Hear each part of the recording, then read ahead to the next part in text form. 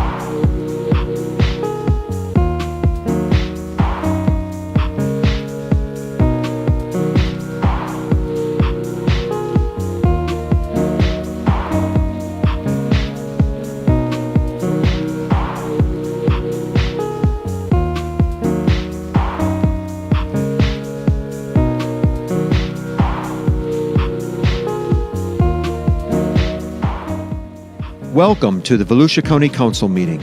The meeting will begin in 5 minutes.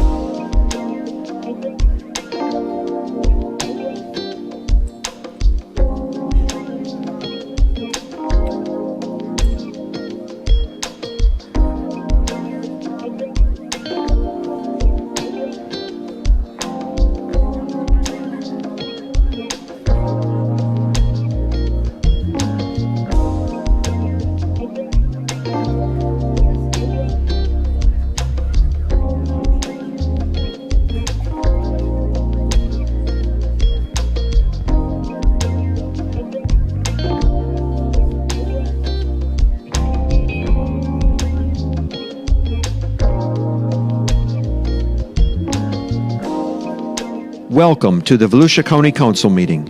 The meeting will begin in 2 minutes.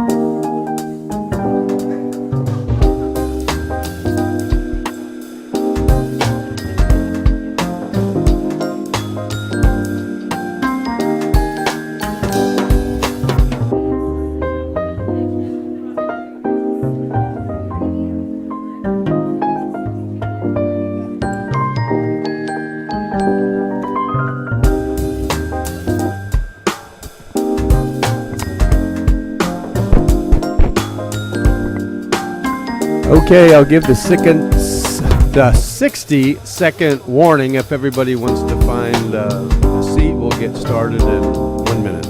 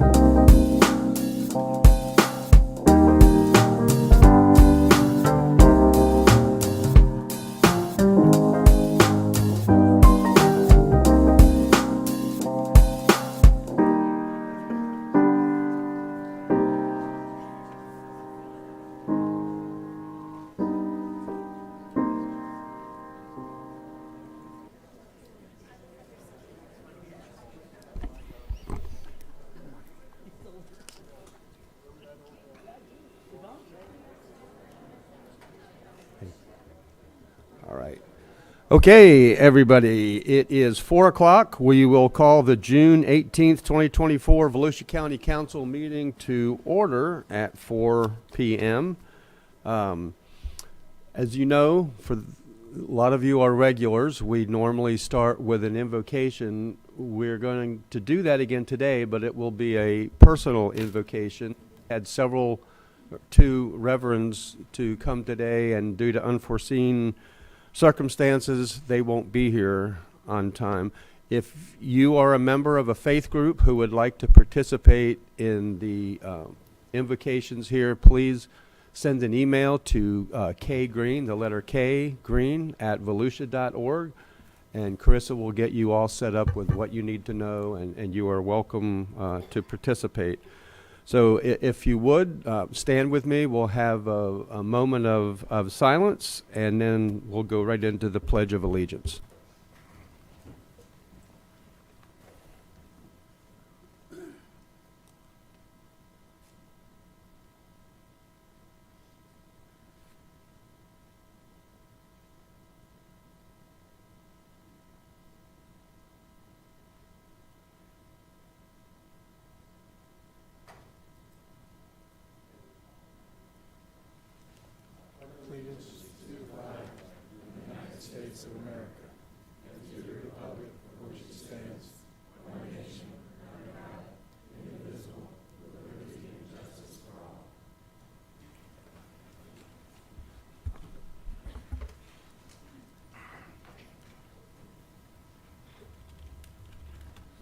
Okay, Carissa, would you call the roll, please?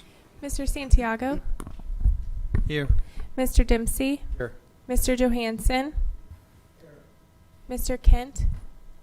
Mr. Reinhardt? Here. Mr. Robbins? Here. Mr. Brower? Here. We do have a quorum, and Councilman Kent is on his way. We will start our meeting with public participation. When I call your name, please come to the front podium. If you would, make sure that one of those or both of those microphones are right in front of you so that everybody can hear, and this is a recorded meeting. You will have 3 minutes to talk about anything that you care to that affects our county. And there will be a time clock on the monitor in front of you and on the screen over my head. So please try and stay within the 3 minutes allotted. We have a lot of people that want to talk. First, we have Elizabeth Caprio.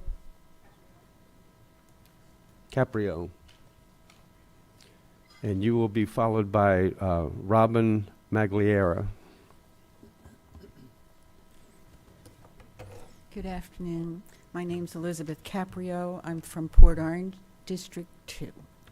I was here a couple weeks ago and shared my comments with the motocross that was proposed for the landfill off Tomoka Farms, our lack of notification and numerous other comments. Mr. Bradborough got my attention as well as some others before the meeting was over, and we stepped into the hall and had a meeting with him, at which point he said that we had been heard and they were going to look for alternative sites and we would hear about that. We thought, okay, it had been a long day, we left. Then I found out from listening to the meeting, and I was unable to make the last meeting, that instead of doing the south end of the landfill, now it's proposed to go to the north end of the landfill. Hallelujah. We flood the north end, there's more water in the south end, it makes things worse than what they've been, and we have local streets in that area that have flooded. Town West for a traffic road, for all the excess traffic that anything at that proposed site would take. The road is a little more than a mile long. It is 100% residential. None of the neighbors and strangers that I've talked to about this are excited or looking forward to it. They don't want their children involved in all this traffic. There's nothing nice that I'm hearing. I looked up some stuff. I wrote a whole lot that I wanted to say, and the more I read what I wrote, the angrier it sounded, and I decided, okay, I'm just not going to read this. I'm going to ask that the entire landfill area be abandoned. I haven't seen an economic study. I haven't seen an ecological study. I don't know how safe it would be for people to participate and do anything safely on property that winds up having sand on top of it with God only knows what toxins in there. I don't know that I want to be involved in the Volusia County Council conducting a for-profit hazardous niche sport. I am asking that the landfill area be completely abandoned, and I'm also asking that this project not be funded in any way with tax dollar one or anything from ECHO. If this project's to make so much money, why hasn't private business moved in and wanted to do it somewhere in Volusia County? There's all kinds of race things that they can just add on to. Really? So you want to put the people of Volusia County at risk? For what? A couple people to have a nice time and make a lot of noise? None of us are happy with this, and we all vote. Thank you. Thank you. Robin Magliera, followed by David Smith.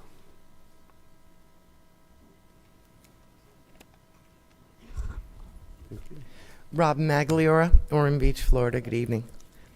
It has been a long and tiring and stressful 10 months for the Ormond and Volusia County residents that have committed their time to stop the fuel terminal build in Ormond.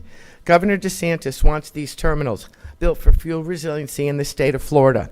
However, if they are to be built, they must be built and located in proper locations away from neighborhoods, our fragile waterways, and our wetlands. Last week, Governor DeSantis signed the state budget. Included in the budget is a $10 million grant for the relocation of the fuel terminal to a location in Volusia, Brevard, or Flagler County. This action taken by the governor says in unspoken words that the whole road location is not an appropriate build site for a heavy industrial fuel facility.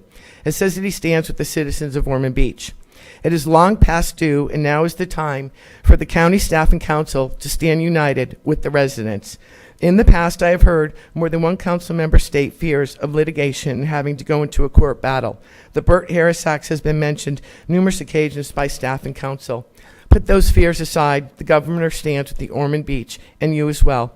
It is my hope that the county staff and council take the appropriate measures to ensure that the fuel terminal does not build on Hull Road and relocates out of Volusia County. As we await the decision of Belvedere Terminals, we, the residents, will continue to monitor the process and progress and will remain active. Our work as Volusia County residents is not over. We have requested for months to have the I-2 heavy industrial zoning in unincorporated Volusia County assessed, changed, and updated. What was once appropriate land zoning 15, 30, 20 years ago may not be appropriate today.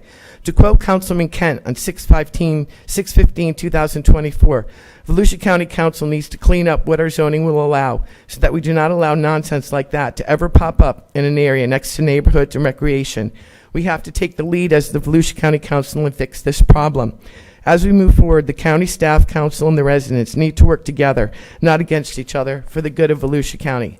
We need to work together to make the correct decisions for all of Volusia County as it grows, to protect our neighborhoods, our older neighborhoods, from flooding, to protect our wildlife, water supply, fragile waterways, environment, land, and our way of life. I urge the staff and the council to take a step back and examine what has occurred, is occurring, and will occur in Volusia County regarding growth.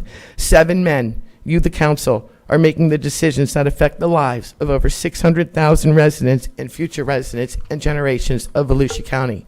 I ask that you, the council, make your choices and decisions in the future based on what's beneficial and right for all of Volusia County residents, that they are not based on beneficial to the builders and the wealthy.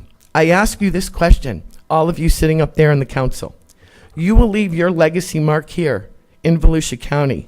What do you want that legacy to be? Thank you. David Smith, followed by Gene Bailey.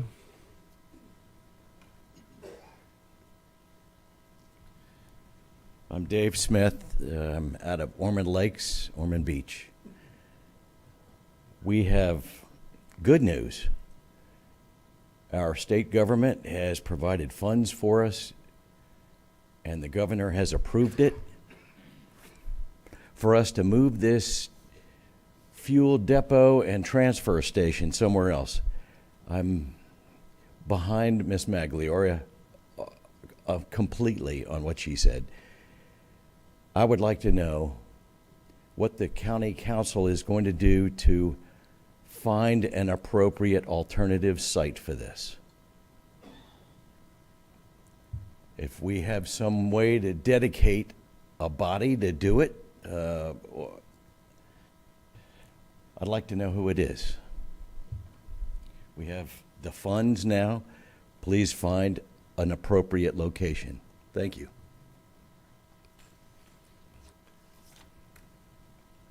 Gene Bailey, followed by Stephanie Stone.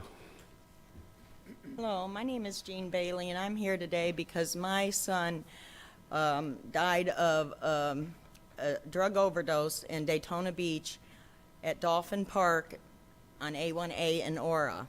Since then, I have went out and I have purchased vending machines to repurpose them into free Narcan vending machines. I was here at the council meeting on February 2nd and I brought this to the attention, but it hasn't moved anyplace. So today I'm here to request that you put it on your agenda for a vote, and you vote yes for these free Narcan vending machines to be placed in Volusia County. Where my son died on the corner of A1A and Aura, I would like to have one. I did go ahead and put one up, and I was asked within 24 hours to take it down. In that 24 hours, 10 of the 12 boxes were taken. I own the machines. Volusia Recovery Alliance is furnishing the Narcan vending machines. I maintain the machines. I fill the machines. It is my responsibility to do that. I am retired and I will be doing that. I have one machine already set up at the Stuart Marchman location at 702 South Ridgewood Avenue. I have Monique here that's going to tell you how it's working for them, how many they've dispensed, how many lives they've been able to save because of these Narcan free Narcan vending machines. They're available 7 by 24 hours a day. That way the people can go get them when they need them. I know first responders have them, but nobody's going to go ask for one. It causes a stigma to them. They may be afraid they're going to be arrested for asking for it. So that's the need for these machines around Volusia County. The most need area is there at Stuart Marchman, at Aura and A1A, and also at the Votran bus station in DeLand. I was approached by Nicole at the Bridge Homeless Shelter this last week. I told her I was coming here to do this, and she said, "You need to, can I give you a suggestion? You need to put a machine over there." I was over there 3 times this week, Narcan people. By the time someone runs and tells me they need it and I run back over there and give it to them, it could be too late. That is the reason for the machines. I'm being supported by the community.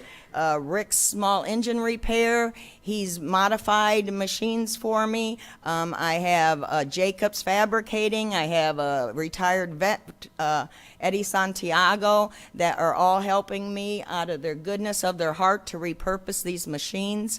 I have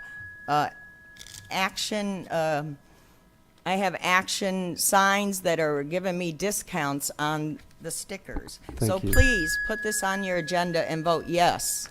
Thank you very much. Thank you. Stephanie Stone.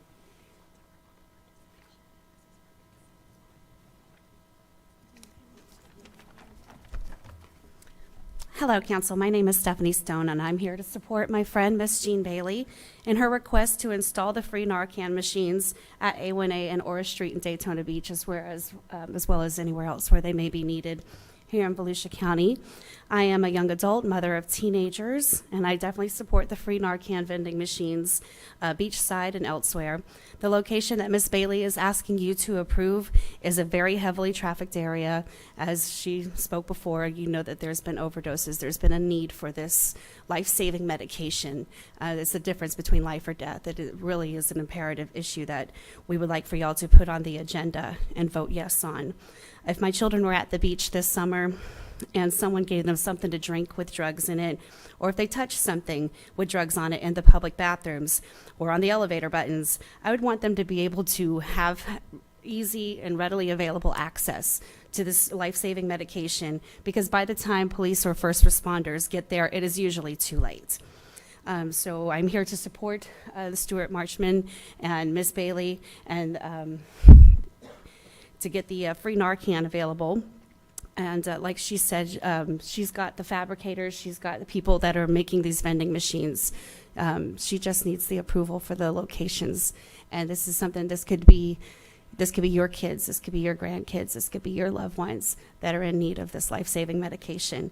So I am here as a resident of Lake Helen and Volusia County to implore y'all to please improve and support Miss Bailey in this very needed and effective harm reduction tool. And please put this on your agenda, vote yes, and honor and support my friend, as well as Bradley Bailey, who passed away this past September, by allowing the machine at A1A and Aura in Daytona Beach. Thank you so much. Thank you. Mindy Kidd. And you'll be followed by Jeff Waymeyer.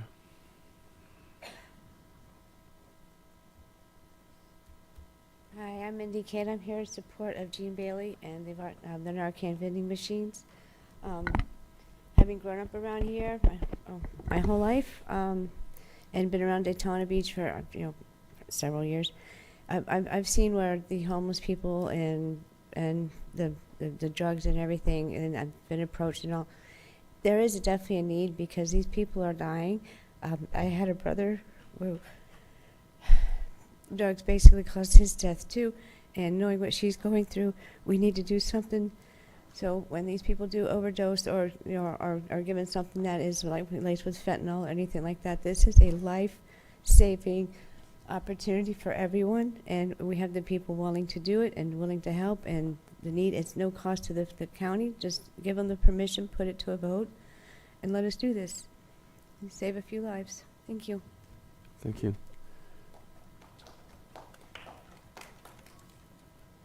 Jeff Waymeyer, and you will be followed by Larry Wesley.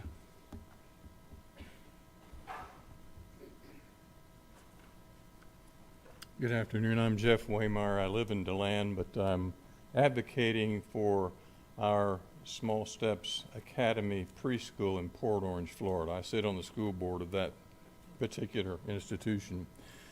What we're asking the council to consider is to establish a school zone near the entrance to our preschool at 1715 Taylor Road. Traffic continues to increase on that particular stretch of highway, and every day we have 90 to 100 youngsters who are entering and exiting our preschool at that address. If we can establish a school zone there, we're hoping it can increase the awareness of the drivers who are coming and going on Taylor Road to be more aware and to think of a little bit about slowing down. Perhaps with that relatively small investment, we can avoid a tragedy. That's what we're hoping for as you factor in the consideration as to whether or not to approve this particular request. Historically, we've already had one accident there, and the person who was injured has permanent injury, unfortunately. We hope that we can avoid any more injuries, any more accidents. Most of the youngsters there are anywhere from the age of 1 to 4. It's a preschool. Another accident there would be tragic. So if we can reduce the likelihood by reminding drivers, hey, there's a school here, slow down. I think a lot of the drivers coming through there, they take the established speed limit as a suggestion. And to enhance the risk even more so, there's a curve not too far from that entrance. So if they're coming around that curve on Taylor Road, that just simply reduces the likelihood that the person pulling out will see them if they're coming at a higher rate of speed. So again, we have a enhanced risk under those circumstances. So please consider establishing a school zone there around the entrance of 1715 Taylor Road, Small Steps Preschool Academy. Thank you for your consideration, gentlemen, and ladies as well. Thank you very much. Larry Wesley.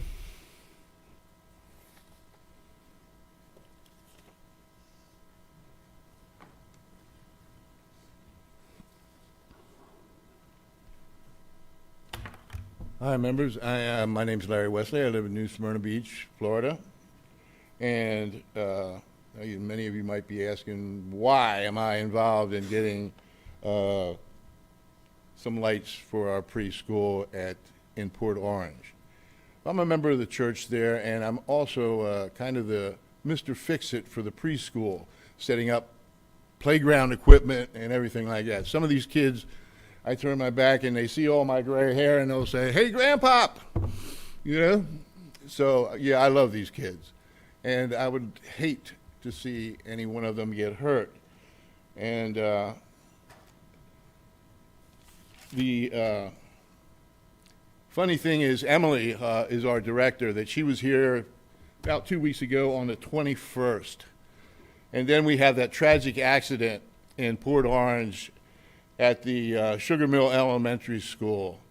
And that was on the 24th. That was, 4 days after we spoke here about school safety and our need for it at Small Steps Academy. The death of a young child like that is absolutely the worst thing that could happen. The family's devastated. And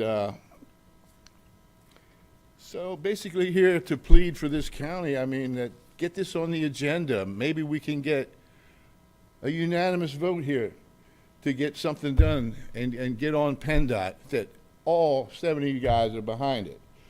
And I'm even going to lobby Chase Tremont to get some kind of school safety law in the state of Pennsylvania.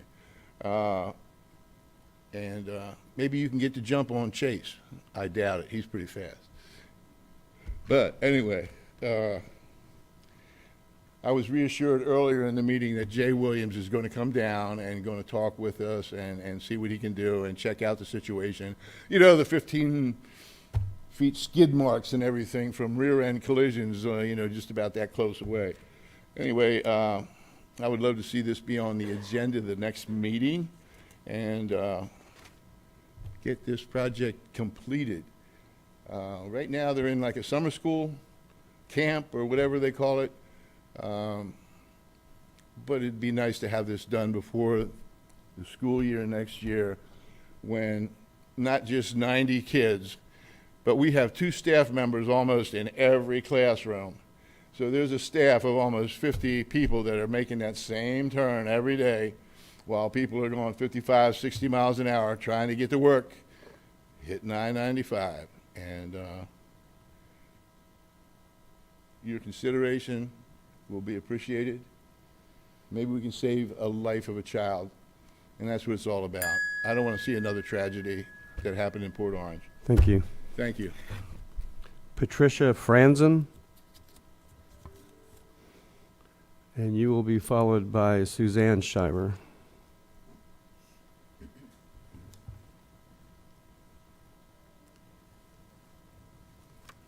Good afternoon.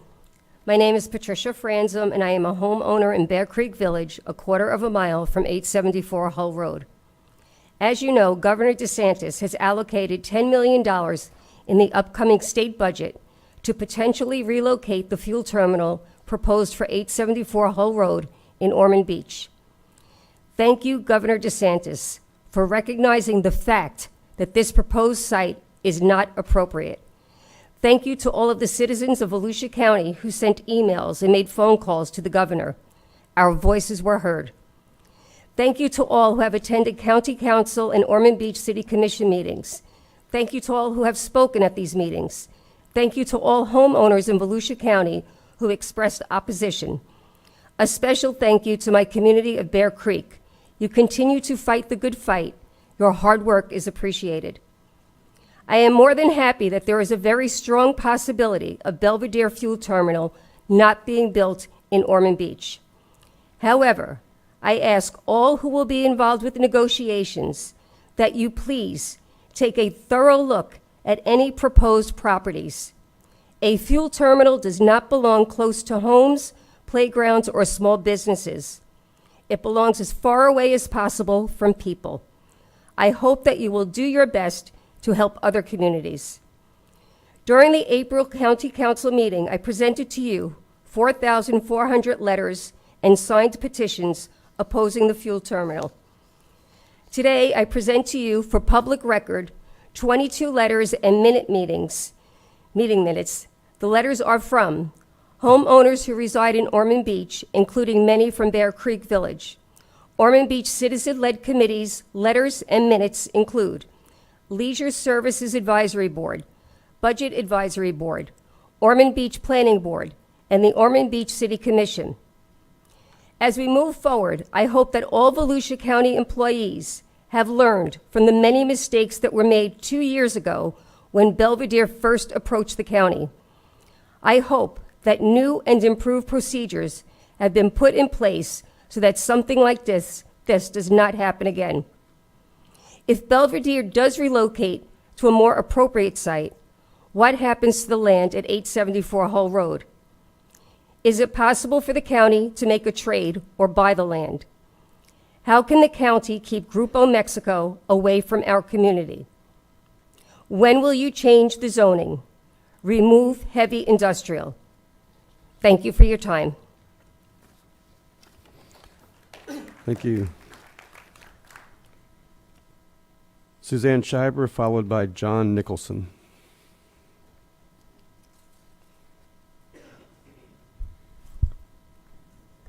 Hi, Suzanne Scheiber, Ormond Beach. Thank you to Councilman Kent for his comments in the Ormond Observer and Chairman Brower for comments in the television news and for steadfastly opposing the fuel terminal.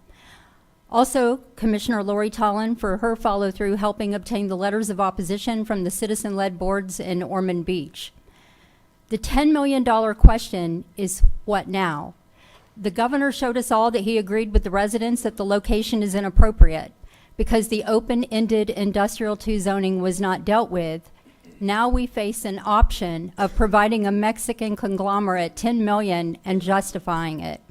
Please tell us who wants the fuel terminal. It was stated that someone wanted it. Where are they? Only 3 spoke in favor of it, and over 400 showed up to oppose it. The zoning could have been changed for that unacceptable location. The list of opposition letters and signatures is long from those who agree that Hull Road is the wrong place. Furthermore, Clay Irvin, Director of Growth and Resource Management, is on public record calling the Industrial 2 zoning very open-ended. County Attorney Paulo Soria called it open-ended as well. On March 22nd, a second round of questions were submitted by email to Land Development Manager Amy Michaels. We never heard back. Attorney Soria told us to submit questions to Ms. Michaels. When might we receive the answers? One of the questions submitted was, what are the state and federal agencies that will be involved in the evaluation process or provide any information or input into the consideration of whether this fuel farm will be allowed to go forward? We do not wish 30 million gallons of fuel storage on anyone. Thank you to the Ormond Beach residents for standing up for our quality of life, public health, public safety, environmental concerns, property values, flooding issues, and each other, while at times enduring being called NIMBYs, as you stood here. Councilman Kent is right. The council must fix this problem. Thank you for your time.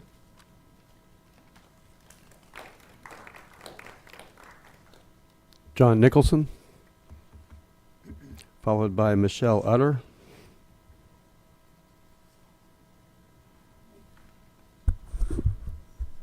John Nicholson, Daytona Beachside. The last meeting, we had a visit from Daytona Beach's police chief. One of our commissioners told me, John, pick a side and stick with it. All right? I don't see a side. I don't see a side of Danny versus Jakari. I was very proud that Jakari came. People don't realize that I opposed him as our police chief because I thought he would be too quiet and too shy. After Mike Chitwood, all of you know he loves cameras. I didn't think that Jakari could do it. He absolutely could, and we're very lucky to have him. However, Danny was right. We may not like it, but Danny was looking at Daytona Beach 10 years ago. He retired 10 years ago. A lot has changed, all right? But if you remember, in front of the county building on Beach Street, the homeless created a campment there. It was terrible. I counted 92 homeless people sleeping on the boardwalk, on the benches, under the benches, next to the benches, 150 in Breakers Park. We almost had a convention leave because of them. We did have a problem. We did have a problem of prostitution. If it wasn't for the internet, we still would. But now the girls are not there on A1A and the guys are not there on Main Street. And yes, we did lose events. People forget spring break. It's no longer there. BCR, no longer there. Turkey Rod Run moved out west. NASCAR used to have drivers at all the hotels. No longer. These things that Danny brought up are actually true. The biggest problem that people don't realize is that the CRA was created in '82, 10 years earlier than taking cars off the beach. Why was the CRA created? Because it was a blighted area. Why was it blighted 10 years before cars came off the beach? People forget a company called Disney went in down the road in 1970. Disney caters to families. Daytona Beach catered to family. It was obvious which choice the families went. They went to Disney. We lost that. Secondly, in the 70s, integration. When they integrated, they chose this core area, the CRA area, to send it to the city's worst schools. People with money are not going to send their kids to a D or an F school. They moved to Ormond. Those big houses they had, we broke up into many smaller houses. We never recovered. There are other reasons than driving on the beach, and Danny brought that forward. We have to look at things holistically. There are problems in Daytona Beach, and the city is now just getting to the point, after 20 years, of taking care of it. Thank you. Thank you. Michelle Utter, followed by Jeremy Karaginas.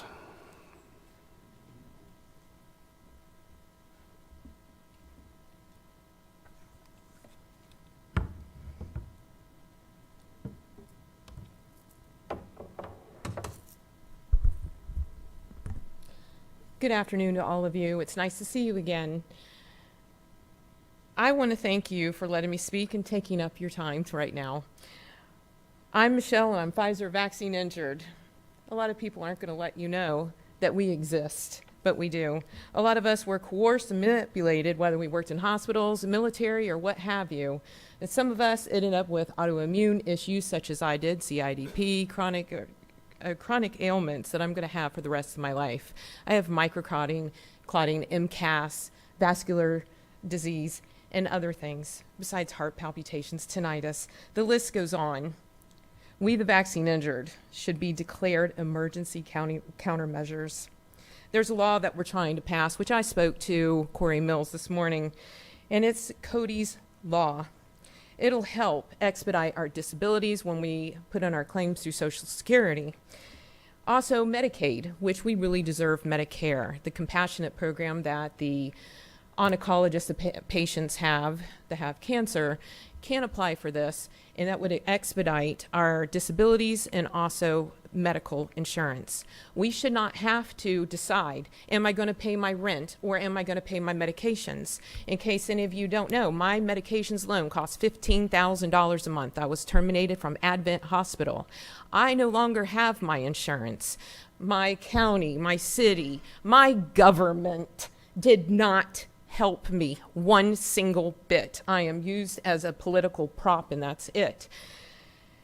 I ended up finding a pharmaceutical company after I got a prescription, and I got a grant, which is like $140,000 because the medications I'm on now is $10,000 a month. I don't go to the infusion centers anymore for 6 hours. I do it at home, and it's 3 hours a week that I administer myself, and I have to adjust in different places to do that.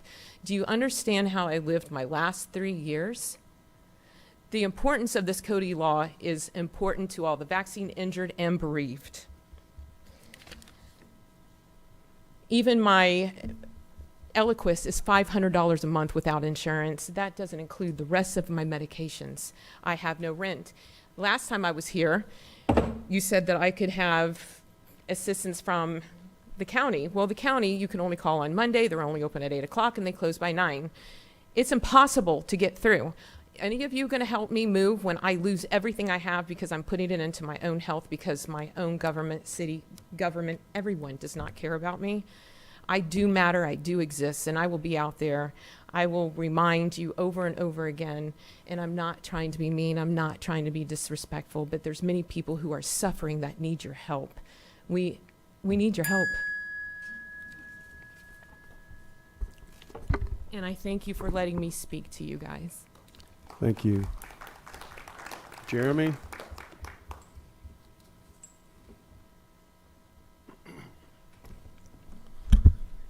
Hello, Jeremy Karaginas, President, Volusia County Firefighters, Local 3574. I'm here to just speak a little goodwill today. I found myself at a convention last week in Daytona. It was all the union leaders, all the firefighters. We represent 28,000 throughout the state. And we talked about everything from staffing to safety to our county manager to the fire chiefs and our council. And I found myself in a position where, I had a lot of positive things today and I say about you guys, and I just wanted to share that sentiment to you guys. It's an exciting time for me. I'm a 19-year county employee. I've seen the ebbs and flows of staffing. We're doing things with 2 guys on a truck, working quite a bit. And the manager and the fire chief and, the union and this council, man, we got it back to 3 on a truck. And it's making an impact. We're getting to the scene quicker. We're able to help those in need. We have dual paramedics on the trucks now. I just wanted you guys to know that. We're helping with the shortfalls at EMS. If there's no ambulances, my guys are there to ride in on that BLS. It's not optimal level of service, but it's helping. And every time you guys vote yes on a staffing or you keep our budget to the same, we're passing that on to the citizens, and you're passing it on to my guys to make sure they go home at the end of the night. So I just wanted to say thank you about that. I want you to know, you guys have the best fire department in this county, and again, every time you approve that fire station like we're going to see on this budget, that staff alerting the system, we're getting out the door faster, we're getting our community better, and my guys are going home. So I'm excited about this 5-year forecast. I hope we can continue to stay with the budget as it is proposed. I hope we can grow. I hope we can extend that level of service with the ambulances in the corners of the county, in South Beach, in the North Peninsula, and in Osteen. But mostly I just wanted to say thank you. You guys are doing a good job for fire rescue, and have a good night. Thank you. Virginia Agrusa.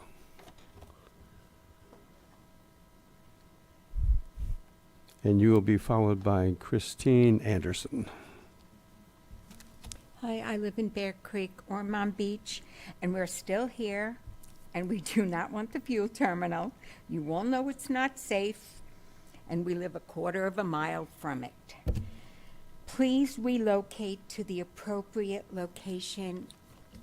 None of you would want to live next to this. You wouldn't want your families to live next to this. We now have a chance to relocate with the $10 million grant. Please help us. I went to many of these meetings before and really thought that most of you supported us until the last meeting when everyone voted against the moratorium, and I realized most of you don't, because you don't live near where the fuel terminal is going to be built. But you wouldn't want your families to live there either. Please, if you decide not to help us, then give the $10 million to us, because we can't sell our homes. We have over 60 homes for sale, and I've been there only for 8 years, and we used to have like 3 or 4 homes for sale, and everyone that comes says, "Ooh, is the fuel terminal still going to be there?" So we can't sell them. Please, please just support us and relocate it. Thank you.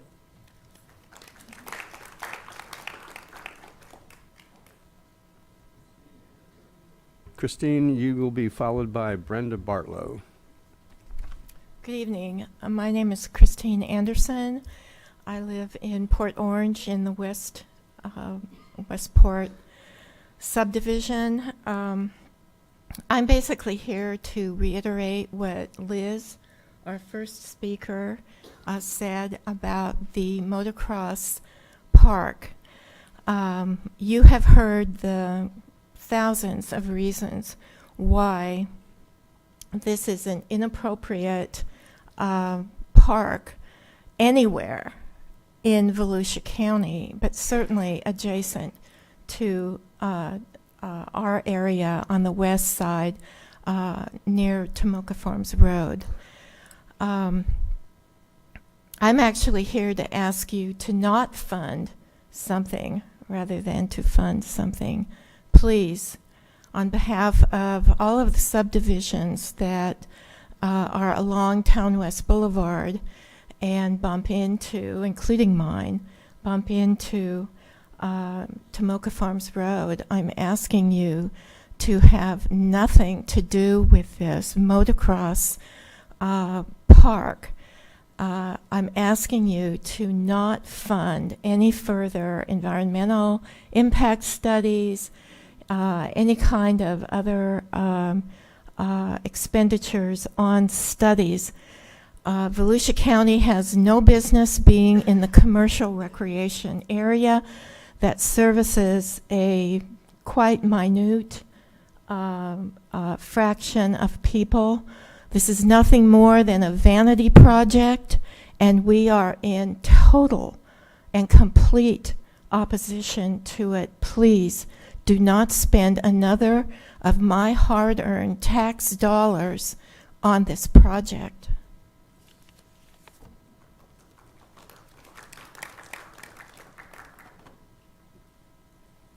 Brenda Bartlow, you will be followed by Sheila Lind.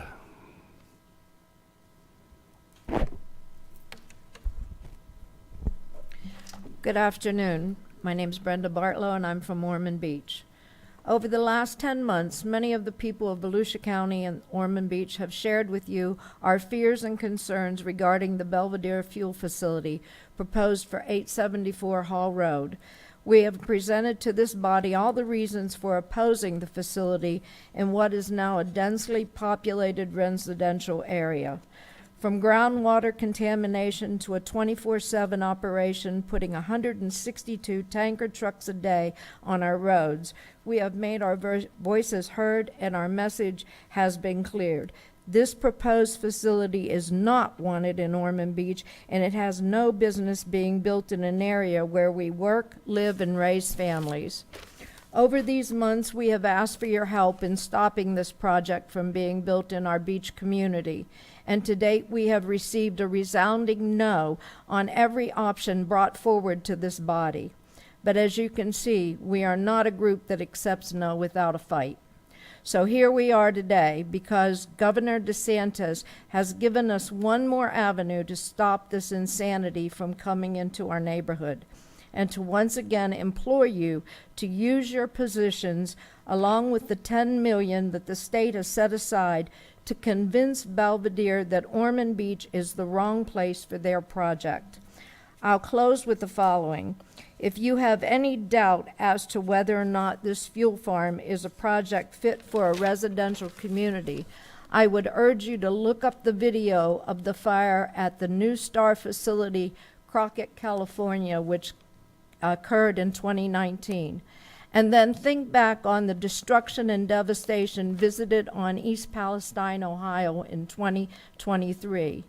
And read up on the current lawsuits filed against our government and the U.S. Navy over the groundwater contamination from the Red Hill Fuel Farm facility in the Pearl Harbor area of Hawaii. And then I would ask you, is this really the future you want for Ormond Beach? Thank you. Sheila Lind, followed by Monique Evelyn. Good evening. I gave up happy hour at Pool 1 with the pickleballers to come here to speak to you tonight, so here I am. Last year, you all passed a record high 28 amendments to Volusia County's Code of Ordinance. 28 amendments. Amendments to permitted uses, amendments to location requirements, amendments to definition. I am here today to ask you to pass one more.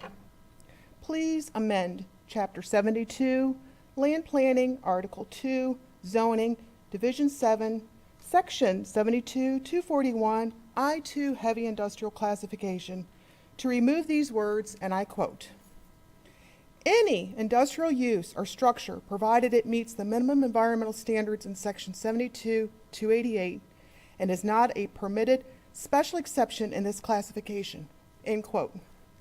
In addition, I am asking that you amend this permitted special exceptions to add petroleum storage tanks, or call it bulk fuel storage, with additional regulations and requirements to restrict location, facility size, operating hours, etc. Keep these industrial uses out of residential areas. Amend the code before it comes to your backyard.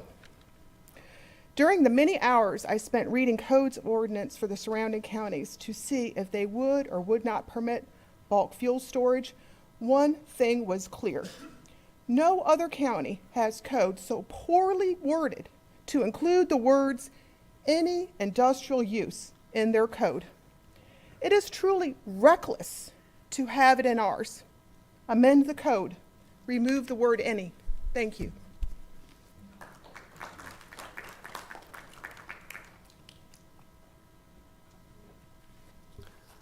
Monique, you are our last speaker. Good afternoon. My name is Monique Evelyn. I am the Senior Director of Outpatient Services at SMA Healthcare, formerly Stuart Marchman. A Narcan vending machine was donated to SMA Healthcare by Ms. Jean Bailey on April 3rd. It's currently housed at our South Ridgewood Avenue location. right to the end of our breezeway, which allows for access to our clients 24/7. We've reached more people than we usually do when offering Narcan in person or in office, due to the stigma that still surrounds substance use and harm reduction strategies. As of June 18th, today, there were 81 boxes that were dispensed from that Narcan vending machine. This is the third highest number of Narcan distributions in comparison to the outpatient programs that we serve here in Volusia and Flagler counties. And this has just happened within the 2.5-month time frame. At that Narcan vending machine site, there are also instructions on how to use or administer, and there are also local resources to help, such as the Volusia Recovery Alliance.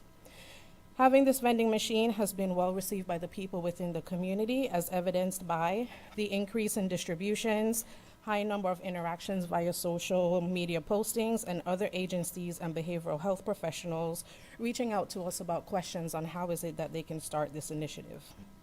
Narcan continues to be a great benefit and resource, not only because it is free versus paying $50 at the pharmacy, but it serves as a harm reduction method to people that we serve, as well as others they may know who are struggling with opioid use disorder.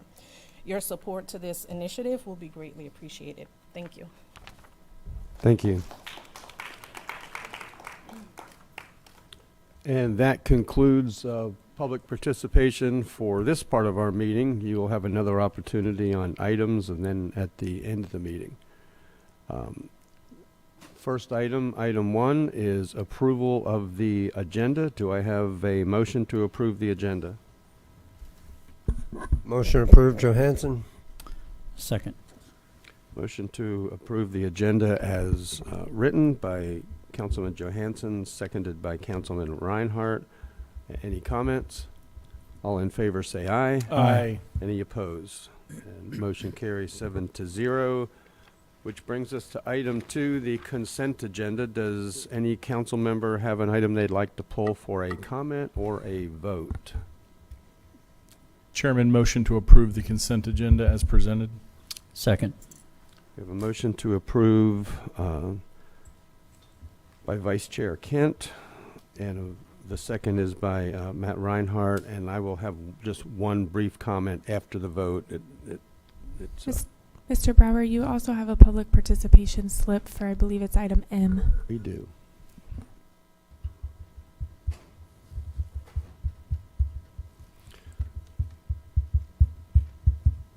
Why don't I call Connie Colby? You can come and speak to us before we actually have the vote.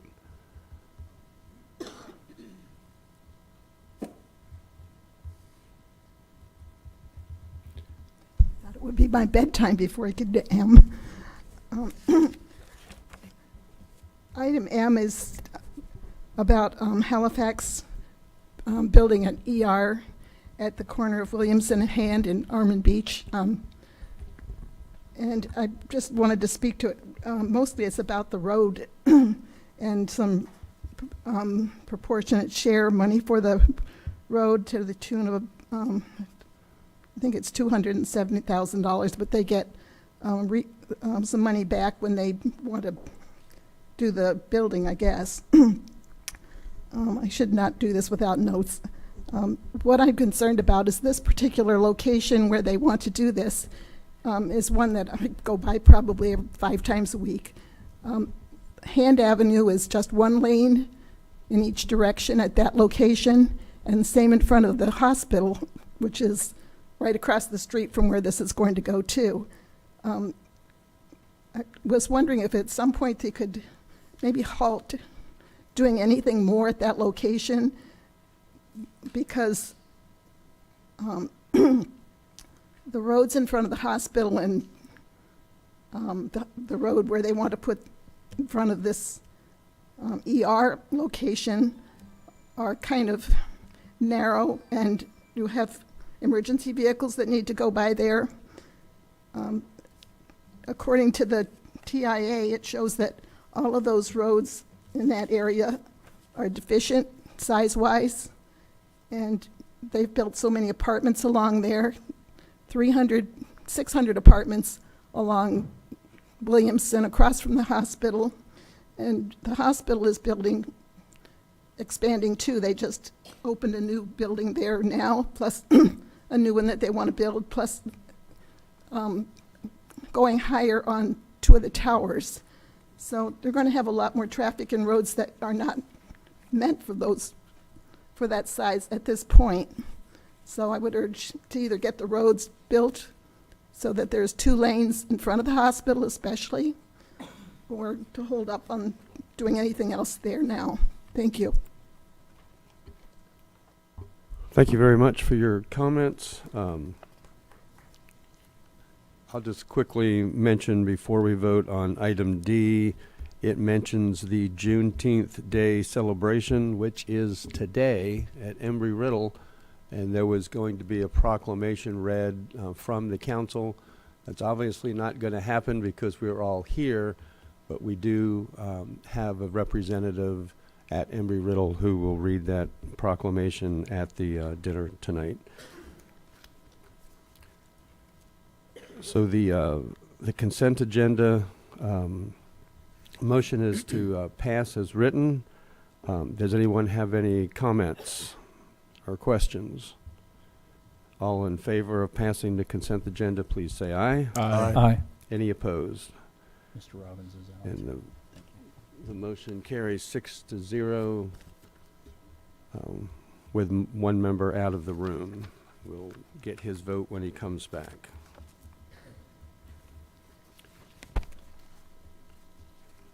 And that brings us to item 3, presentation from the Pace Center for Girls for support of a new building. Yes, sir. Council members, Brad Burball, Director of Community Services. At your April meeting, you voted to have staff bring back an agenda item related to the Pace Center's request for support for their new building. They've received some legislative appropriations. They're working towards some private donations and fundraising as well. They've got a presentation from you from Tikoa Pori, who's the Vice President of PACE. We have Sheila Jordan here, the Executive Director of PACE Volusia, and 2 girls who have benefited. One is currently benefiting from the program. In the social services arena, we like programs that are proactive rather than reactive. This is a proactive program that's identifying individuals that may need some extra help and getting them on the right path. So with that, I will turn it over to Tikoa to give the presentation, and we're going to forego the video. It was in the PowerPoint presentation for you, and allow the girls to speak, but here to answer any questions you may have with the PACE Center as well. So Tikoa? Thank you. Good afternoon. Okay, perfect. Thank you so much. We do have a PowerPoint presentation, but I'm going to kind of skip through some of the slides for the sake of time. Members of the Volusia County Council, thank you so much for taking time today to hear from PACE Center for Girls and allowing us to present some of the phenomenal work that's being done.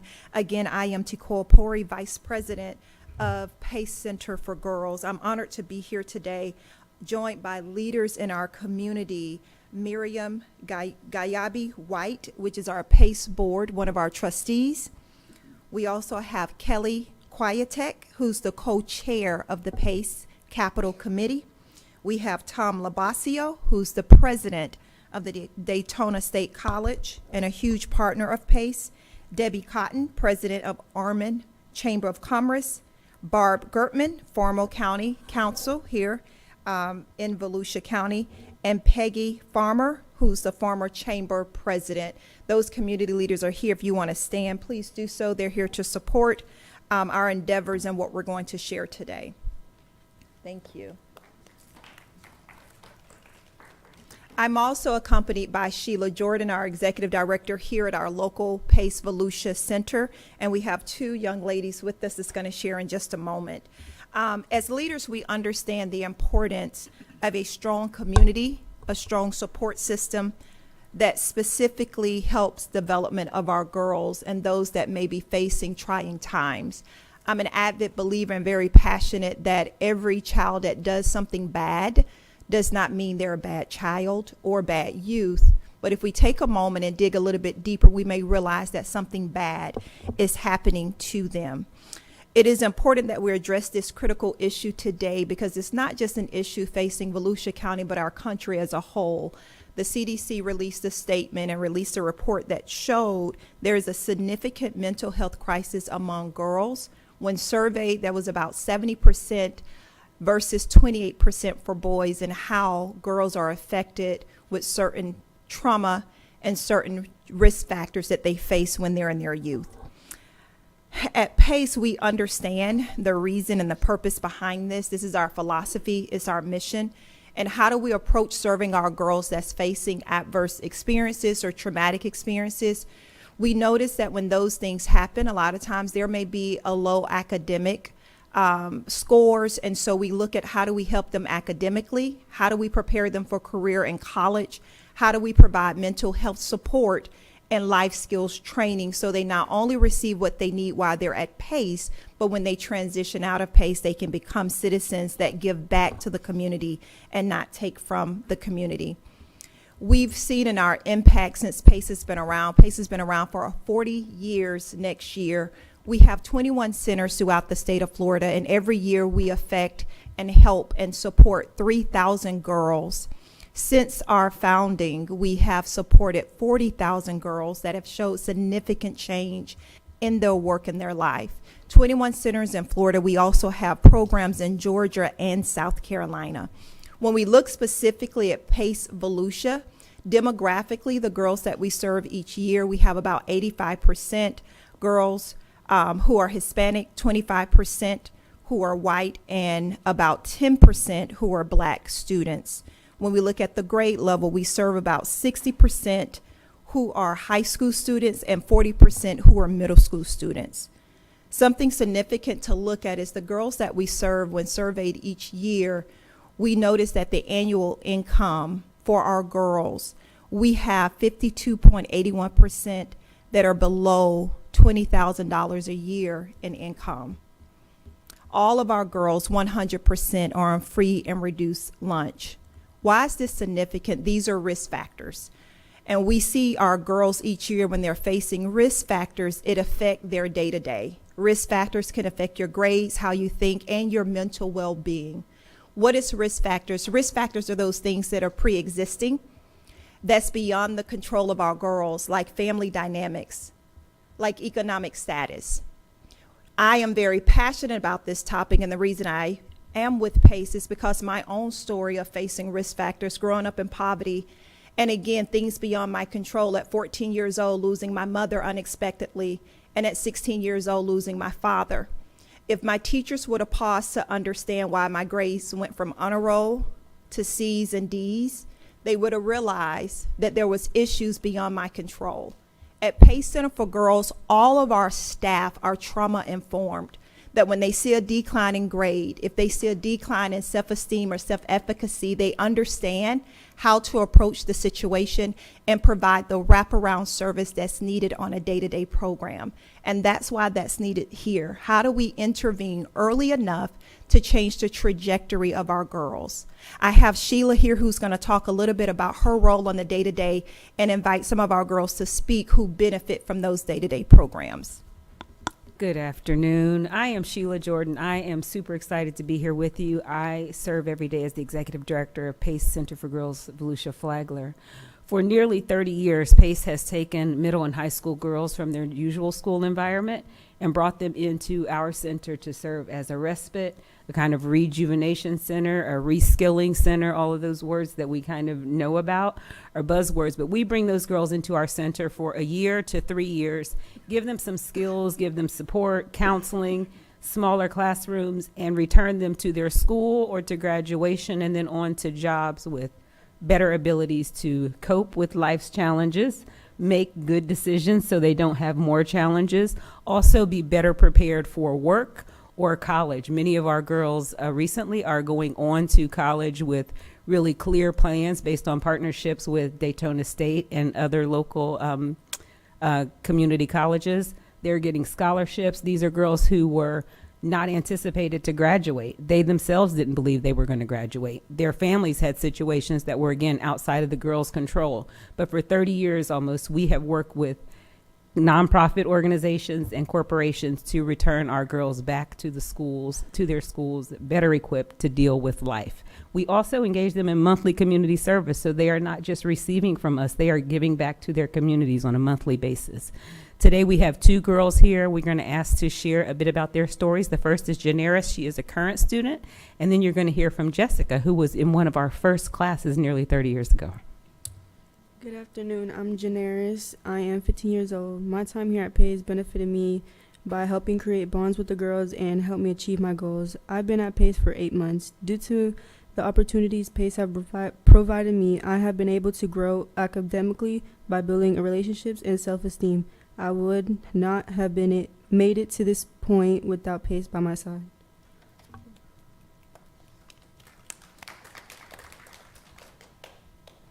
Hello, Council. My name is Jessica Quattrone.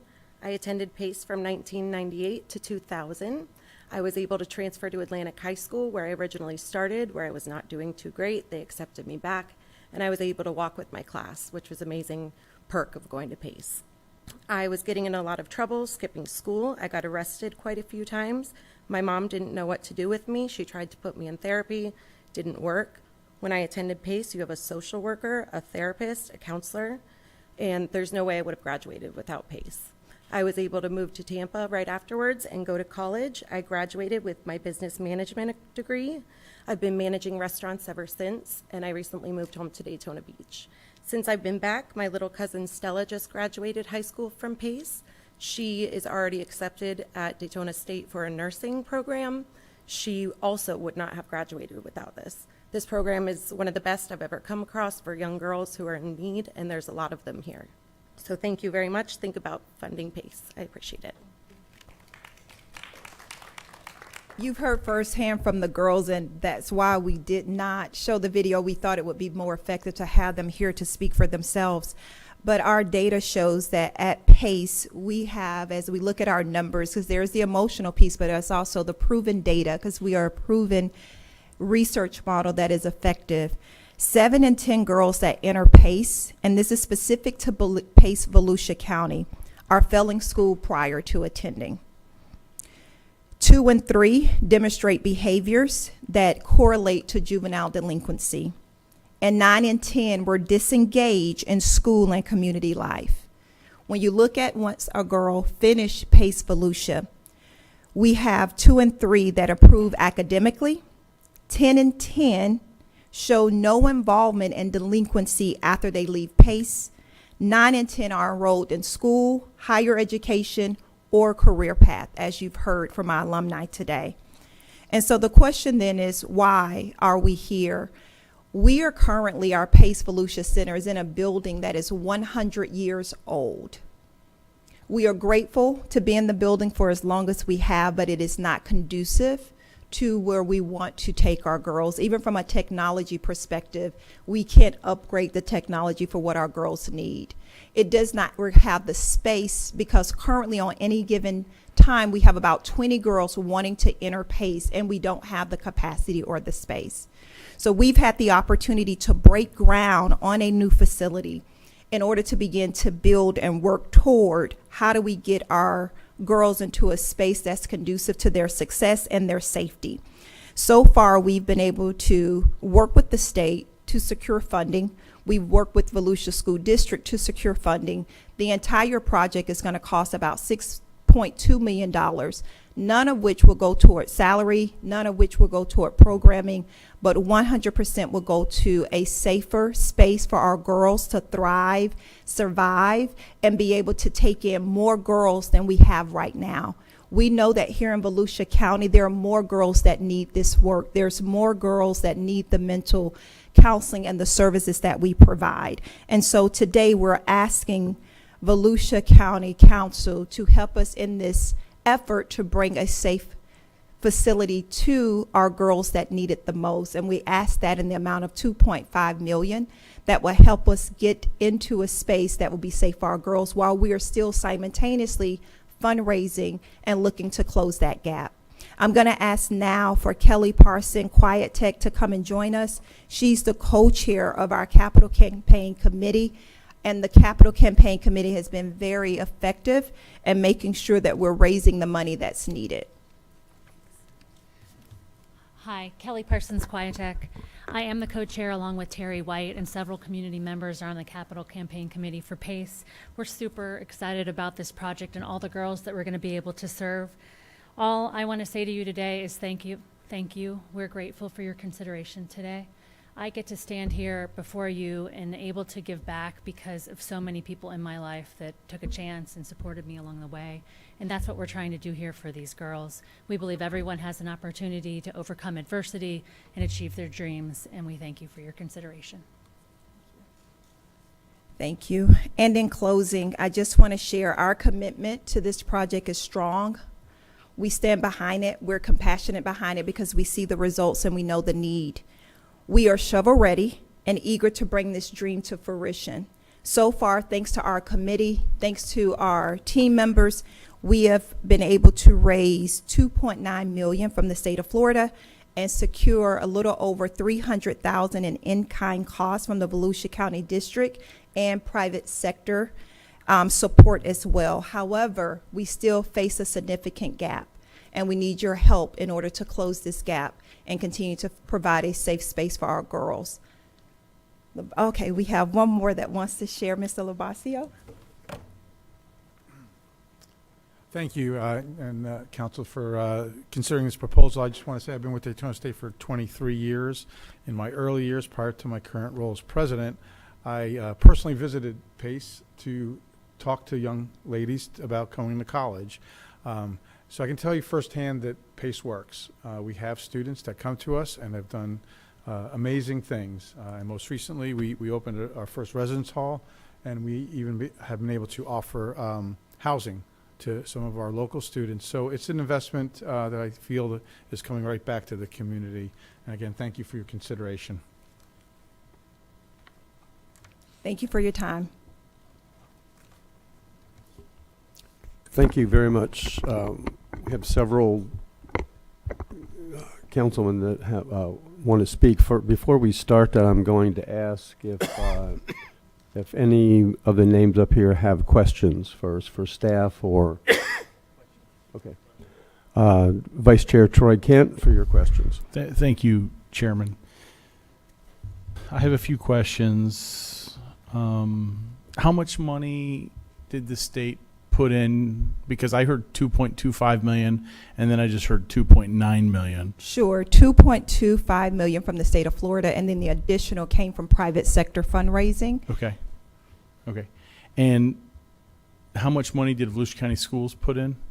So Volusia County Schools agreed to in-kind. Approximately, it averaged about 300,000 security fences for the girls, security cameras, and they also agreed to provide upkeep of the landscape from duration from the time the school opens. So they've been a significant partner. Gotcha. Significant, interesting. They have a budget larger than ours, and they're going to give $250,000 to $300,000 in kind. I just want to put that on the public record. Why am I not surprised? Dr. Burball, it looks like we'll be taking, if we do this, $2 million from stormwater runoff system for the landfill's new cell. What does that do to the landfill project? If we take $2 million out of there, and I think 500,000 from CDBG. Right. So I can speak to the CDBG. This is a qualifying project under ARPA. CDBG projects are the 500,000 we're proposing to use as savings from other projects and program income. So it will not affect projects into the future. These are dollars that we've retained in the program because of cost savings we've realized or income that we've realized from our projects. I'll let the CFO speak to the landfill. Okay. Councilmember Ken. Yes. Council.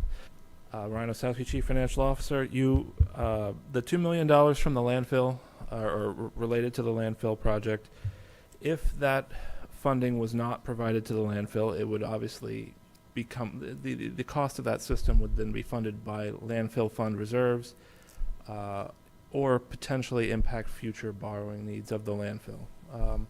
But what I would say is the the amount that was originally allocated to the landfill was 7 million. So all the additional funds are already helping reduce the contribution that the landfill will have to make. This would just be 2 million more of reduction that the landfill fund would have to come up with out of. Okay. And this project will be in the city limits of Ormond Beach. And has the city of Ormond, have they spoken on if they're going to participate, and if so, what dollar amount? Yes, so to answer your first question, the future center will be in Ormond Beach, Florida, and we're currently in negotiations on how the city will help and support. Okay. And then I'm glad you brought up your chair for capital fundraising, but I just need to know, like, where does PACE get your money for capital projects? And then what is the plan for renewal and replacement? Because that's a huge thing. You know, air conditions go down and they're not, $5,000 anymore for a building like that. I mean, you're talking real money, and, security systems go down and fences have to be replaced. And what is the plan for PACE to be financially solvent and not coming back to government bodies, taxpayers, and saying, hey, we need more money for this, and this? Very great question. So we have, to answer your first question, where do we receive the money? So private sector dollars. We also work with public dollars as well, both state, local, and then we also look at grants. How do we sustain this? We've worked with now 6 of our capital projects. So we have a good number as to what it would take to operate and maintain the building. So each year we sit with our centers, and there is an operating line item that we have to fundraise for year over year, or be able to work with the foundations that can underwrite what we need on a continual basis. So these are things that we do take into account. We also look at the cost savings, how much it is for most of our centers to maintain a lease that we don't own versus having property that we do own. Right. Say that last part again about the lease compared to a property that you do own. So most, unlike Volusia, because our practice is to make sure there's cost savings on expenses for our center, so most we look at what is the cost saving for the lease, whereas Volusia is a little bit different. It's $1 for the lease. However, we have to commit to $25,000 to renovations and upkeep. Right. But that has many times superseded the $25,000. Just this past Hurricane Ian destroyed a lot of the property, the roof. We had to displace our girls for 8 months to continue to provide service, because the building is just not at a space that we can continue to do that very safely. Right. Okay.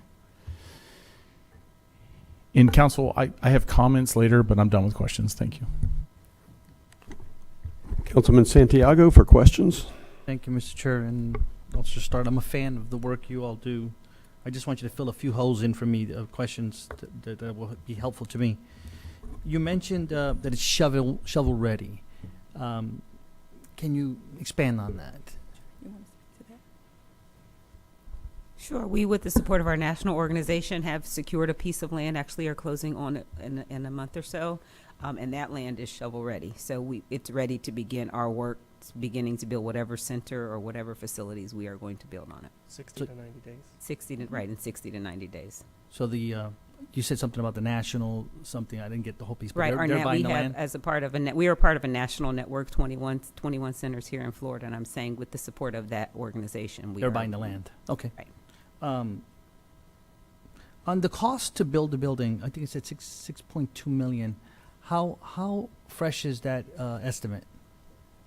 That's very recent, because our estimation, the picture that you see is a prototype of our centers. As I said, we have several capital projects, and before it was a different number, but now we've analyzed and looked at budget in the current economy, and this is pretty accurate at 6.2. Perfect. That's why I was asking, because Thank sometimes we you. see old Yeah. numbers.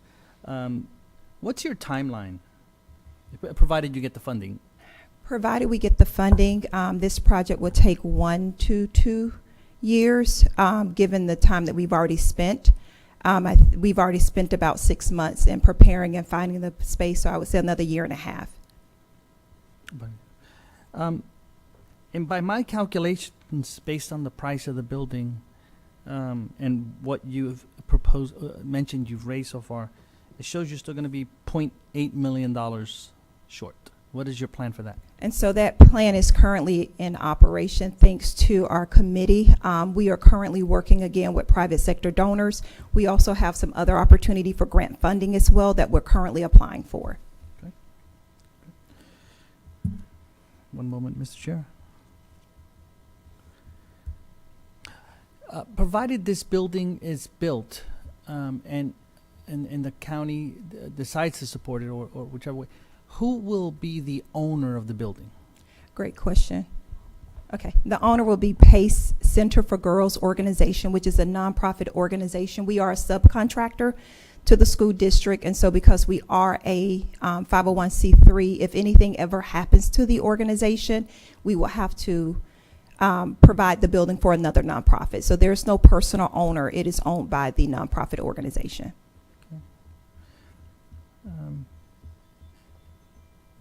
That's all my questions. Thank you. Thank you.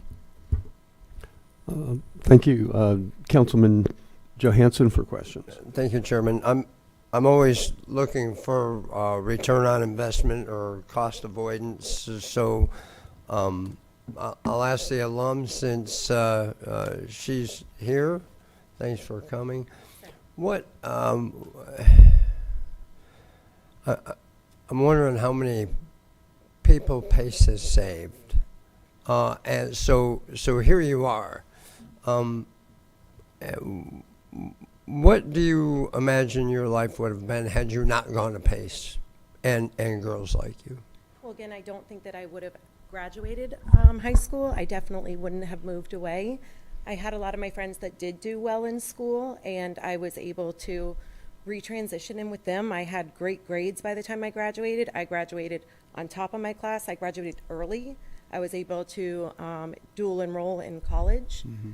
And you see that a ton. I was just at their graduation 2 weeks ago. The girls are so thankful. I mean, they thank their families for a moment, and then they just go on and on about their teachers, their counselors, Pace. I mean, watching it full circle 30-something years later, it's amazing. I cried my eyes out at that graduation watching those girls. And you said you had some run-ins with the law early on. Yep, I did. I actually did community service in this building. When I walked in today with her, I said, this is a little PTSD. I was wiping the handrails and the windows. It is for us, too.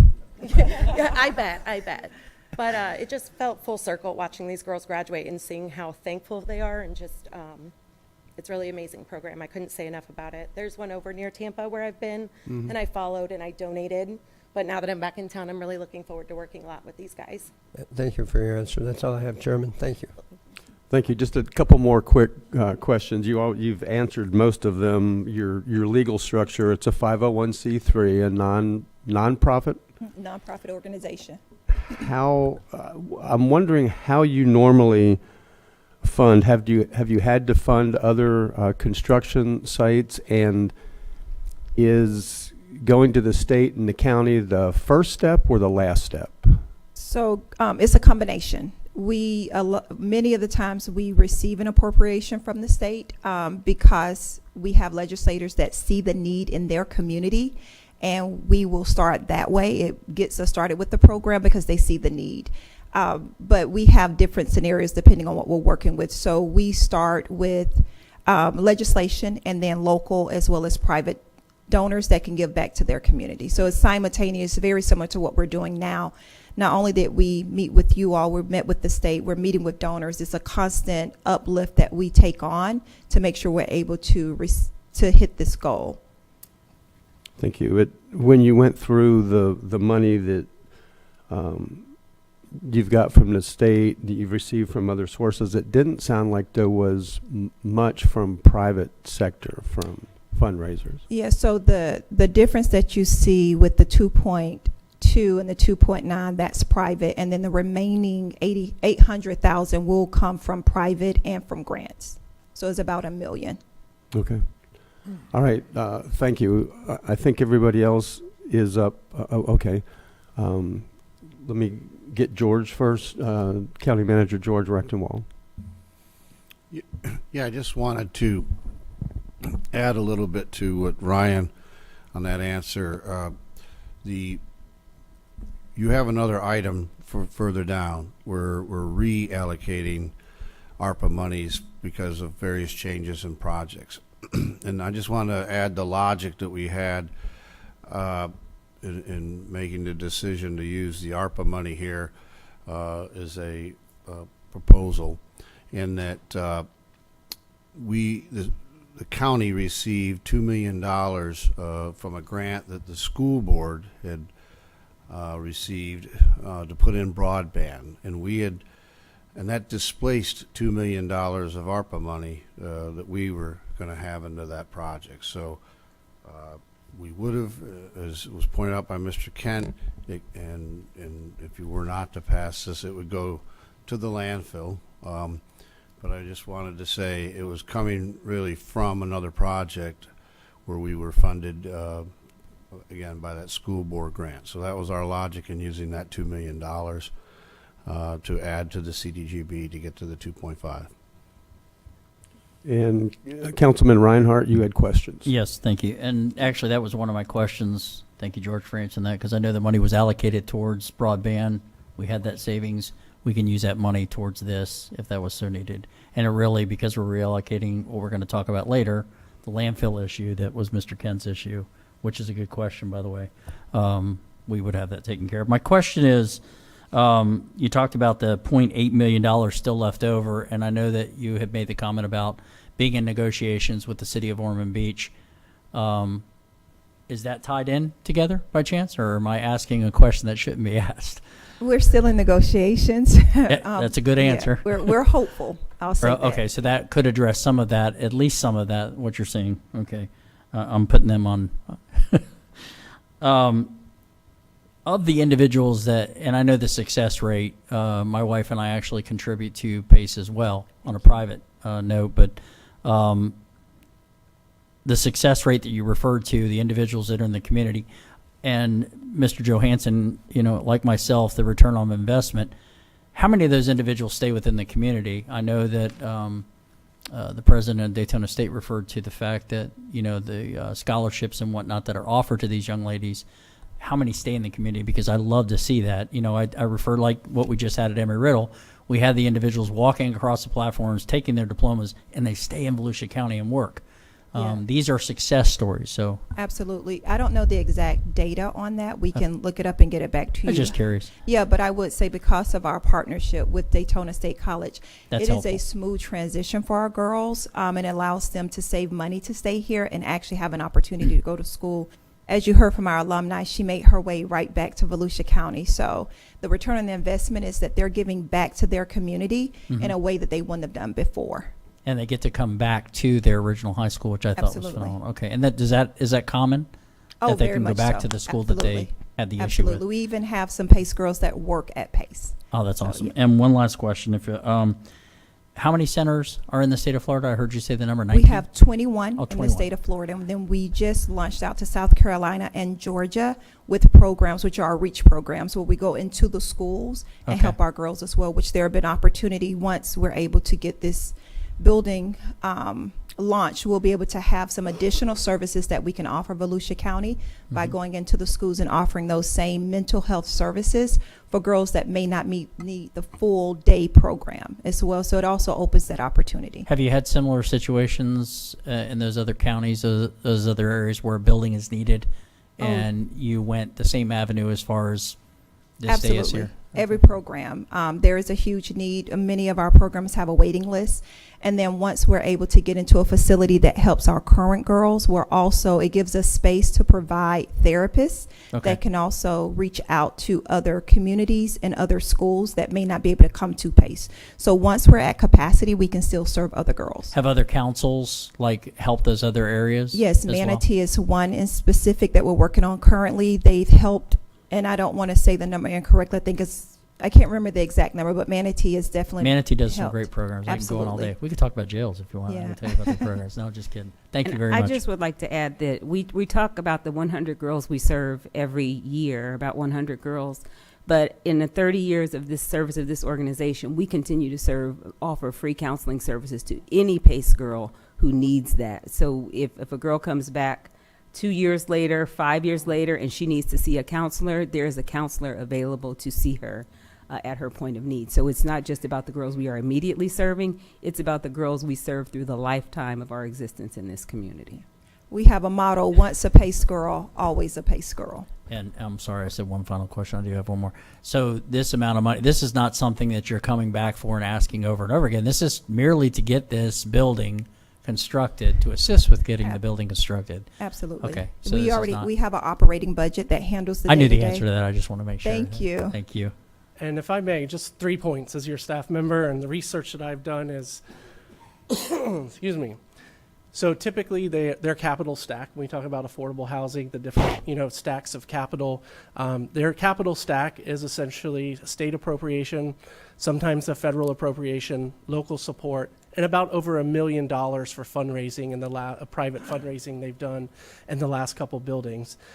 Number two, this model has worked for us well, where we provide some capital seed money.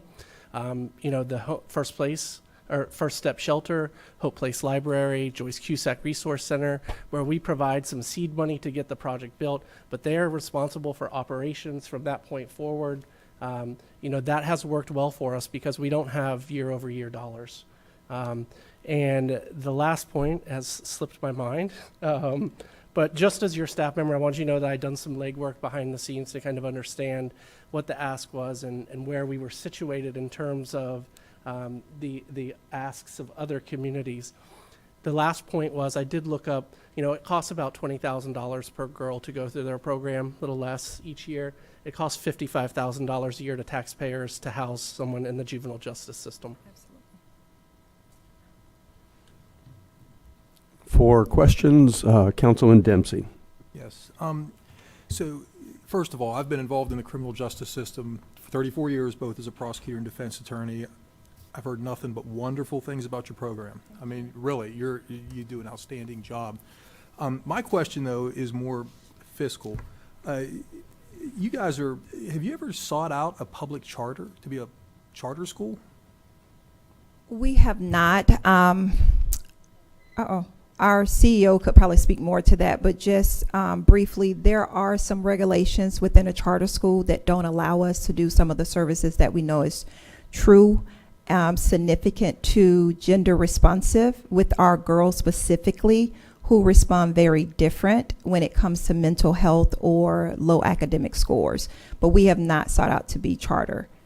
And you know that to be true, that you would automatically be declined status? Not that we will be declined, but I know there will be some alterations to our program in order to be a charter school.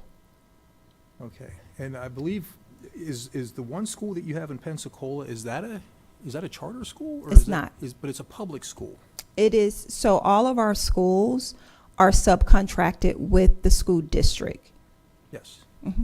And Which Escambia is the same. falls in lines with Mr. Kent's questioning is, why haven't you, because you're a school, basically, right? You guys educate these girls. So wouldn't this be more appropriate in front of the school board that has a bigger budget than us? Thank you. I wanted to, and thank you for bringing that up, because I know Councilman Kent mentioned the significant partnership. So what I mean by significant partnership with the school district, the FTE dollars follows the girls, which helps with the operation costs for our girls to receive the service. However, the teachers are PACE teachers and staff, and public schools are not, it is not mandatory for teachers to be trauma informed. If you are at PACE Center for Girls, it is mandatory that you're trauma informed. And that's the difference, that we provide more than just the academics. We provide an environment that helps them with the mental counseling and the mental health piece. But again, I guess this goes back to the old question. I mean, are you sure you would be declined charter status if you brought all that up at your request? Yeah, I'm not 100% sure. However, I am sure that we will have to alter our program. And then you would be funded by the Department of Education and the school board. So we receive funding from Department of Education. We receive funding from DJJ that helps with our operating, and then from the local schools district currently. Okay, because it sounds like you guys count a lot on private donations, and you do such a good job. It'd be nice to know that you were actually entirely funded by the government as a charter school. I would feel better knowing that you're going to be there every year instead of just at the mercy of donors. I was just wondering if that ever came up in y'all's board meetings or whatever. Yeah, I'm sure it was something that was discussed. We do receive significant dollars from the government, but there is a portion that we do fundraise because we want to be able to provide the programs that we know is proven to our girls without taking out different elements that we know will be effective. And again, in this scenario, it's not the fundraising for the operating, it's the new building that we need to be able to house the girls. All right, thank you. That's all I have. Thanks. Thank you. Okay, we're still in questioning mode. Councilman Robbins. Thanks, Chair. Brad, are you available? Yes, sir. Real quick, I know that we have, or you would know this probably better than everybody, our social services. In your preparation for this, what services do we offer and which ones are, I'm trying to establish if there's any overlap here where we can pull back on some other ones to maybe look at what they're doing in the future. I just need to get a little bit better idea and clarification because I know we do a lot throughout the community. Mm-hmm. Is that something you can help out with? So through your Children and Families Advisory Board, this council has generously provided $3.5 million excuse me, to different organizations to focus on community needs. So youth development is one of those community needs. They are actually, the Boys and Girls Club is our primary grant recipient in that area, and they actually do have a subcontract with PACE. What they do is kind of look at what are the different areas in our community and how are we serving them. So when we talk about young girls, 11 to 17, I think is who the PACE Center serves, they're being subcontracted with to address that need. $37,000, I believe, is the grant that we have at the moment that the Boys and Girls Club have with them. So we are addressing some of those needs. Are we fully addressing those needs? No. If you look at the indicators across the state compared to mental health and depression and youth populations, we're significantly above the state average. Thank you. In those. So I think this program, it's evidence-based, it's research-informed, it's something that works. So I would say that more is needed. There is no significant overlap. We're paying $37,000 to address the needs of this community right now. Do you know how much we're spending in mental health? I'd have to get that number for you, but I can certainly help. I'd like to maybe get a little bit more information if we can. I'm sure we can pull it up fairly quickly. Mental health, housing, counseling, and what other services. That way we can compare them here in the next few minutes in terms of what we're doing, what we're looking at. Also, if I may, yes, sir. I think I have so at your last meeting, you committed the ADM dollars. So CFAB is different. So the Children and Families Advisory Board is different. It's needs of families and children in our community. There's a small component of mental health, but really that ADM money, that alcohol, drug, and mental health is a state mandated where we're provided to do that up to 25% match. And I believe this council approved $3.7 million at the last meeting. But we are required to give that to these organizations that the state tells us to. So there's no reduction there that's allowed, essentially. Okay. And maybe this is a better question for the staff. The majority of your girls that you see come in and utilize the program, do you guys track that through like demographics, whether it's zip code, city, county? And are we the only county that would benefit from this service? Is Flagler County involved? We are Pace Volusia Flagler. About 97% of our girls are Volusia County girls. We have very few that come from Flagler, mostly because transportation is a challenge. But we serve at least 97% of our girls are Volusia girls. And we do track them by demographics and zip code. Where do you see the most coming in? What zip code? The highest utilization is 32114, which is Daytona, and then 32117. They're both Daytona. Have we approached Daytona on becoming a partner? Because I know they got some ARPA money as well. I'm just trying to get the more the merrier. You know, if we can get people at the table, there could be a chance, you know, for this to work. So, Yeah. have we reached out to any other municipalities? We have not. Volusia County, we have met with or in process of speaking with Flagler County as well. Right now, we only receive about 5 girls from Flagler, and we receive money through United Way. So we're looking at how can we partner with them on a greater level. So we are, but not the city. Okay. I'd be interested to see the list of, not names or anything personal, but just the amount that comes from which kind of cities or sections. That way we can maybe collaborate and see where we can help you possibly better, you know. So thank you. Thank you. And I think this is the last councilman for questions, David Santiago. Thank you, Mr. Chair. Danny, you sparked some questions for me too. So this has been very knowledgeable for me. First, let me ask you this. You mentioned that the funds, the FTE, well, the FTA, I think is funding follows the student. You're saying I don't want to put words in your mouth, so to correct it. The state rate that the state pays per student to the school board follows from there to you for your students for operating costs. Yes, it follows the girl. Oh, okay. But what I was also stating is that it doesn't follow the teachers. We still have to pay our PACE teachers. I So get it's it. Yeah. different. No, that's fine. So Don, that's very similar to charter school. So that's almost the same concept, if I'm accurate. So. And if I may be honest, we have several charter school previous students that have dropped out or failing that have come to PACE. Oh, yeah. And there is a difference in the type of program that is evidence-based, proven, that works. So while I do honor the work that they do, we do have girls that have left those charter schools and came to PACE. And I believe you. Yeah. And I believe it. That's a good thing, what I just learned. Yeah. So you do get the funds. I was just asking that question to drill down a little bit more. So you're kind of sort of already a hybrid charter school, in my opinion. Maybe not classified that way on the state side. Yeah. Danny's questioning on where your students come from did raise my eyebrows because, you know, I represent West Volusia. I guess I serve on the county council. Yeah.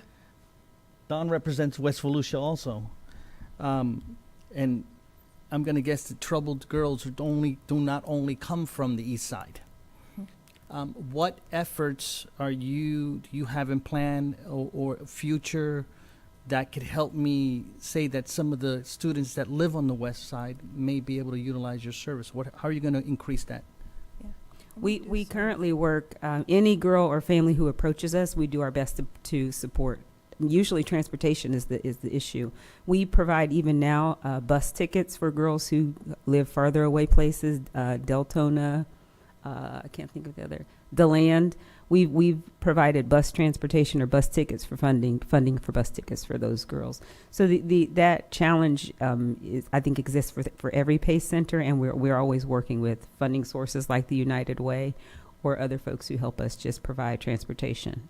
And I know you gotta, not to throw a monkey wrench at things, but my mind is also saying to myself, you have a new land that you're buying, but you're actually moving it further away from most residents in the county by putting it in Ormond. Yes. Did you look at other land opportunities throughout the county, and how did? Yeah, it was a several years process, just looking at various pieces of land to identify land. We've also been working with Votran to figure out how to make sure we get routes that might be more conducive to serving more girls. So we continue to work on figuring that out. And is it possibly safe to assume, though I don't like to, based on Danny's questions on where your students come from, now being located closer to Flagler from your existing location in Port Orange, that the potential to serve more Flagler students is possible? I don't know that. Maybe. You're closer to them, is why. Well, we're currently in Ormond. The existing location is in Ormond. Oh, is it? Okay, I thought it was is Port also Orange. I'm in so Ormond. sorry. No, Okay. we are And I are expect and that. will be in Ormond. That's all I got. Thank you. Thank you. Thank you, Councilman Vice Chair Kent, for questions. Thank you, Chairman. Yeah, just a couple more questions. So the FTE dollars, the full-time equivalency dollars, travel with the student, Makes total sense right there. How many teachers do you have at the Ormond location? What is your starting salary for teachers? Do you provide health benefits? If so, could you tell us those? And do you participate in the Florida retirement system for those teachers? So I can answer those. We have 5 teachers, full-time teachers at our center. We have a starting salary that is on par with the district, $57,000 for teachers. We provide a full array of health insurance benefits that include everything from all the various disabilities, health insurance, dental, vision, and we have a 403B retirement. We are not a part of the state retirement system. Okay. Your starting salary is $57,000. Is that right? It is for a teacher. Thank you. No more questions, Chairman, but I'll put my name back up for comments. Okay. I think that's where we are, unless Jake or Don, do you have more questions? Are we ready for debate? One more question, Mr. Chair. I apologize. I promise it'll be one more. In the event this gets any type of funding from the county, full funding or some funding, would you be objectionable to having provisions in whatever agreement we come up with to allow for a clawback? Not that, and I'll give you a scenario for a clawback. Something goes wrong, and the site closes. Let's just say we don't want that to happen, right? But if it does happen in 2 or 3 years, and now the taxpayers have put in X amount of money in there, and the property goes up for sale, I would prefer to see a clawback in the event of the sale or the transfer for a profit location or something like that, to allow the taxpayers to be in first position. Would that be objectionable to you in the event you get funding? I would say allow us to confer with our trustees on that, and I don't think we've done that before, but allow me to defer with them, and then we can get back to you on that. Oh, Brad wants to add to that. So I will say I just conferred with our experts in the back of the room. So as part of CDBG funds, there has to be an environmental assessment done.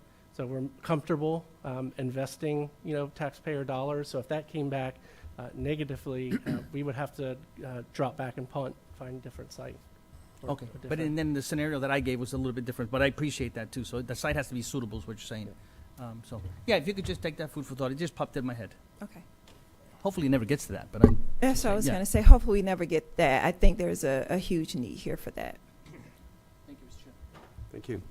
Okay, I think we're at that point where... I had a question, Jeff. Okay. Mr. Chair, sorry. That's all right, Mr. Don. Ma'am, I know you're a big organization, and I'm not saying any of these people are not worth their pay, but, I mean, your CEO makes a very handsome salary, correct? I don't know what our CEO makes. I know it is public record because we are a nonprofit, but I do want to state that what we're asking for today does not go towards salary. I understand. I also know that because we have fiscal responsibility, we do have oversight to make sure that our CEO's salary is that is aligned with national average for a CEO of the size of the nonprofit that we have. Because again, while we're focused on Volusia County today, we have 21 centers and additional programs in other states. Right. So I know that our physical oversight, our board of trustee, our CFO, they make sure that the salary of the CEO is compared to the national average of a nonprofit of this size. But, I mean, she makes maybe twice of what a school superintendent would make? Is that a fair guess? Again, I don't know for sure, but I would compare her salary to a nonprofit, so a Boys and Girls Club of our size and so on. Yeah, I mean, I understand. My concern is you guys have to struggle for funding. You have to come and ask for government money. You have to ask for private donors, whereas if you were a charter school, Department of Education would be paying for all this stuff. So that's all. I just, because I think she makes $400,000 a year is what I'm seeing. Is that right? Again, I'm not sure, but I do want to say, I know you used the word struggling. We are in the line item with DJJ, so we do receive recurring funding year over year. Right. Each center, however, has the component that is fundraising that is not funded by the government for certain things that our girls need, as well as team members that are fundraisers in the community that are not teachers or counselors. Yeah, and I'll just close with this. I'll reiterate. I know you guys. You guys do a wonderful job. It's not fluff. I've represented some of your people, and your students. And I appreciate that. you guys do an incredible job. I don't want to see you go away. I know there's been some others that have gone away in the past, and Yeah. you guys do a wonderful job. So I don't want you thinking I'm trying to pick on you. I'm just No, trying we to- appreciate your questions, and you're right. Just recently, there's a well-known nonprofit that lost and went away. Where we see that this service is very significant. And I know you have criminal justice background. My degree is in criminal justice, so I know you can understand recidivism rate is important. Yep. Our recidivism rate compared to the Florida Department of Juvenile Justice is about 12% better than that, and that's why we have that line item. They know that our services keep our girls out of the juvenile detention center, keeps them out of the criminal justice system, so they can turn around and return their funding, their efforts back to the county that invested in them. Yes. Thank you. Thank you. Any other questions, council? Okay, Councilman Reinhardt. Thank you, Chair. Just a quick comment, and I'll start with Councilman Dempsey's. That was a good question, asking about that and the fact that being referred to as a charter school. I know that I did hear during the questions that to become a charter school changes the makeup, if you will, and I think that's the best way to put it, with what PACE can do. And I agree with you. I think PACE does a phenomenal job. I know this. I'm very comfortable. While I'm sitting here, my wife donates more. So, and literally, and she has to share that with me, so I think that's funny. So, but nonetheless, I'd be almost afraid that if it would change the makeup of that to become a charter school, and I get where you're going, but the whole purpose of this is for the building. Maybe that's something you look at down the road, absolutely. But why we're here today is for that. I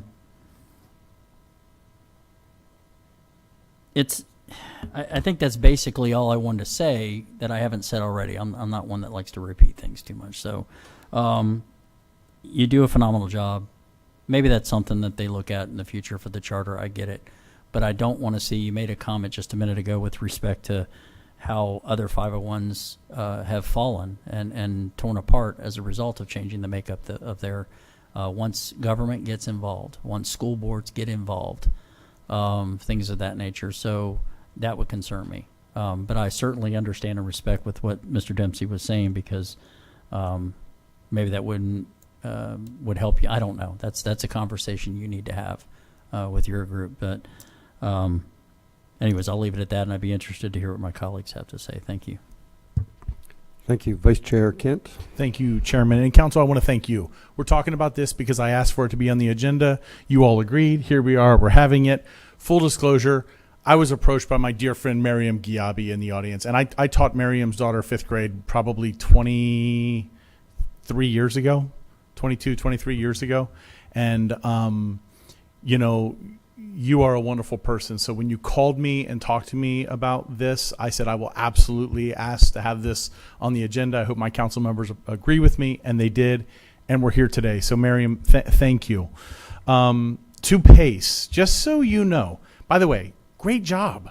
You were peppered with some really tough questions. That was not easy. And yeah, you did great.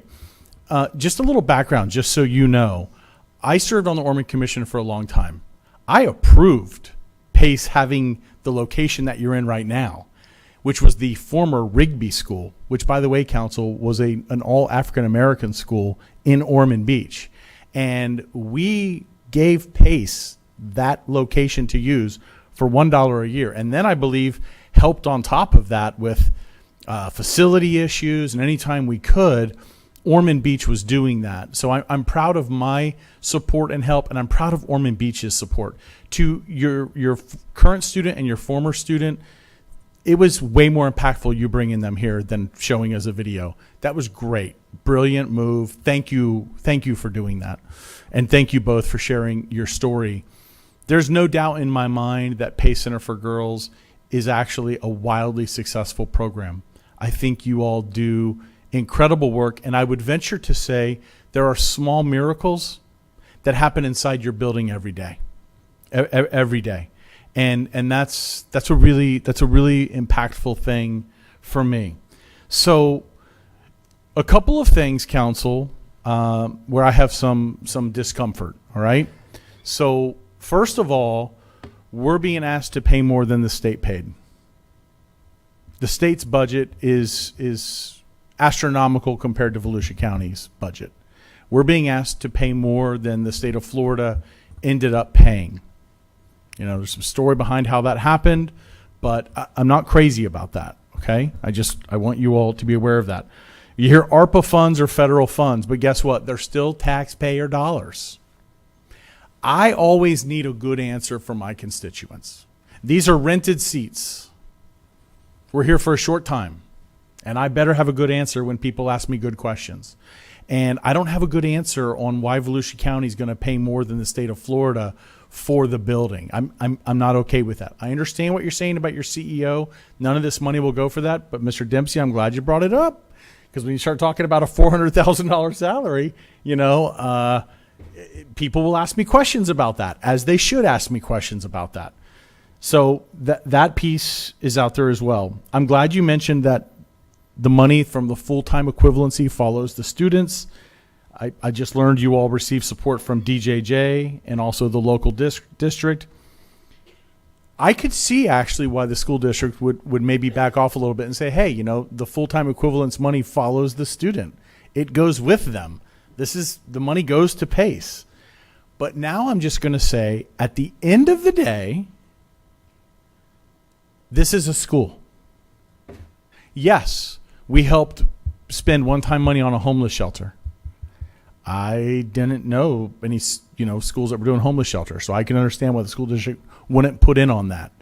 But at the end of the day, this is a school where students from Volusia County schools are attending the PACE Center for Girls and hopefully being successful. I know many of them are, and then getting back into their home school with their peer group and graduating with them. It's hugely important. It's fantastic, actually. But we're not a school district. We are the Volusia County Council. And Mr. Robbins, you brought up a wonderful point, because Ormond has been on the hook helping the PACE Center for Girls. But I think it would be brilliant for PACE Center for Girls to go to every city where there are students from that city attending and saying, we would love your financial support. And it sounds like most of them come from Daytona Beach, but I'm sure there's some from Port Orange. I know there's some from Ormond. There's a handful from Flagler. And you have to remember, every one of these students, it sounds like, has to be brought in by vehicle. So there's no busing, it sounds like. So the parents have to be a part of this program to bring them in. So those are the questions and concerns that I have. I'm not ready for the 2.5 million, council. You're going to have to convince me on a lower number and go from there. I want them to be successful. I want them to get the help, but is this our help to give? It may be. Councilman Johansson. Thank you, Chairman. I have similar concerns, but when you follow the tax dollar, at the end of the day, I don't care whether I give $1 to the school board that would fund PACE, I give it to the county that would fund PACE, or I give it to the city that would fund PACE, as long as my dollar gets to where it has to go. If we don't fund the 2.5 and we ask the school board to do it, then it's my dollar's just going all over there to do it. So I don't know if I'm sold on that theory. The important thing for me is that we haven't yet gone to the cities, we meaning PACE, and just like First Step Shelter and all the rest of those things that are kind of all-in collaborative efforts. Here's another one. They're about $800K short. Their committee members look like they're power brokers for fundraising, so I'm sure they can do it. But I will tell you this: I think I would like to see some city skin in the game. City's got ARPA money. It's a one-time capital improvement or a capital program, and I think I'm more inclined to say, look, you're 800K short. Start knocking on mayor's doors to see where they're going. And in kind might be the play. Mr. Kent has already said that Orman rented you that building at a buck a day. That's cost avoidance for me. That's payment in kind. But you know, I think it's important that you hit up the cities. It sounds like mainly on the east side, and see if they can help out.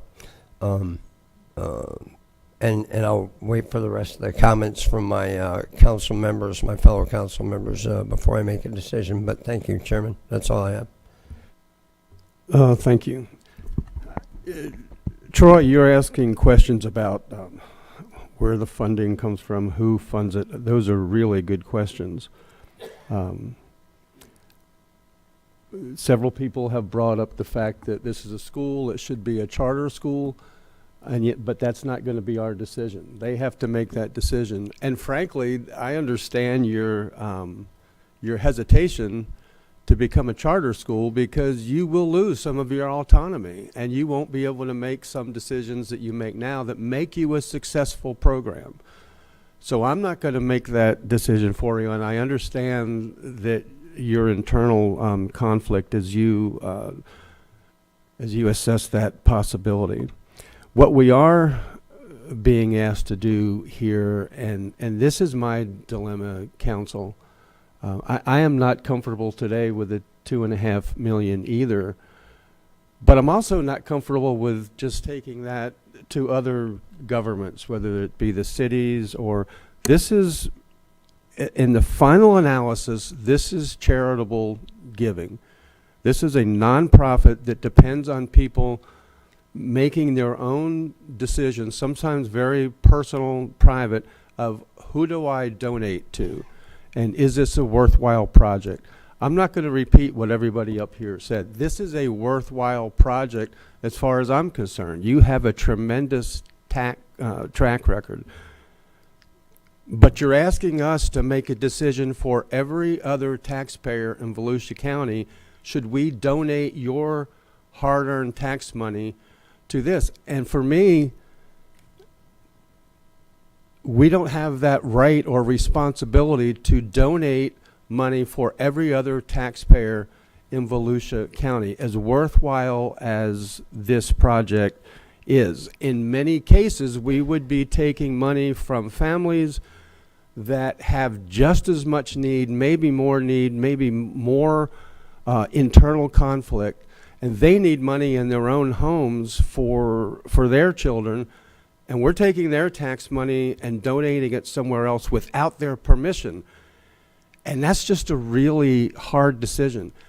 If I knew that Volusia County had $2.5 million just sitting around,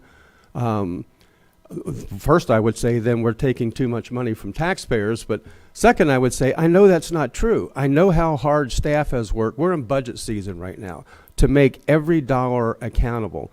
And I know that this $2.5 million we already had set aside for the landfill and for the stormwater control there, for flooding, and to provide for every member of Volusia County and our visitors for the next 100 years that we had a place to put garbage. That's a worthwhile cause. Can you compare that to these women's lives?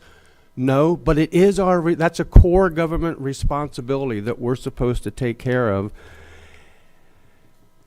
And now we're being asked to take that money and donate it as a charitable contribution. There's no doubt that there is a need here, but I am not comfortable today as I sit here and listen to the debate and look at this, that I have the right or the responsibility to take money from one taxpayer somewhere and donate it to a nonprofit that they should be making that decision on.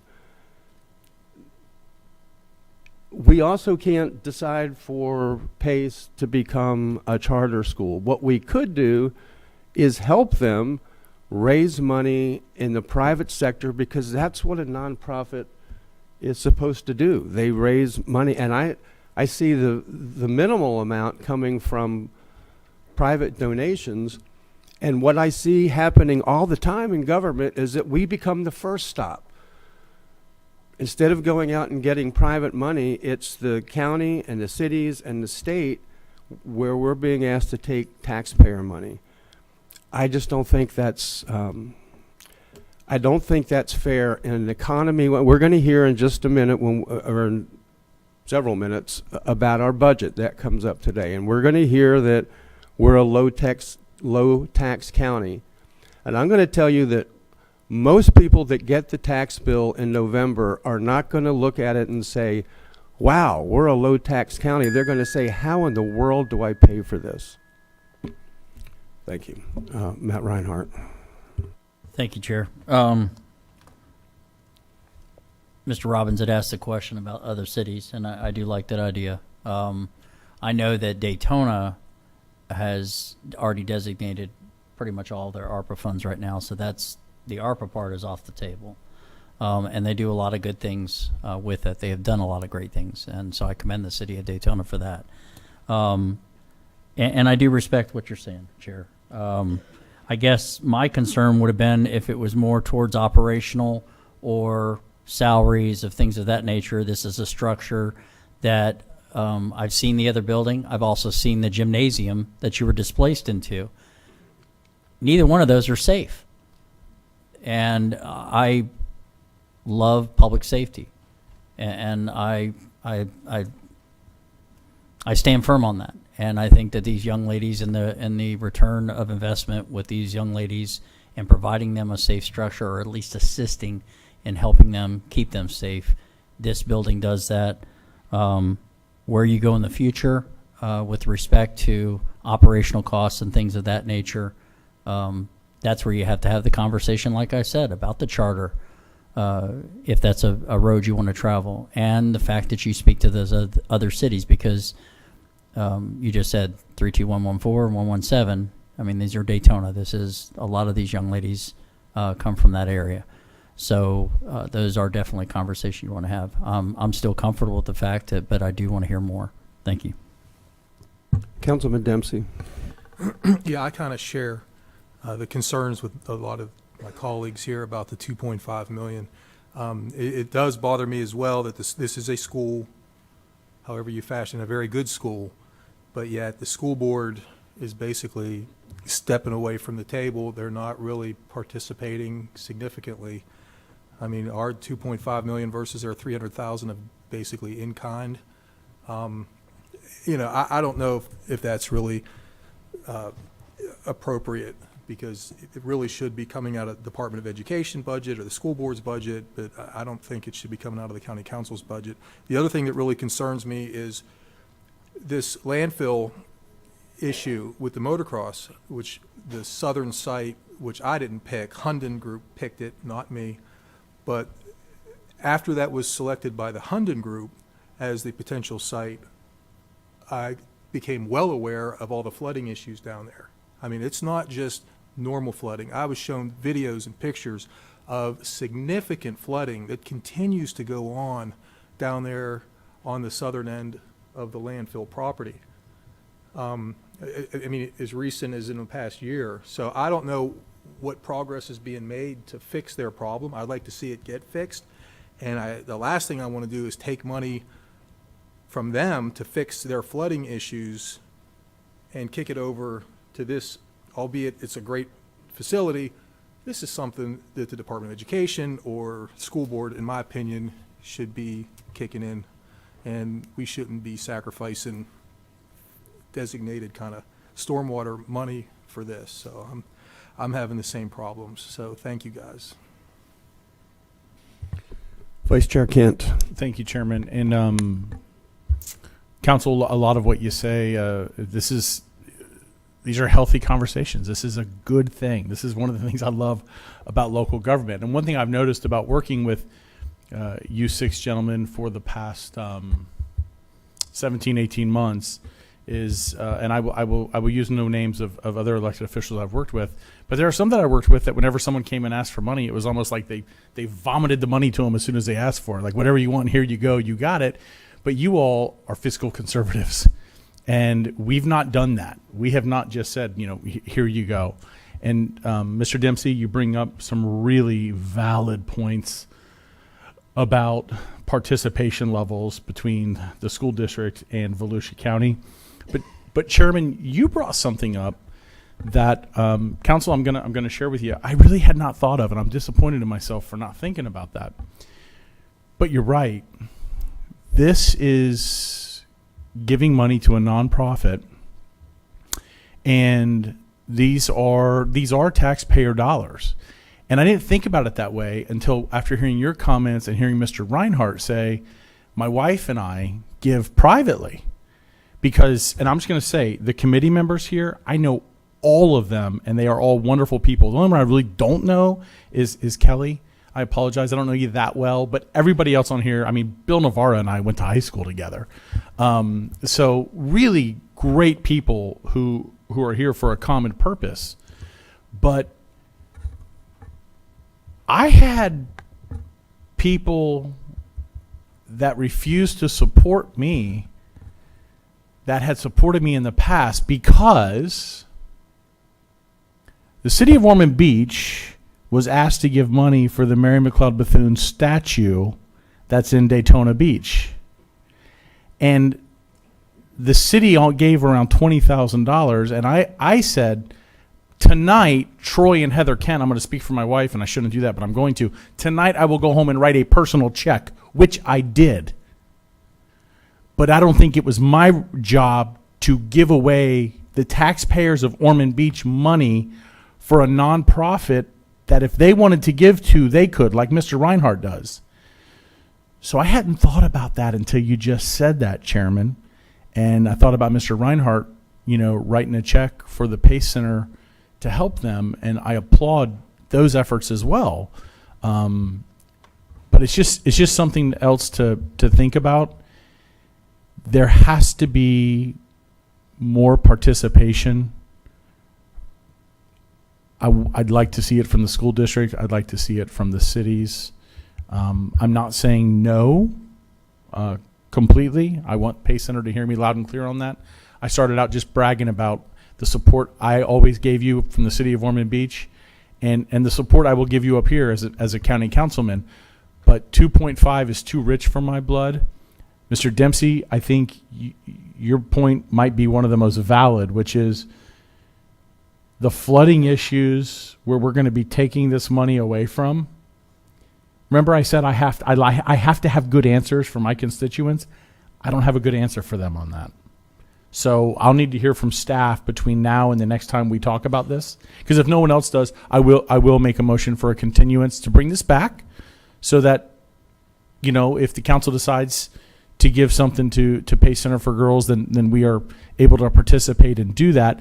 But I'll also want to hear from staff about what does that do to the flooding issues in that specific area where we're going to be pulling that money from. Thank you, Chairman.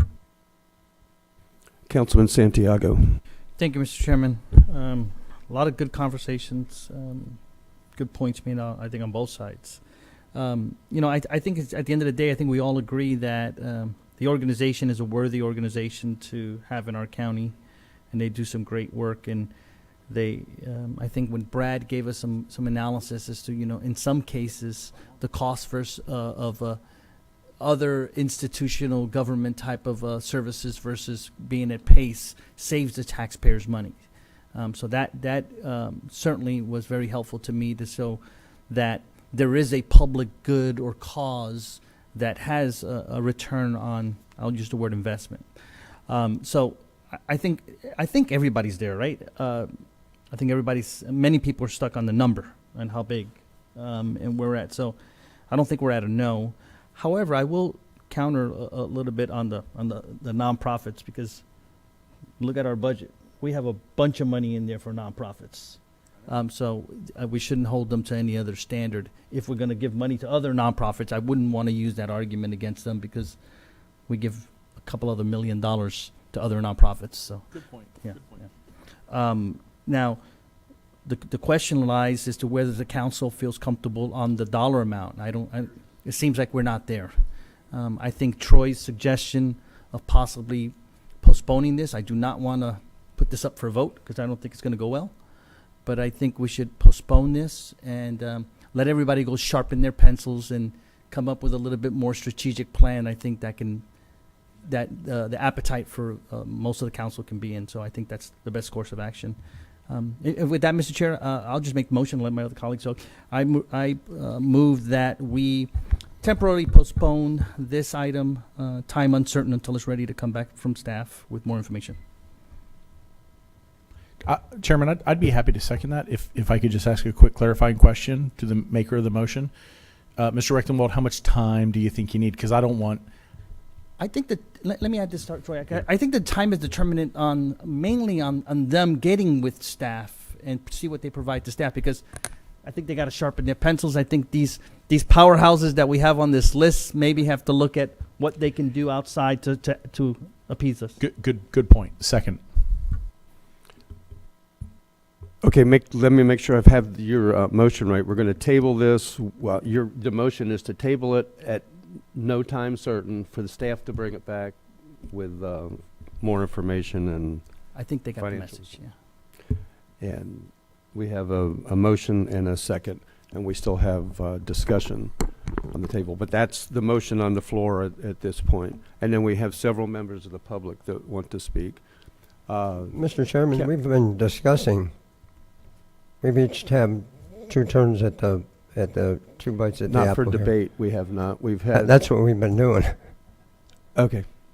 Without the motion. I'm sorry that you didn't follow that, but we've had questions. I did debate follow it. and debate. We had a lot of questions.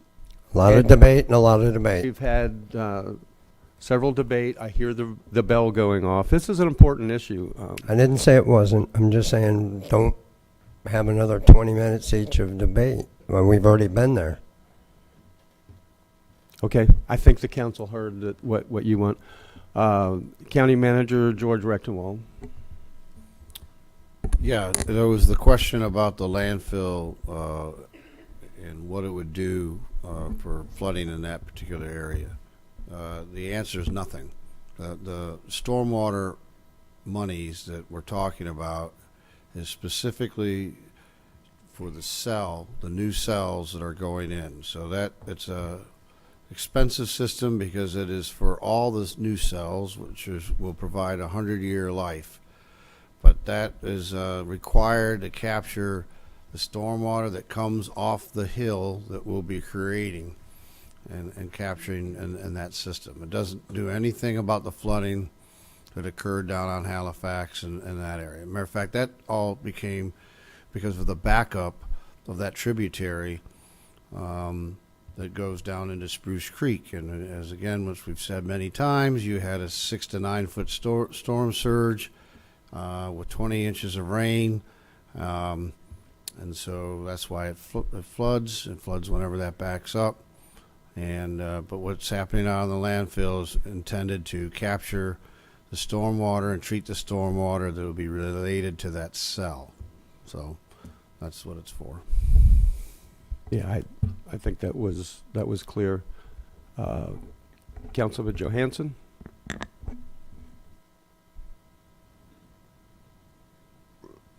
I'm beside myself. Where are we? Are we? Your name was motion up and for a second? debate. We're debating the I was motion. taking my second bite of the apple before we made a motion. Is that where we are? Or are we going to start the whole thing over again, sir?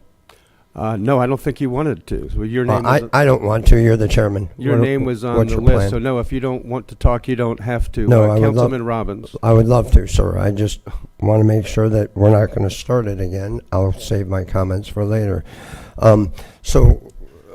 Fellow council members, I do see this as a pretty hefty $2.5 million investment, but I see it in our youth. I see it a little bit different than some of you.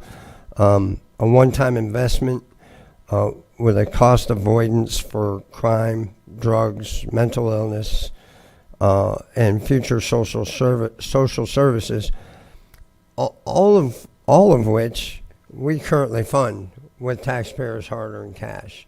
We pay the ADM bill, we pay the CFAB bill, we give money to nonprofits to take care of all those things that I see PACE as getting down to the root cause and taking care of it before it happens, not trying to put a Band-Aid on something after it happens. So along with Mr. Santiago, I believe this is a great program, and I really want to support it at whatever time we decide. And I was going to ask George a question about the flooding, but it sounds like it just got answered. I appreciate it. That's all I have, sir. Councilman Robbins. Thank you. Here's Brad. Is Brad still here? There you are. Can't even see you. Earlier, Brad, real quick, I'm just roughly crunching some numbers. You said it roughly costs $30,000 a year or $55,000. So the statistic from DJJ that I read was 55,000 for youth. So it's different from youth populations versus adult populations. And less than 20,000 is their program. Okay. So I just did so, and those 80 students, are those 80 per year, or are those? It's 80 surrogate. I'm sorry. It's about 100 girls a year at Pace Volusia, but at 80 at any given time is the capacity that we'll see in the new building. Current building, I believe the capacity is 62. Yeah. Okay. So this would allow us to serve more girls. So 25,000 times 80, roughly, guys, is 2 million, right, in a year. So it's something to look at. I think you guys are definitely an asset. There's no ifs, ands, or buts about it. And I think you're possibly offering services cheaper than other people. So it's something that also we need to look at.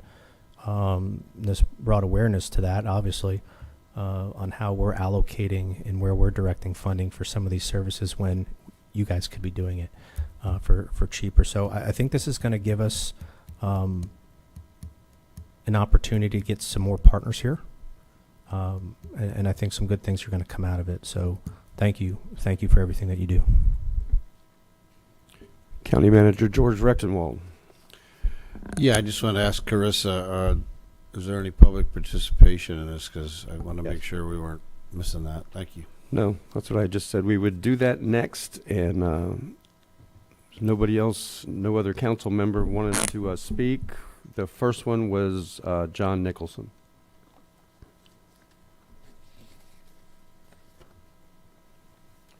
And Chris, I only have two. Is that correct? Okay. John Nicholson, Daytona Beach. I saw the $2.5 million on the agenda, and I had to put my name in there. If you recall, there were several cities that did not want to pay for police officers, and the school board came to you guys for almost $500,000. The city of Daytona Beach paid for 11 out of pocket. I'm not happy that we were asked to pay for others that would not, all right? Now, the school board is contributing 3% to this building. Well, actually, the fences and whatnot. We're going to contribute about 40%. The state will contribute about 38%. It is a school, regardless of what you call it, charter school, whatever, it is a school. And this is the second time the school board came to you, or is coming to you, to ask for something that they should fund. This is absolutely beneficial. There's no complaint about that. At the tail end of this, there won't be welfare, there won't be crimes, there won't be all this other bad negative effects for people that drop out and cause whatever happens when you're at the bad end of the society, drugs, whatever, all right? These girls will go on to lead productive lives, pay taxes, have children, husbands, the whole 9 yards. Win-win, all right? I don't mind funding the $2.5 million if there was a necessity to do so, but I don't see the necessity to do so. All right? There are other things to spend that money on. Are we looking at the totality? I'm a holistic thinker on these things. I understand all the benefits that we're going to get from this new building. Well, believe it or not, there's an empty building down the street from me, a school building. They just moved it to Ormond. Empty school building, just sitting there doing nothing. Who knows what they're going to do with it? They don't know. They're going to store things in it. This would be perfect for them. 100 girls and all those free empty classrooms. All right? There's a possibility. Well, they're now really down the line on this thing. I'm asking you to $400,000. I think that's less than what George makes. I think George has more buildings than 23 schools. He has more employees. All right? Do you have more than 2,000 employees? Do you have more than 2,000 residents of Volusia County? I think it's like almost 600,000. So he's at 600,000, they have 2,000, and George is getting paid less. I think 400,000 when you go nationally, the national average, New York has paid much more than the southern Thank you. states. Thank you. Miriam Galby White.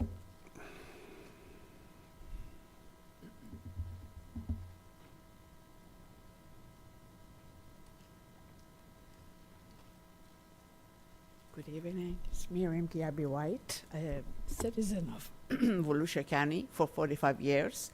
In 1978, 4th of July, when I moved to Volusia County. Volusia County adopted me, and I adopted Volusia County. And since then, my full commitment to serve the county. Pace for Girls, I have been involved with not yesterday or the day before. I've been involved for a number of years. I would say close to 20 years, being on the local board, and every Christmas we struggle to find ABCD. So I've been fundraising for them for that many years. Now that we are in front of you, it's not a thing of yesterday, Mr. Chairman, members of the council, that we thought of. I have invited every one of you to come and see our school, because then perhaps you would have known why we are asking for this building. I have a daughter. My daughter raised to go with me to see Pace for Girls. I like for all those girls to have the same opportunity. Mr. Dempsey, the school board, as you suggested, Mr. Kent, we got in touch with. We didn't think about it, right?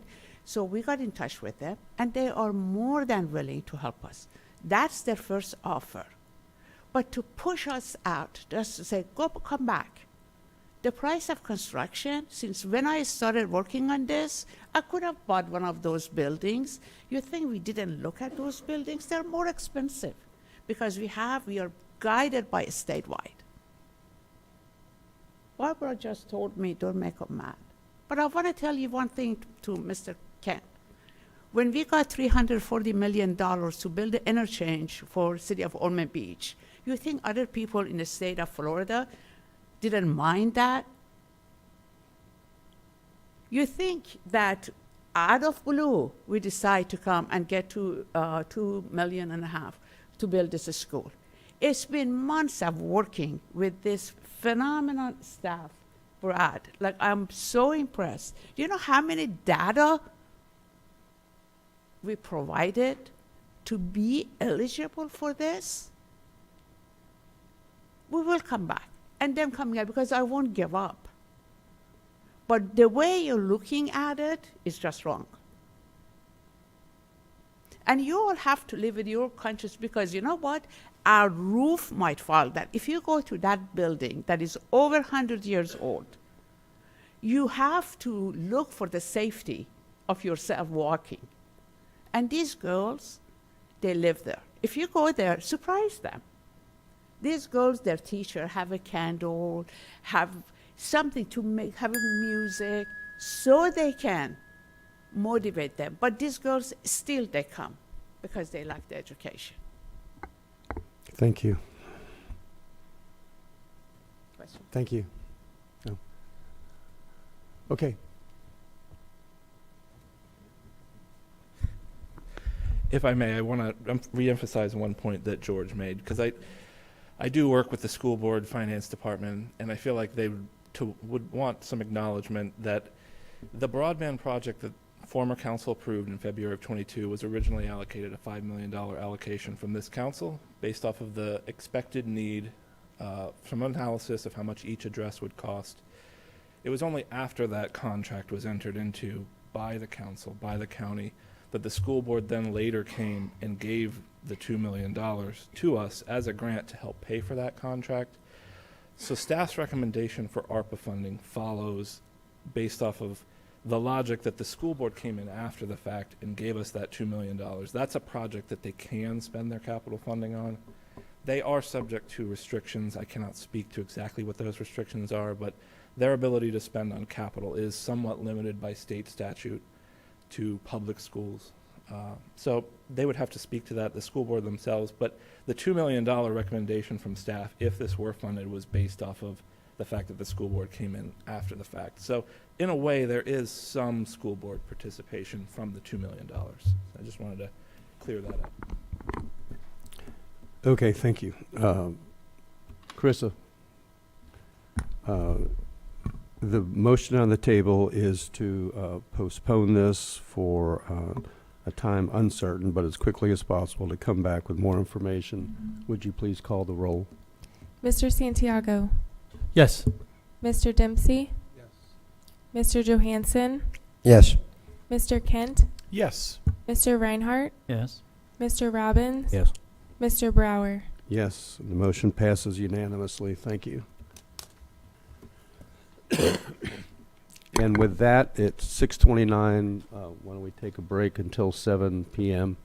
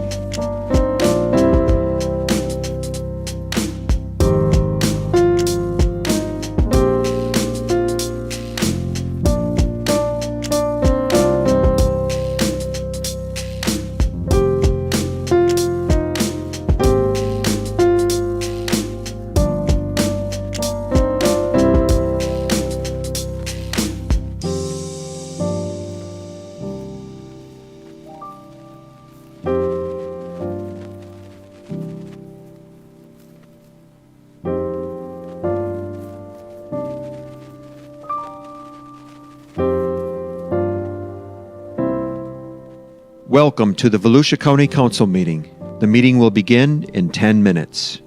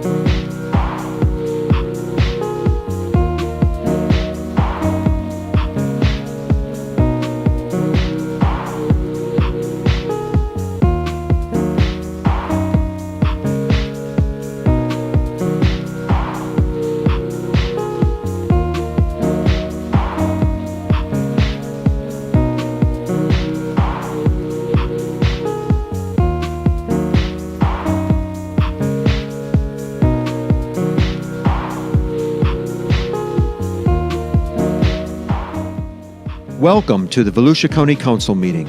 The meeting will begin in 5 minutes.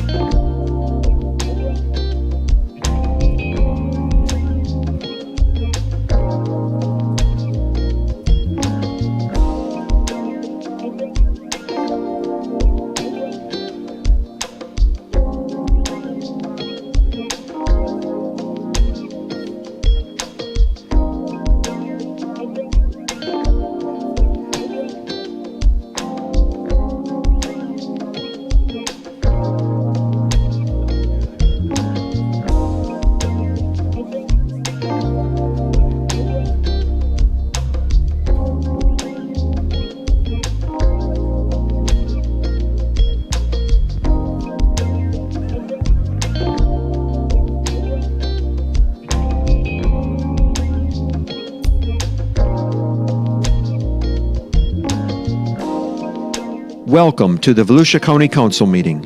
The meeting will begin in 2 minutes.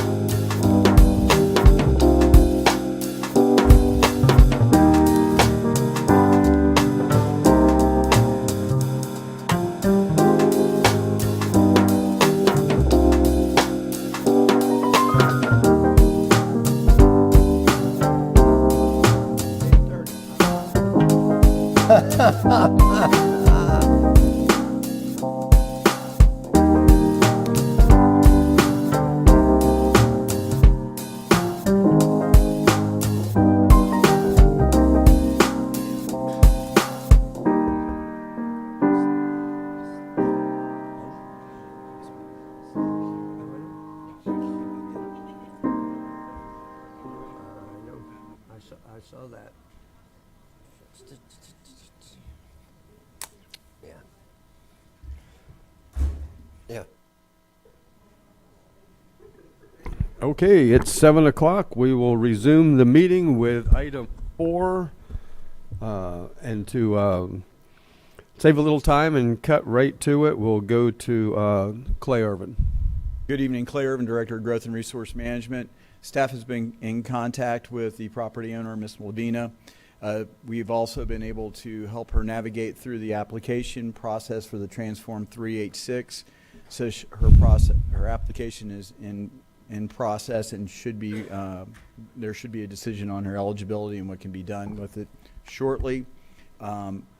Chris Ryan from your county attorney's office has been in touch with Ms. Machi, who is Ms. Lavina's attorney. They've agreed to allow for the council to remand this item back to the CLCA, and they will drop their appeal that's currently in front of you. That will give them sufficient time to get through the Transform 386 process and then be able to report to the CLCA on the status on that. That will help be able to provide all the facts to the CLCA so that they can make a decision. Also, it will address her concern that in regards to due process. If there's any questions, Donna is here available to answer anything about the Transform 386 application, and Christopher Ryan is right behind me who can address any concerns about remanding it to the CLCA. Is there any questions before I call for a motion? No questions. Councilman Santiago. Move to send back to the CLCA. Second, Johansson. Nice job. Yeah. Motion to remand it back to the CLCA. Motion by Santiago, and the second was that Jake Johansson or okay. Questions, debate. All in favor, say aye. Aye. Any opposed? And the motion carries 7-0. Thank you, Donna. Item 5, contract amendment of solid waste collection and recycling services with FCC Environmental Services. Director Benjamin Bartlett. Good evening, Mr. Chair, council members. I am Ben Bartlett, Volusia County Public Works Director. We have a two-part agenda item here. The first is an amendment to the contract with FCC Environmental Services. They are the waste hauler in our unincorporated area of the county. They have a current contract that runs through 2027 with an extension, a 7-year extension after that. Contract allows for a maximum 5% increase based on the CPI for garbage collection. That CPI rate for this year was 5.76%. FCC has requested the maximum 5%, and staff recommends approval. The second part of the agenda item, should council approve the amendment, would be to increase the non-ad valorem assessment, which covers waste collection in the unincorporated area. It's currently capped at $310 per household per year. Last year's assessment was $279.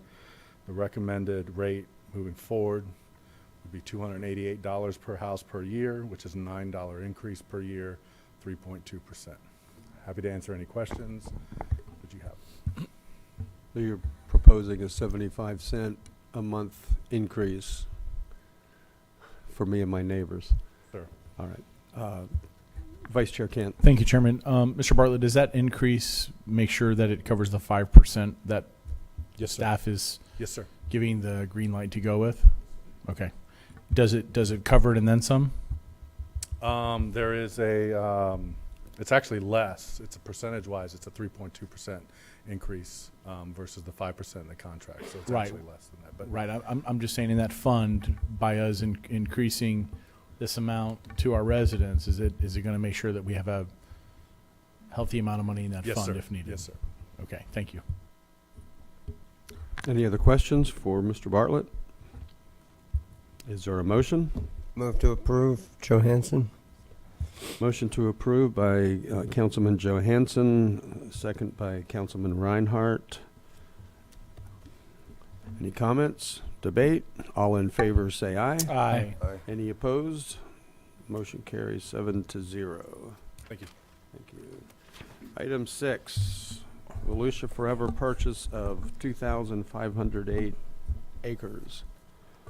That is correct, Council. Before you today, we have 3 separate contracts for different parcels that are owned.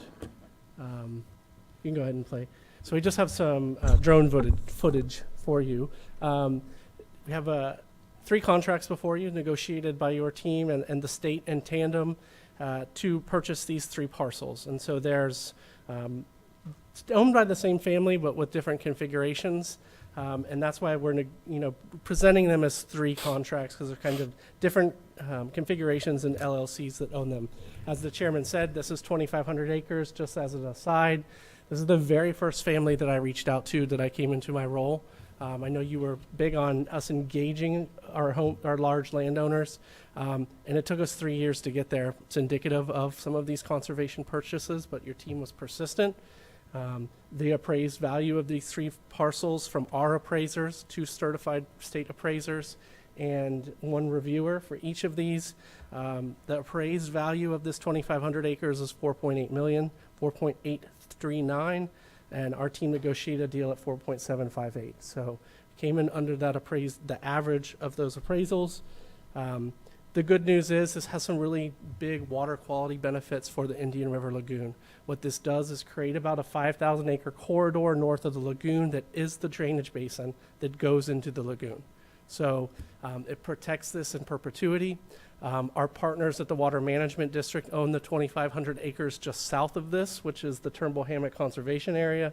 They have agreed to manage this property and provide public access on the uplands portion. What the 2 parcels on Cow Creek do is give us some more uplands, primarily wet. That's why there's a discounted price. So on the wet stuff, we're paying about $1,600 an acre, which is comparable to the state's purchase prices as well when we're talking about wetlands. I will say that they have agreed to manage this 2,500 acres and manage the recreation component. If you can pull the PowerPoint up, if you have it in the deck, that would be great. They've agreed to that in exchange for us managing 1,400 acres that they plan to give us in the future, which is directly adjacent to Deep Creek Preserve. So we'll expand our conservation area and Deep Creek Preserve as well. So you can see here, I have on the left is the hydrology map. So you will see basically the star is this property. And there's the Turnbull Creek or Turnbull runs through this property and drains into the lagoon. This is the Indian River Lagoon Blueway, identified by Florida Forever as a very important area to protect. The Indian River Lagoon Council has talked about acquisition in this area. So we're real proud of this deal. The best part yet, $4.7 million, and the Florida Forever has agreed to reimburse us $3.2 million for the purchase of the large parcel. So, also you can see in the map to the right is the subject property. The red, the blue, and the yellow, I think. Yellow, purple. Okay, the two smaller parcels that are a different color on the left, and the red, those are the three parcels altogether. You can see all the conservation area that that us and our partners have acquired in order to protect the lagoon. So with that, I'll answer any questions you may have about this purchase. Questions? Okay, Councilman Robbins. Thank you, Chair. Brad, good job with this. I like what I hear and what I see. And I want people just to pay attention to that drone footage going up and what they see. There's a lot of green in Volusia County once you get away from the coastline, right? So we are making a lot of headway in this area. We appreciate that. Something you hit on too, the exchange for 1,400 acres, Deep Creek Preserve. On that exchange, have we negotiated before we sign on the dotted line what we can do on that recreationally? On the 1,400 acres? Yeah. So that will come back to you for, that's a cooperative management agreement. So in order to enter, that will come back to council for approval. So, but I will assure you, we have district staff here. They understand our council goal on expanding recreational opportunities, and it will be part of the negotiation, number one, giving the public access to this piece, but also number two, how we can give the public access piece to that additional 1,400 acres. I appreciate that. And what kind of recreation can we expect? Even though this property is wet, is there going to be any nature kind of related trails, or we like walking through the swamp in Southeast Volusia? I mean, it's just something we do. So I'd like to introduce Chris Kinslow. He's from the Water Management District, and he's given us a conceptual plan in terms of a map. I'll give to Carissa, if I can find it in my packet here, to pull up while he's talking, or I'll ask my team if they have one. Good afternoon, Council. I'm glad to be here. I would like to thank the long partnership that the district and Volusia County, their stewardship program that we've had. It's been fruitful over the years, and look forward to more in the future. So our recreation kind of objectives and the county's objectives align very well. It's passive recreation focused of hiking, biking, horseback riding. This area, as the drone footage and what Brad alluded to, is very wet. There is some uplands towards Cow Creek where that, like a parking area and trails could be sited. There is a drainage ditch that runs east-west that kind of bisects the property. There's already a levee against that drainage ditch, so that's almost like a turnkey trail. It'd be in one way out, but it goes through the heart of the swamp, which is pretty impressive. So there's already opportunities to kind of move forward with opening up a level of recreation pretty quickly after closing. So as far as the resource management is concerned, a lot of it is going to be surrounded or focused on invasive species management, cultural resource management. Okay, here's some of the items, and this is just kind of like we used elevation models just to kind of see where the high ground was, and you kind of see that straight section right there. That's the sorry, I can kind of do it that way. Oh no, I can't. There's an east-west, almost nearly straight section on that, and that's that drainage ditch that has a levee next to it. There is some high ground along it that might just need to be developed. It's kind of one of those things where you don't know it all until you kind of get out there, and even when you get out there, you don't know it all. But to where you can have an idea of where to site it from, that kind of gives you an idea of areas to go. There's also pretty good potential of cultural resources out there. This county is rich with cultural resources dating back to prehistory, until also going up to more colonial times. And it's a wonderful piece, and it's going to do be a high value to water quality as well. Thank you. That Brad, answer your question? real quick on this piece, y'all had mentioned invasive species. We have and I used to actually hunt in and around this property years ago, and I know just from years past, and then just being in touch with the neighborhood, there are so many hogs out there, and they're just tearing things up. Do we have a management plan in our folks? Can we offer like a management hunt in there or something to maybe target some of that? So down Turnbull Hammock, the conservation area to the south, Cattle DC manages the hogs. The biggest issue on this is access. A lot of it is inaccessible by a vehicle, which makes it not terribly attractive to a lot of hog hunters. It's not off the table, but usually our first option is to have a licensed hog agent that's vetted through the district. That's our typical operation for hog management on our conservation lands.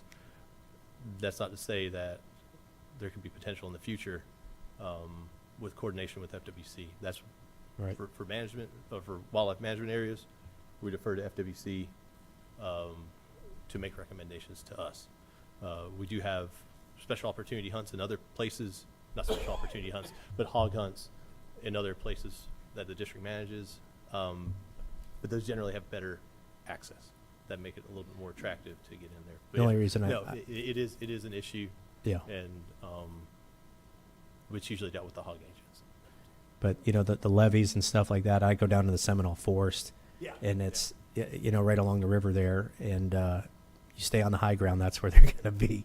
But if we could set something up like that or work with them, that'd be great. And it gives those folks, because they just lost a big hunt club down there, and I know this means a lot. It's the way of life down there. So thank you guys. Yeah, we'll certainly, and we have another piece we believe that will be coming to you in September that has better access. That may be a good opportunity, but I turned to Nick and he already said special opportunity hunts. That may be the option here, and continue our legacy and continue our legacy that the award that we were just given as Landowner of the Year by FWC for our participation in youth hunts. Thank you. Questions for David Santiago? I just need to know where the bass located, and do we have access to it? No. No bass? Oh, sorry. That's contingent upon my vote. September. Okay. You got a good one coming. Thank you, Mr. Hopefully. Chair. I move to approve as presented. Motion to approve by Councilman Santiago. Second. Second by Troy Kent. I missed my question. It's a real simple one. Describe for me what hog management consists of. Generally trapping. That's okay. And then you cannot transport them off the property alive. So it's generally trapping them. There's actually been some pretty good advances in trapping technology. There's remotely activated traps. It's almost like a net system. Yeah. So generally, it's almost all trapping to be able to get the most at once. Yeah. And they're very humane. Yes. Yeah. It's no claws. Yeah. Exactly. No claws. Yeah. Okay. Thank you very much. David, Troy, you. Yes. Yep. I just wanted to just say, Dr. Burbaugh, yet again, you're bringing us something where you're knocking it out of the park for Volusia County and for our environment at the same time. Excellent work. Thank you. Team effort. Got a great team.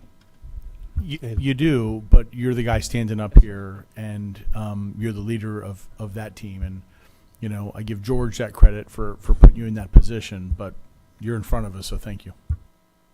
It's also a great benefit for the Indian River Lagoon, and Troy's been in local government for a long time. All of us can relate when you say, I've been working on this 3 years. It takes a long time. So good job. All right, we have a motion to approve and a second. Mr. Brower, I apologize if you did, but did you call the public comment? I didn't. Do you want me to do that? Okay, Ryan Solstice of Edgewater. Thank you. I had good afternoon, but it's good evening now. Ryan Zolcis, Development Services Director for the City of Edgewater, here on behalf of the city to voice support for this acquisition. This area of the Turnbull Hammock Swamp provides critical floodplain and floodway within the city. Our largest residential community, Florida Shores, is just east of that giant red parcel there. And protecting this flood zone is within the 100-year flood will help ensure preserve kind of some of those flooding concerns for those residents in there, and that the city of Edgewater is in support of this acquisition. Thank you Thank very you. much. Okay, no other comments. All in favor, say aye. Aye. Aye. Any opposed? And the purchase is approved 7-0. Brings us to item number 8, approval of agreement with Motorola Solutions for a county municipal fire station. Did I skip 7? Item 7, approval, sorry. Approval of service changes with and corresponding Title 6 report. Good evening. I'm Bobby King, Transit Services Division Director. I'm going to go through this presentation pretty quickly. As discussed, when we were rolling out the VO Ride service, we would eliminate underperforming fixed route in the West Volusia side of the county. So we held public meetings. So this is a current service slide here. This is what it's changing to. Low performing fixed route, of course. And then here's some information on our savings that we're expecting right at the moment. Could increase as we go on. But we just wanted to make sure that you had the figures that we were sure of right at the moment. Okay, so we held public meetings, and we had some participation on both sides of the county. And we did hear from some folks over here on the DeLand side. I'm going to explain to you what we decided to do with the routes on the DeLand, in the DeLand area a little bit as when we get through the presentation. Okay. So this is the final steps that we have to take for the federal process for this service approval. And so we want to, make you aware of some of the public comments. So most people didn't really have a problem with it. We did have some folks that are regular users of fixed route that really wanted to keep a specific section in DeLand. And so I want to show you what we've come up with as a solution to continue to keep a circulator in DeLand for the popular places that we want to keep the fixed route going. The hospital, along Plymouth, the doctor's offices, Walmart, Publix, and we'll still be able to do that and save the money that we said we were going to save. So part of this is a Title VI analysis report, and we have to do this as part of the federal process.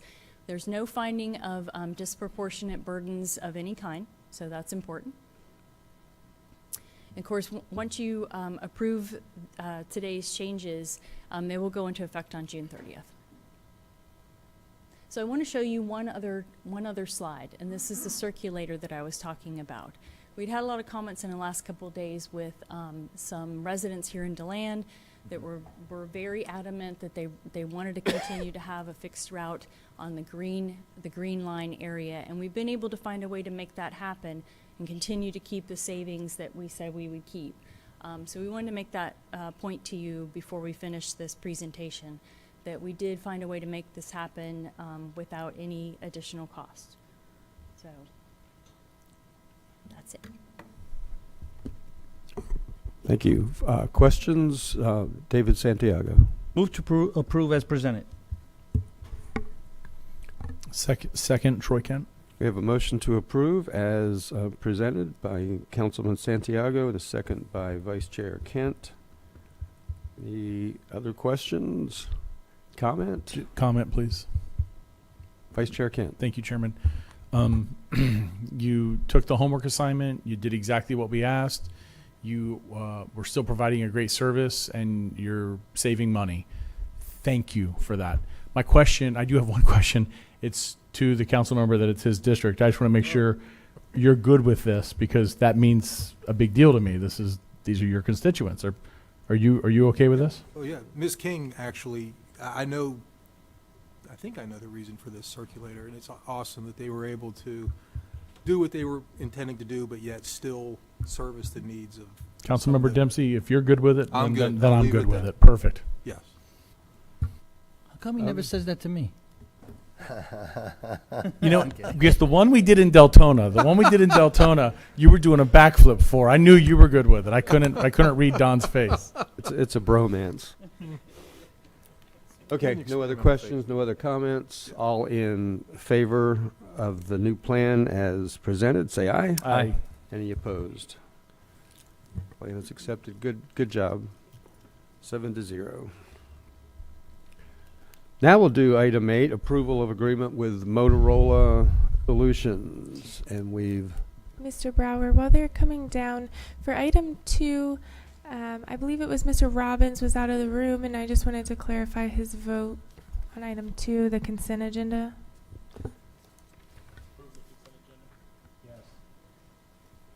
it's unanimous. Okay, are you going to kick it off? I will, unless you want to. Great. Okay. No, go ahead. Thank you for coming. Yep. Joe King, Fire Chief. We're here tonight to seek the council's approval on an agreement with Motorola Solutions to implement and supply us with a new station alerting software. What this will do, the agreement is to cover the backbone and connect all the fire stations, EMS stations, and city municipality stations to central dispatch. The process, real quick, what I wanted to tell you that involved was we had cooperation with all the county fire chiefs, county procurement, county IT, as well as dispatch director and their staff in working through all this, as well as towards the end working through this with Motorola. What this is doing is it's upgrading technology that we've had in place for many years, so it's upgrading an older system of station alerting. It's going to allow dispatch to get us out quicker, cut down on the time of processing calls and the tones, as well as getting our staff out of the stations faster. I have with me today Melissa Cavallo from Motorola, as well as Rob Richardson, and they're both from Motorola, and Trent Skillies from IT, which we've worked on this, so if there's any questions that we may have or more discussion, I didn't want to share too much. I figured we'd answer some questions for you. Thank you. Yes, there was a question from Councilman Santiago. Thank you, Chairman. Thank you, Chief. Can you give me a scenario, break it down to me why this is going to be better for the citizens and how it's going to make it quicker? I don't know your current system, so today I'm going to set the platform for you. Today you get a call, somebody calls 911, what happens? And then tomorrow when we have this system, what happens differently? Yeah, and I'm probably going to bring Trent up too, but one thing I will tell you is right now, currently, we use what they call a stacked tones. So if multiple units are going on a call, we're sitting there from anywhere from 20 to 45 seconds to listen to multiple tones going off for every single station before dispatch even starts talking. What this new software does is its initial tone, all units will get notified at one time. There's even options in the system where every station will have a display board that immediately the information comes up on a screen, where now we're sitting there for 20 to 40 seconds waiting for 5 to 7 different station tones to go off before dispatch can even communicate to us. So it's cutting down a tremendous amount of time just. And when that you say alone. the stacked tones, I'm going to try to. Okay. It does that beep, different Well, stuff, right? It's, And you it's know which one. multiple tones, but then it's multiple stations. So it'd be station 1 in Daytona, station 11 in Holly, our station 11. It'll be multiple stations before dispatch can even communicate what the location is, where we're going. Okay, so let me make sure I understand what you said, because I'm really interested in this. Right. to make sure, but, so if a call is for station, whatever, 20, I'll make that up. If a call is for station 20, today, a call comes in and this tone that you're describing starts to play over the speaker system. Yes. And it'll go through every station's No, it'll tone? go through if there's multiple units going to that call. So even if you're out in the truck driving around, there'll be, every structure fire we go to, 3 fire trucks, an ambulance, a battalion. So only the people that are going to the same call? Right. It's How not gonna go often- through every single okay, station. It's just the units going to that call. How often does that happen? A lot of every call we go to is multiple responses. EMS is, us and EMS, motor vehicle accidents, multiple units. It's also quicker, you can share more with the dispatch side of it. Yeah, so my name is Trent Skilly. I'm the radio systems manager for the county. And right now we're using like really, really old 50-year technology with two tones going over the air of the radio. 50-year-old people still work good. I know some. Yeah, I just turned 61. Okay, I'm joking. Go ahead. But yeah, we're using Don't really throw old us out yet. technology. And like the chief said, if we have a big structure fire and they have a lot of units going, it's what they call a stacked call. So dispatch, it's actually driven by CAD. So it'll send out 2 tones for one station, and then it'll stack 2 more tones on that for the next station. If you have 5 or 6 trucks going to a structure fire, it can take a minute at least to tone out all these stations. How many structure fires do you dispatch a year? Ooh, that's a good question. And how structure many of fires? those are multiple units? I'm not really sure the number on the number of structures, but Yeah, 5% of the calls? so with the new system, CAD it can send out all those tones almost instantaneously within just milliseconds. Yeah, and I'll tell you where I'm going with my concern is, obviously new technology is good. I'm not a no, I'm not a yes, I'm trying to learn here right now. But what I've learned about these, sorry Motorola, well I don't want to say sorry, you guys are okay, and all these other communications companies, they every year we have this huge expense that they change something in a radio, they put a new switch in it, and now we got to spend $4 more million every year. And then next year, this software is going to be, well, we have the 2.2 version, and you're going to come here and say we need $200,000 to upgrade to the 2.2 version. If I'm going to spend, if my vote to spend 3.5? 3.5 million? Is that what it is? Less the grants. 3.5. Less the grants. What's our out of pocket for the county? 3.5. Okay, that's after the grant. So it's more than 3.5. 3.5 total. Okay. So where I'm going is that I want to be sure that this is, so we're talking 5% of the calls for structure fires that we send out multiple units to save 20 to 30 seconds and spend 3.5 million. But Really, you got to sell me. It's not a structure fire, so it's accidents on I-95. It's a lot of calls where Okay. they send multiple units. Okay. And evac, now that they're stationing ambulances at a lot of the fire stations, the evac units will have their own separate call out. Whereas right now, we don't have enough capacity in the old system to even tone out the evac units, so they just hit a warble tone to alert them on the radio. So the evac people have to listen to the radio. Okay, all so the now time. you're selling me more. Okay, that's what I needed more. The other good thing about this is the new IP technology is polling the stations all the time. So if one of the stations goes down, the dispatcher knows it immediately. What's the yearly contract cost that we have to pay additionally? There Huh? isn't any. There's no licensing that continued every year? It's no. And I've got techs that work for me. We're going to self-maintain it with Motorola's assistance. Okay. That's my concerns, because again, they're That's pretty my good at concern changing too, stuff every right? year I'm and all making about us buy saving the more, spend taxpayers more money. Okay. So, thank you, Mr. Chair. Thank you. Councilman Robbins, questions? Yep, thank you. Chief, I know the sheriff's office got a new program here recently where it's live dispatching. And as we know, like you hit on, sir, seconds count. 30 seconds is a long time when things are going south. So is there a service that that Motorola maybe offers? Have we explored that live and how that's doing, or how that trial is doing in terms of response times and servicing Did have a conversation with Tim Morgan and Sheriff Chitwood the other day, and they're actually going to give us 2 of their licenses to try out to see how that works for That's us. awesome. So we're working with dispatch right now to get our people signed on to that to see how it could work. I mean, and that's something, you know, we'll explore with Motorola. But recently, that's the conversation I've had with Tim Good. Morgan.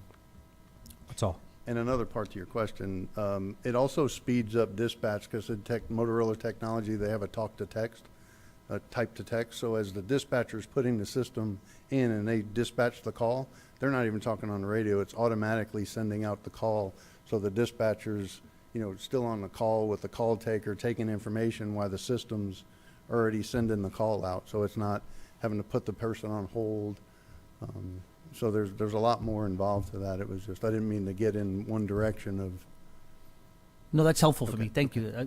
It's turned me to a different position. I'm just worried that they don't want to milk us every year. Thank you. Just a couple of quick questions. You said that we're replacing a system that's 50 years old? It's like 50, didn't you say that earlier? It's like 50 years old. Little bit of difference Little in stall technology. boxes that just open up speakers and. Right. This also includes all the municipalities? Does it ties all of us It together? just ties their stations to dispatch. So anything that they do to build out their stations, if they want to do any upgrades, that's all on them. Yeah. They'll work through that with Motorola after this. All the county's doing is basically, it's like what we have in place right now, we're connected to all their stations. We're replacing that connection to the station, and then anything they want to build out, they'll work through the contract with Motorola. So this helps every fire department to Every be fire more department. efficient? 61 locations. Okay. That's significant right there. Thank you. And then I wanted to verify the numbers. I don't think you have to come up, Ryan. It says 3.5 million, but 1.7 of that comes from grants, right?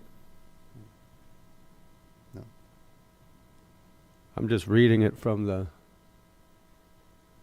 I guess it wasn't a simple question. He'll be up. Okay. Any other questions?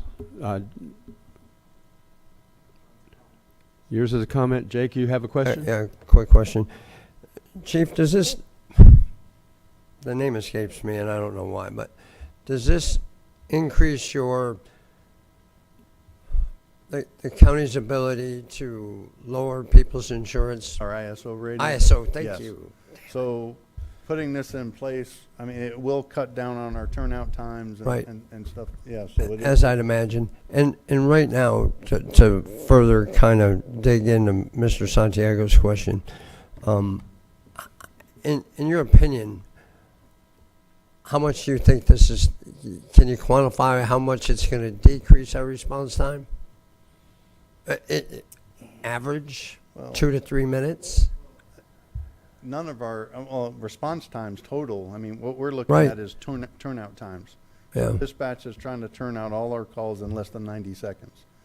We have some that we're getting, you know, close to 2 minutes. Okay. You know, because of the process times. This will help them get us out of the stations faster and more consistent.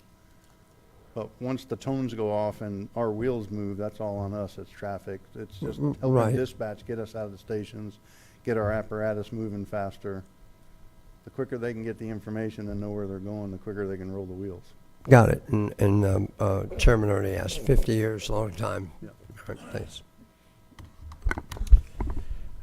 The reason I had a puzzled look, the number sounded familiar. It's because it's the next agenda item. The Turnbull Bay Road paved shoulders is 50% grant funded at 1.7 million. This agenda item is for 3.6 million, is being funded with Coronavirus Relief Fund transition funds. So those were the funds back during the pandemic that we were allowed to use the public safety wage presumption. When we did that, all the savings we had for corrections, we transferred to this fund. So it is, in essence, has been generated all from coronavirus money Okay. that we got. Thank But you. it's not specifically half a different grant or something. That's the next item. Okay, thank you. All right. Any other questions? I just had one quick one. if Okay, I may. Don Dempsey. Chief, I was just curious, does this help our accreditation status? the ISO accreditation? Will it bump us up? It helps us with our ISO. It'll help us with our accreditation. We're in the process of starting that. So all of this will help in our accreditation. Do you know where we are? What level? 1 to 10? Our ISO right Yes, now sir. is a 5. It's a 5. And so- we're actually, if ISO's, I think, scheduled to come in November. And I think right now, I don't want to make any promises, but I think we'd be a 3 easy.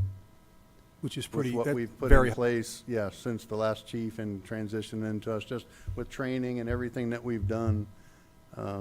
I don't want to, I'm afraid to be on record saying that, but I think I'm pretty confident that we'd be a 3. Well, that'd be awesome. Yeah, Okay, thank you. so if we're not, I'll come back and figure out how. Okay, great. So. Okay. For comments, Vice Chair Kent. Thank you, Chairman. Just a couple of brief comments. I'm appreciative of Councilmember Santiago's questions at the beginning because you're right. That has happened in the past. I've lived that life and seen it, and I'm glad you clarified so that we're not going to be stuck with a high bill every year and next year it's going to change and all of that. But majority of my comments go to Chief King. And you know, if we've been here 17 months serving together as a council, I think you've been here 16 months or 15 months. And again, I give credit to Mr. Rechtenwald for making the decision, you know, that you were the right person in the right time at the right spot to lead Volusia County Fire Rescue. And I'm appreciative of that. You know, we heard from one of your rank and file members today come and talk about how really positive things are in the fire department. And that doesn't just happen. That's a climate. That's your leadership. And I just wanted to publicly tell you, I appreciate you more than I say, but thank you for that, and thank you for bringing our bringing our technology up, because when you're in trouble and you need help, you need it now. And you know, when we're talking about, you know, times we want them at 90 seconds, but we're looking at 2 and 3 minutes, you know, this is the right call to do. Thank you. I just want to say real quick, I appreciate that. And when I got named that day as the fire chief, I said that day. I just felt like right now I was put in the right place at the right time. And I appreciate everything, working with staff, being able to work with the county manager, deputy county manager. I tell people all the time, I'm starting my 35th year in the fire service, and I'm having the most fun that I've had in the fire service in a long time. So I appreciate that. All right, Councilman Dempsey. Councilman Santiago. Thank you, Mr. Chairman. Move to approve the agreement with Motorola. Motion to approve by Councilman Santiago. The second came from Councilman Reinhardt. Any other comments? All in favor say aye. Aye. Any opposed? And it's approved 7-0. Good job. Thank you very much. Okay, item 9, we will be postponed again at the request of FDOT. It's not quite ready, so item 9, Turnbull Bay, will come back to us. That brings us to item 10, the budget amendment reallocation of coronavirus local fiscal recovery fund of the American Rescue Plan Act.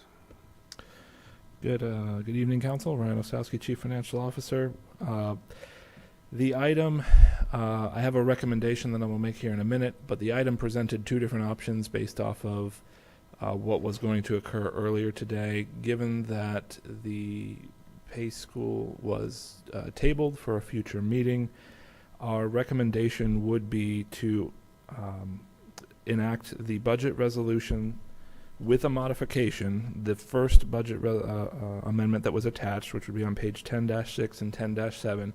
For clarity, it is the one that's labeled with PACE school funding. However, the very last line that says Title I CDBG eligible project PACE school for girls, instead we would allocate that to reserves so that we would have the $2 million still available until a future decision is made, and then at that point we could reallocate that money. The reason for that, instead of just postponing this item, just like we postponed or tabled item 3, is that the action of this council by amending this budget gets reported on every the budget gets reported on every quarterly report we do for this grant. We have many other projects that we're proposing amendments to, moving funding around, including increasing funding for some of the stormwater projects, removing funding for projects that are complete, like the reimbursement of self-insured workers' comp and reimbursement of the self-insured health insurance fund for COVID-related expenses, the broadband project that we don't need the funds on because the school board came in with that additional $2 million grant. So because of those other amendments that I'd like to make, that is why my recommendation is to still enact that one, but just with the very last line changed to reserves instead of saying PACE school. And then at that point, we'll bring a future amendment once we know how council wants to move forward with, if anything, on that item. It would leave $2 million in reserves in the ARPA fund, and we can figure out where to go with that later, but it would also fix the budgets for the rest of the projects. Okay, that's clean. That's clear. Councilman Santiago? Thank you, Mr. Chairman. Move to approve as staff recommended with the $2 million moved into reserve. Motion to approve, as stated by our Chief Financial Officer, by Santiago, second by Matt Reinhardt. Any questions? Comments? All in favor say aye. Aye. Any opposed? And reallocation is approved unanimously. Thank you. And you're still here for item 11, 5-year forecast taxing funds. Yeah, Mr. Chair, I'd like to just start before they get rolling. Again, as a county, we, of course, we're in the middle of putting together the budget, and part of that exercise, we really like to take a 5-year look, and today, we hope to come out of this with the direction that'll help us finalize the budget, which will be coming to you at the very next meeting in July, and we'll be setting the trim. So it's in our best estimate at this time. Not everything is known, and certainly in the outer years, these are forecasts. But I would like people to pay attention to those other years because they're important. We can do things maybe in a 1-year interval, but they affect things 2 and 3 years out. And I wanted to remind everybody of that. So not all expenses are accounted for, but we're pretty close at this point. But things like Sunrail, for instance, you'll see in there when we talk about the general fund that we've gotten to a point, and then we've pointed out Sunrail as a separate expense. Not all of it, only about half of it. But we don't know some of the numbers that are going to come out of that yet. This is our first year in, so we're working with other entities to come up with that. And things like insurance are still a question on that. So it could be a significant amount to the budget. And then in outer years, as we forecast for Sunrail, we don't know exactly, again, are we going to be asked to do nights and weekends and other changes that will probably cost more money. The other thing, we heard you in the capital discussion to start looking at ways to handle the courthouse requests from the judicial side. And so I think in our plan here, we've contemplated a way to get us towards that. Not obviously the entire amount, it'll require debt, but debt will cost. And when you're talking about this kind of money, you'd be talking a debt payment that could be greater than even Sunrail. So you'd be looking at maybe in the neighborhood of $9-10 million a year in a debt payment. So that's certainly significant and would need to be factored in. So we're attempting to do that. So I'm going to turn Aaron loose, and I may jump in there on a few occasions to make a point. But again, this is we're getting close to the budget, This is our kind of our shot at looking at it and looking at it, what we're going to look like over several years. Go ahead. Good evening, Count. Can you hold up 1 second? I just want to ask the county manager. I thought at the last meeting what we approved was to hire an architect to look at the buildings and determine can they be refurbished, and we're doing that. That's part of, yeah, you'll see where that is. But even that's not a small expense for something so big. So that's contemplated here. Yeah. So when we get to the general fund, I'll highlight that for you. Aaron Van Cleek, Deputy Finance Director. I'll try to be brief. I'm not going to go over every slide. This was put out for you guys to review, but there are some key points that we do have to touch on. I won't go over the structure. You guys have seen them before. The revenue assumptions are listed out here for you for just some of our bigger revenue sources and the percentages that we've increased for the upcoming year and then the forecast years. Expenditure assumptions as well. You can see what our assumptions are for those as far as growth factor for expenses. Some of those are known for the 24-25 year, and then the forecast years are just assumptions based on trend. And let me say, on these expenditure assumptions, we've worked with all the department heads and division heads to minimize wherever we can. So these are targets, and but a lot of things, they work with us, and they're not all the requests for sure are granted, so to speak. There's a lot that ends up on the cutting room floor. Go ahead. And Aaron, let me just, I want to make sure I'm clear on the revenue assumptions. You have 8% for 25-26, but has the property appraiser confirmed that yet? No, those are our taxable value assumptions, just based on the trends that we've seen from taxable value. We know it has declined. So the 10.6 to 10.9 is based on the preliminary numbers that we got on June 1st. We'll get another set of preliminary numbers from the property appraiser July 1st. Okay. Then in October, he'll finalize the roll. Then you have the VAB process. So the actual taxable value number is known until January, usually when VAB concludes. So what you have is you have a 10.6 to 10.9% taxable value increase across all your taxing funds. That's actually down. The last 2 years we were at 14% and 12%. So we are declining in our taxable value growth each year. So we're trying to forecast what those future years are going to look like based on that. The only thing I would add, because the property appraiser recently had his property values, and he talked about property values. I think the headlines that you saw there were just value.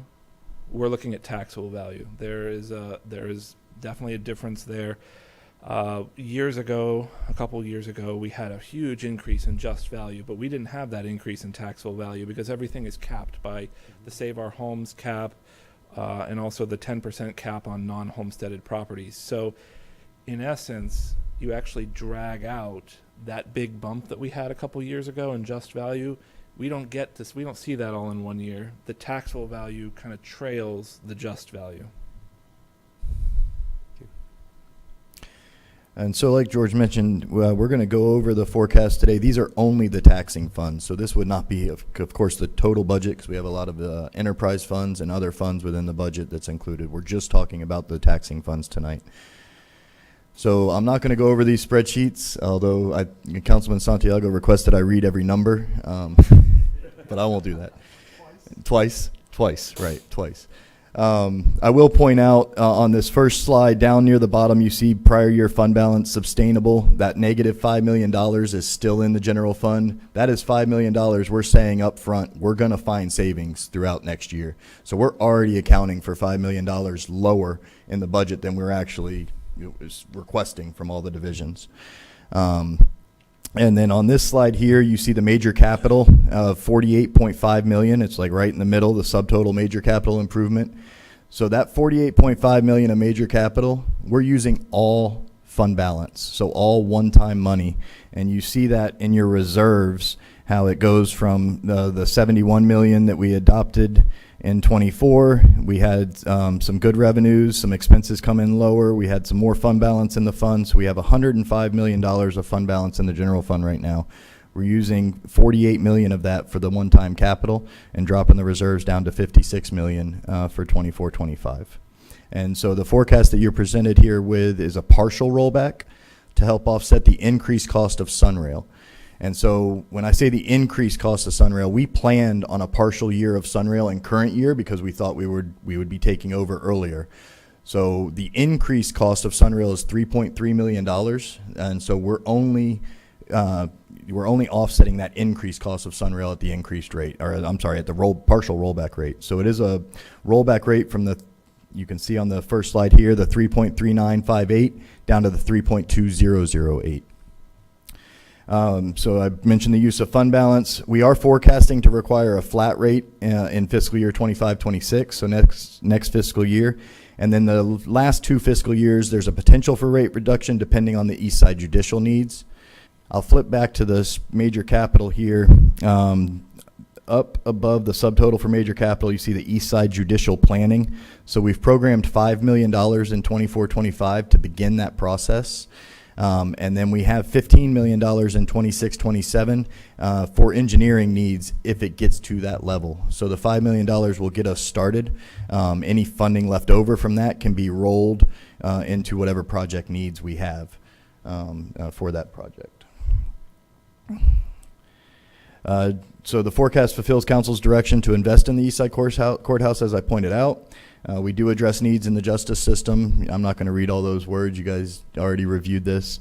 It is a fiscal responsible forecast that sets us up for continued success while maintaining a low rate that we've been working at for years. I can keep going to every fund unless you have questions about a specific fund that you want to stop on.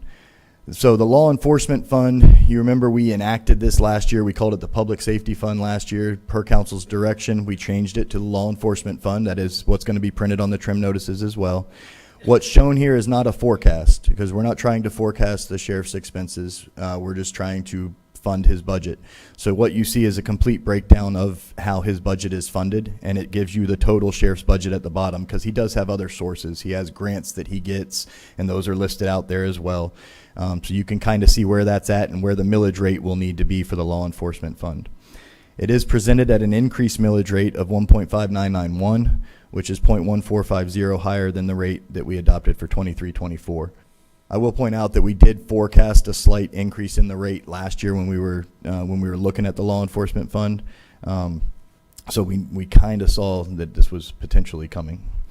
Ad valorem taxes generated are for the sole purpose of funding the countywide law enforcement activities. The reason I point that out is because you will see on the spreadsheet the transfer from sales tax of $6.3 million. That transfer of sales tax covers the CRA payments that the law enforcement fund has to make because it is a taxing fund, so it has to pay into CRAs. And it covers the property appraiser and tax collector commissions, so that everything we levy in this fund is strictly for law enforcement. This is a history of the general fund millage rate. You guys have seen this slide before. The only difference is the final 2 years have the law enforcement rate broken out from the general fund. The ad valorem taxes not levied is still a number that includes both the law enforcement and the general fund because it's hard to make a like comparison to all these years when we just broke out the law enforcement fund last year. So you can see we have almost $300 million in ad valorem taxes that we have not levied if we would have kept a flat rate since fiscal year 2018. Which I will brag is that, as a county, as a matter of fact, I'll be meeting my county manager friends next week at our annual get-together. They think we're nuts. We're one of the few counties that even attempt to go to rollback or near rollback. To them, rollback is just keeping the same rate. So, but that's why if you look in the tax watch, which will come out again, we'll find that we have tumbled in the rankings, which is a good thing. We're down a lot lower than we used to be. So that's a lot of hard work of the team we have, and I appreciate that they've been able to be conservative and get us where we're at. So then we move on to the library fund. The library fund we are presenting at the estimated rollback rate. I say estimated because I'm calculating that estimated rollback rate. We won't know it until the final values come. But we are presenting it at an estimated rollback rate. It does include the remaining funding needed to complete the Port Orange Library expansion project. It does fund 3 additional positions for the Pearson Library operations. And then we do have a use of fund balance or one-time money of $4.6 million, and that is mainly to fund the remaining needs of the Port Orange Library expansion. The ECHO fund is presented at a flat millage rate of 0.20. You can see the estimated rollback rate is listed there. It does provide the $3.5 million in funding for a new motocross facility based on council direction. So we have included that all entirely in ECHO. Of course, that will come back for a future vote if this was to get approved at budget time. $7 million is budgeted for fiscal year 24-25's grant cycle, and that's based on our anticipated grant submissions. And then we do have adequate reserves for future flexibility, as you could see on the spreadsheet. The Forever Land Acquisition Fund is another fund that we're presenting at the flat millage rate of 0.2, and I do have the estimated rollback rate listed there. We do add 1 position to help increase the intake speed and processing of the Volusia Forever acquisitions, because we do have a large amount of federal funding that we're trying to leverage with our funding, so we do need an additional person to help process those land purchases quickly. And we do have $11.6 million. I say it's in reserves because when you look at the spreadsheet, you'll see it in the reserve line, because we don't budget for those land purchases because we don't want to set an expectation for how much we're going to buy that land for. So we keep it in reserves as we're negotiating, and then we'll pull it from reserves as you guys approve those purchases.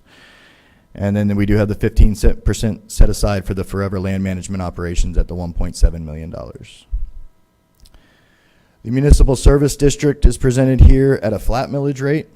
It is presented at a flat millage rate. I have the estimated rollback rate listed there. The elimination of the communication services tax that council voted on last year, we said at the time we did not believe we would be able to get to rollback in this fund if we were to do that. And so that is the case. The ad valorem taxes that we're generating in the MSD do not fully cover the transfer to the sheriff for patrol of unincorporated Volusia. So the MSD is the unincorporated area. The sheriff is the patrol agency for that area. There is no law enforcement for unincorporated Volusia other than the sheriff. So we generate $20 million in ad valorem taxes. The transfer to the sheriff for the MSD portion is $24.4 million. The Mosquito Control Fund, we are presenting at the estimated rollback rate, and that continues the set aside for the new facility construction that is currently under design.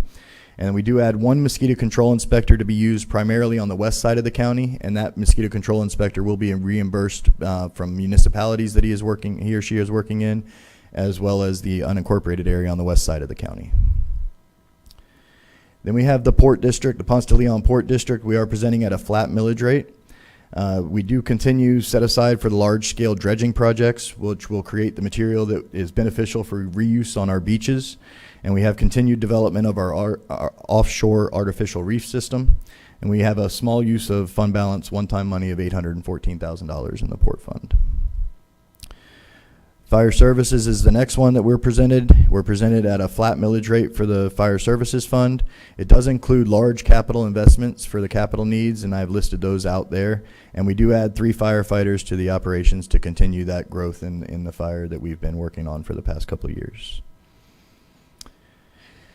This slide here gives you a good millage history of what we have done for the last 10 years. You can see since 2020-21 was the year where we really went rollback or partial rollback in nearly every fund. And since then, we have been working hard to be at rollback in as many funds as possible, or to reduce the rate year after year as much as we possibly can. So you can see what's listed out there. This gives you the millage rate option summary. It kind of just gives you a summary of where the rates were for 23-24. Where we're recommending those rates be for 24-25, and you can see the ones that are listed as a partial rollback or a rollback. Silver Sands Bethune MSD is the only one of the taxing funds that you won't see a spreadsheet for. It's because it's just street lighting. The only reason we levy a tax there is for that area. That's the only area that pays into it, and it is for their street lighting. So there is no other expenses in that fund. In terms of next steps, we're not seeking any approval here today. We're seeking any direction that council would like to provide. We'll get the final preliminary values on or before July 1st from the property appraiser, and then we'll be bringing back the recommended budget to council at the next meeting, at the July 16th council meeting, for where we will set the tentative millage rates that will be presented on the trim notice, and then you'll get your budget hearings in September, where we'll do the public budget hearings. And with that, we'll take any questions or direction that you might have. You mentioned the 5 million in the budget that are future cuts or savings. At the next meeting or in one of these budget meetings, will we know what they are? So basically, what we're trying to account for with that 5 million is vacancies. We have turnover. We have people retire. We don't fill the position right away. It takes time to onboard somebody else. So we have savings from every time a person retires or every time a person leaves the organization. You also have to budget for the contracts that you currently have. A lot of times when a contract ends, we go back out to bid. Sometimes we're able to reduce the cost of that contract, or we're able to make other changes to reduce the cost of what that operating expense is. So we're planning on those things happening. It's not any one set thing that we're saying we're going to reduce this. We're planning on being efficient in our operations when we're looking for new contracts, or when we're going back out to bid, or when we're trying to procure new services. We're looking to get the lowest price that we can. And then on the personnel side, it really is just vacancies as they turn over. In addition to that 5 million, we also have 36 positions throughout the budget, which we call attrition positions. It gives the divisions the authority to fill the position, but we don't budget money for it. So there's 28 positions in corrections that we say are attrition. They can fill the positions. There's nothing stopping them from filling the positions, but we're not putting money in the budget for those 28 positions because they run a higher vacancy rate. And so we use those attrition positions in the high vacancy areas so that we don't have to overburden the budget with the personnel cost of that. And that's an additional savings as well, in addition to the 5 million. Yeah, a lot of places wouldn't do that, but we do it because we're confident in our team that we can find those savings and we can make that happen. And again, and it kind of does keep a message throughout the organization that, because again, they would know, oh wait, I've got 3 or 4 openings, and they would typically come and, hey, can I do this or do that? And I'd say, well, no, because we have the $5 million you got to make, so before we can do that. So it sets a bar in the organization to say, hey, again,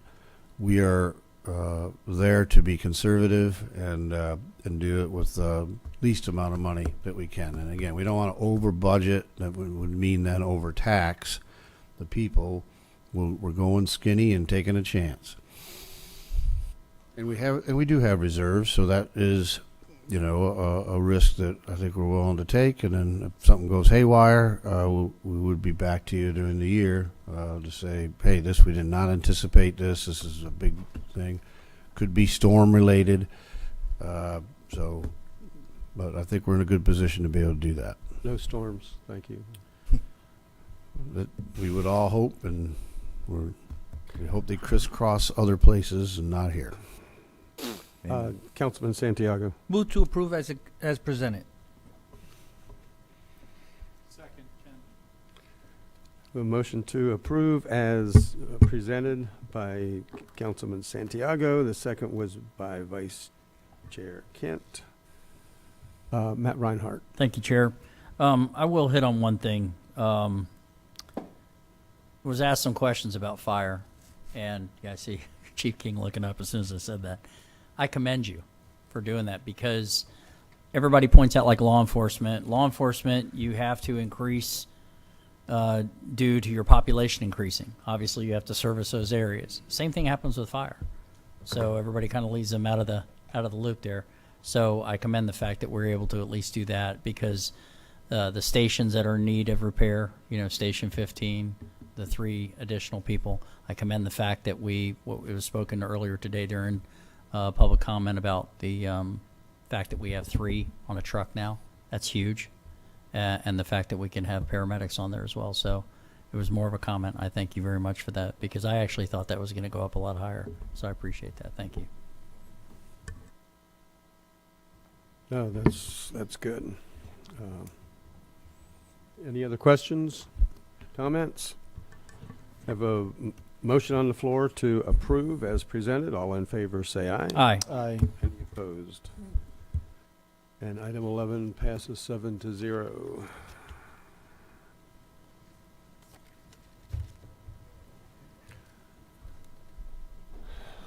Item 12 is a charter amendment discussion. Mr. Chairman, if I may, since I had suggested this item, a couple words out there. Okay.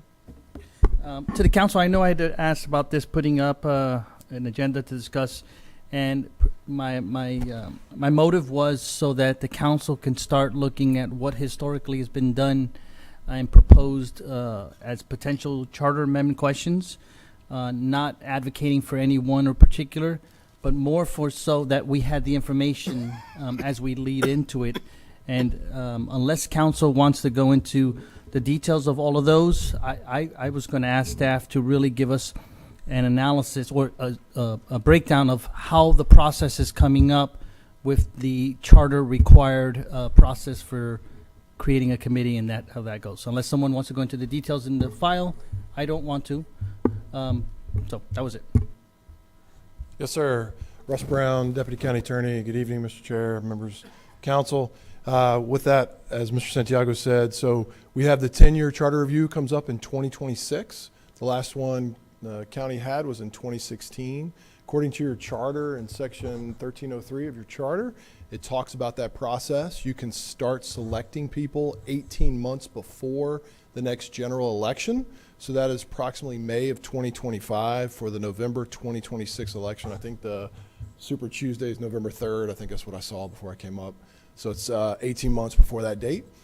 Traditionally, the last two charter review committees, our charter requires us to have the number of people in our charter review committee as general law provides for a charter commission for non-charter counties. And so looking at that statute in 125, you can have no less than 11 people and no more than 15. Our last two charter reviews have had 15 total.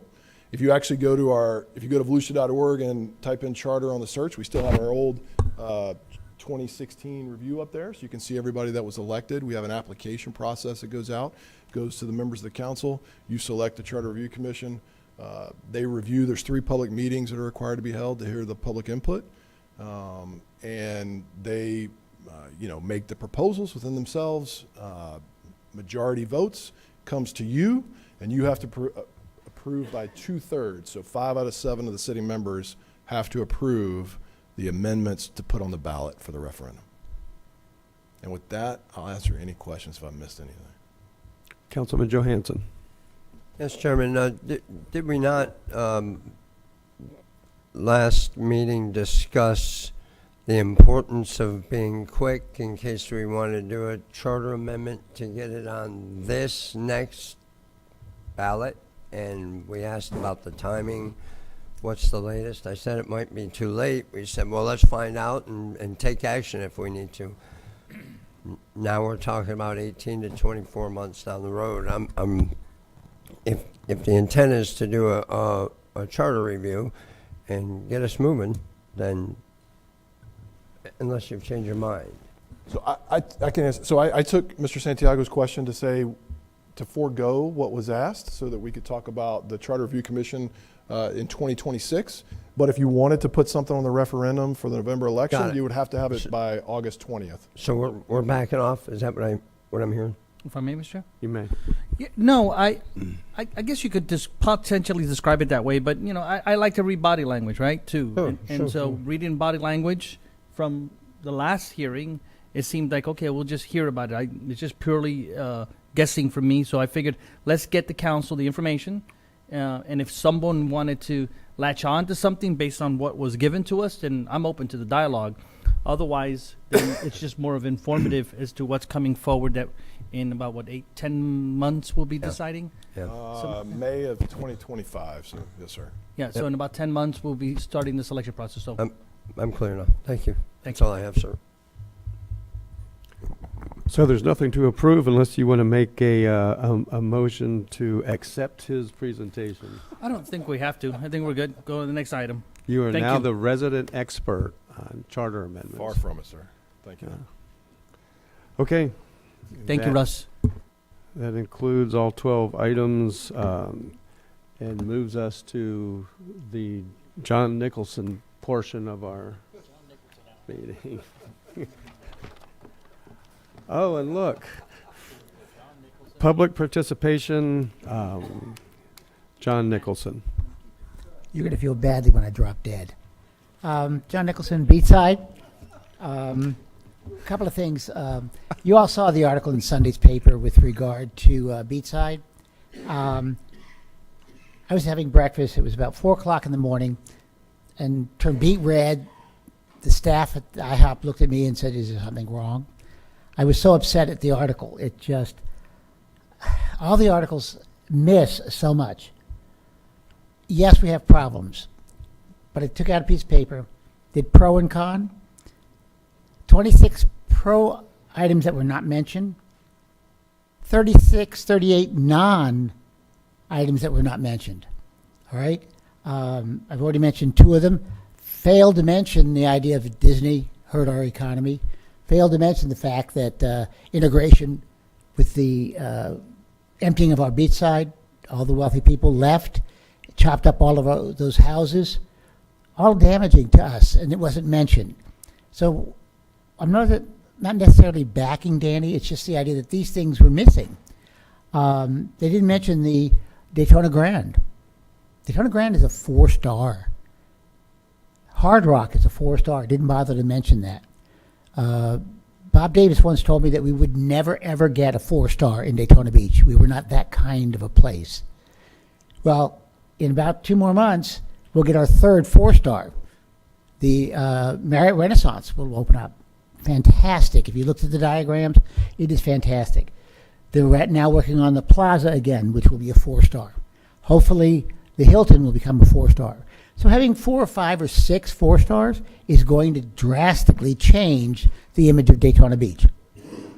My neighbor, of course, was in the blighted area where I lived. All right, my neighbor's house is $850. Going from $200,000 to $850,000 is an increase. There are 50 homes in north of Main Street that are worth over $500,000. They're building a house on the river at $1.3 million. The neighborhood has changed. Seabreeze will change. When all of that happens, it'll only be time before it starts moving south. None of that was mentioned. Daytona Beach is different. Somebody showed up and said, "I've been here in 10 years. They missed all of those tall buildings in front of my home. They were not here." Daytona Beach is different, and it will even get better. So I'm asking you to realize, and when people talk negatively about Daytona Beach, remember there's good and bad with everything, and the good is now outweighing the bad. Secondly, with regard to the fuel depot, I got a perfect solution. Move the fuel depot to the landfill where the motocross was, and the motocross to Ormond. Yeah, that'll solved. Work. You're out of time. And ideas.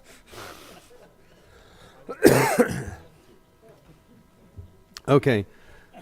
That brings us to staff final comments. Mr. County Manager. Yes, sir. Just a couple of positive things here. First off, I don't know if Ryan left the room, but I just want to let everyone know Ryan just won the Certified Government Finance Officer of the Year for the state of Florida. Not surprising. Wow. So, he well deserved. I also, on a good news note, we do our we survey a random survey of the people who are customers and EMS, and we've been doing this for some time. And just this month, we really knocked it out of the park. I wanted to give a shout out to them. we give a category of very satisfied, satisfied, dissatisfied, and very dissatisfied.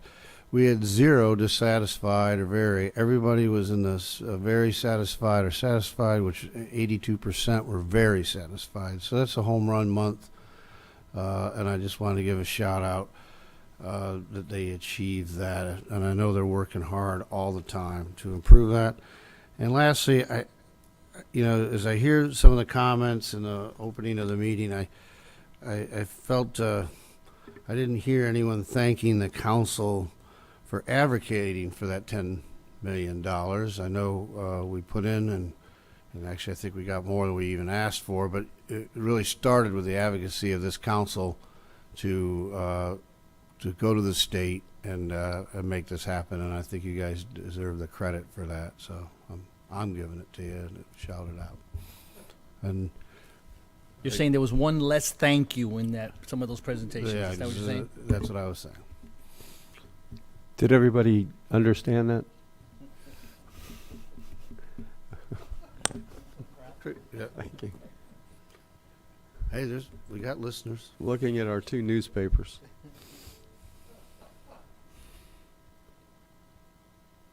That's that it it? for me. Okay. Michael Dyer, County Attorney. Yes, earlier this week we sent you the latest legislative update. We're down to 13 bills that we're tracking that have not yet been acted on by the governor, so we're coming very close. And so we'll continue to keep you updated. And lastly, I know we've discussed a little bit about our career source, Volusia Flagler merger with Brevard County. The existing organization, Career Source Volusia Flagler, needs a wind-down committee just to make some basic decisions as they close up business of kind of probably going to be more of a technical nature. We were talking internally, if it's the will of the council, if we could appoint Ryan Osowski to that position, or whoever you would like. But So moved. He just got an award. He's the right guy. Second. That's how we reward you for an award. Yes. More work. every reward gets a new committee. It's what happens when you leave the room. Yeah. Okay, so you have a motion and a second? No other discussion? All in favor say aye. Aye. Any opposed?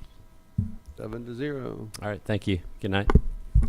Good night. That brings us to council comments, and today's rotation starts with Councilman Santiago. Thank you, Mr. Chairman. Yeah, I want to vote for Matt Reinhardt as the council member of the day. You know, he did a good job today. Thank you. That's all I have. Good meeting. Okay, Mr. and Brower, Don Dempsey. Could you clarify who the second was on that motion? Matt Reinhardt for the day. Jake was his second? Yeah. I'm looking for a second. I don't have no love. Thank you, Mr. Chairman. Okay, Don Dempsey. You're good.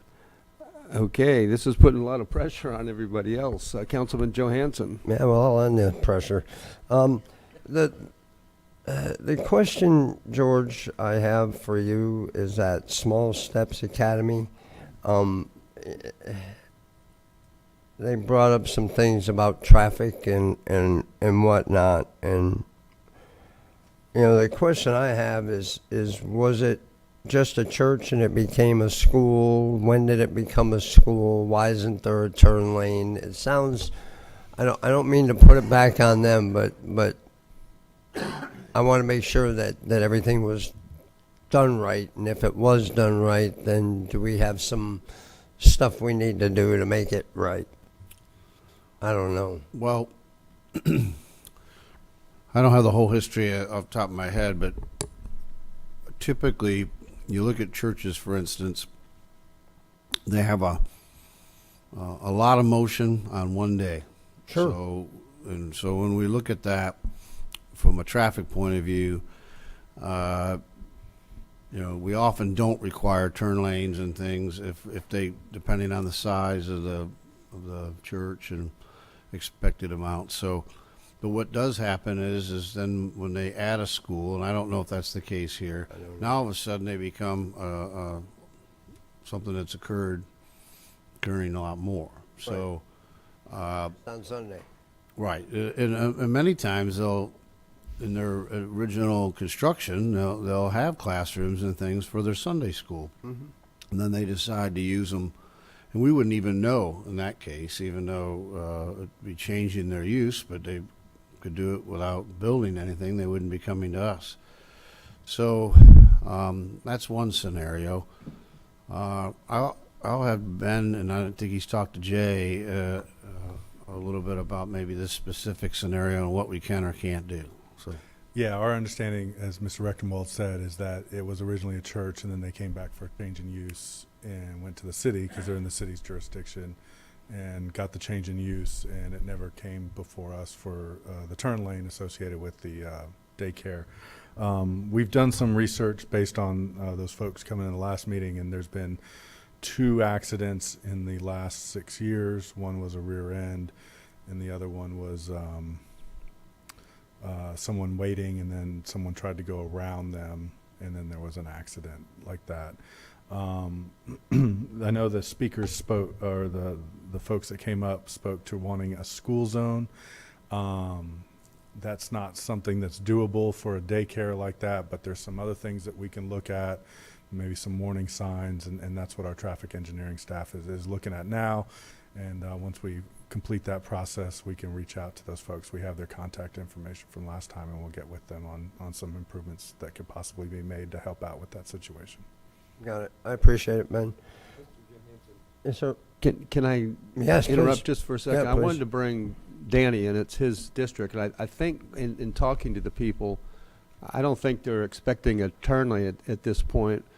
If we could just, and I don't know if we need to go to FDOT or whoever about just getting some signs that children crossing. Yeah, it's But Danny, if you have more to add, please do.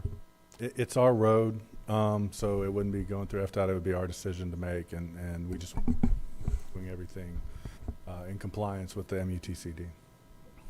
No, Chair, Ben's right. I want to say this was probably about a few months ago now. I mean, these guys jumped right on it. Mhm. I got an email from a gentleman, sent it to Ben and his folks, and I think within a day we identified several key factors in this. It was our road, stuff with the building itself. So they're definitely on it. I share the same concerns as Mr. Johansson, Mr. Brower. At minimum, I mean, I drive that road several times. They're not lying. And maybe something did somewhere change. If we can maybe just get some signs or just, hey, heads up, this is, I think that would go a long way. 100%. Just my 2 cents. The second thing I have, thanks, Ben. The second thing, Chairman, that I have is I'm on the East Central Florida Regional Planning Council with Danny. I took a brief today on their R2C, kind of a software. It's a thing they've done with UCF.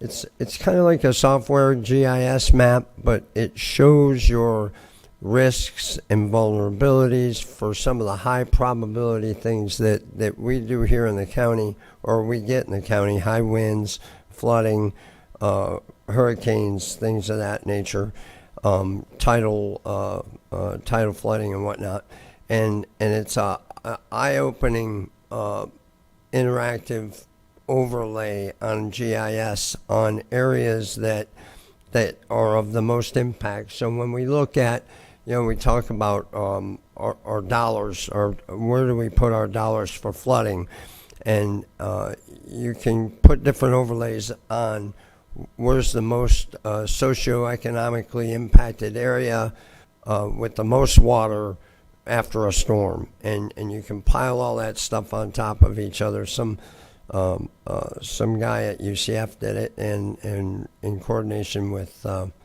East Central Florida Regional Planning, and it's a phenomenal tool. I know Clay and Ginger have looked at it and enjoy it, it's great for us as individuals to look at our properties and type in the address, and it'll kind of give you ideas on what you can do to make your current home area geographically more resilient.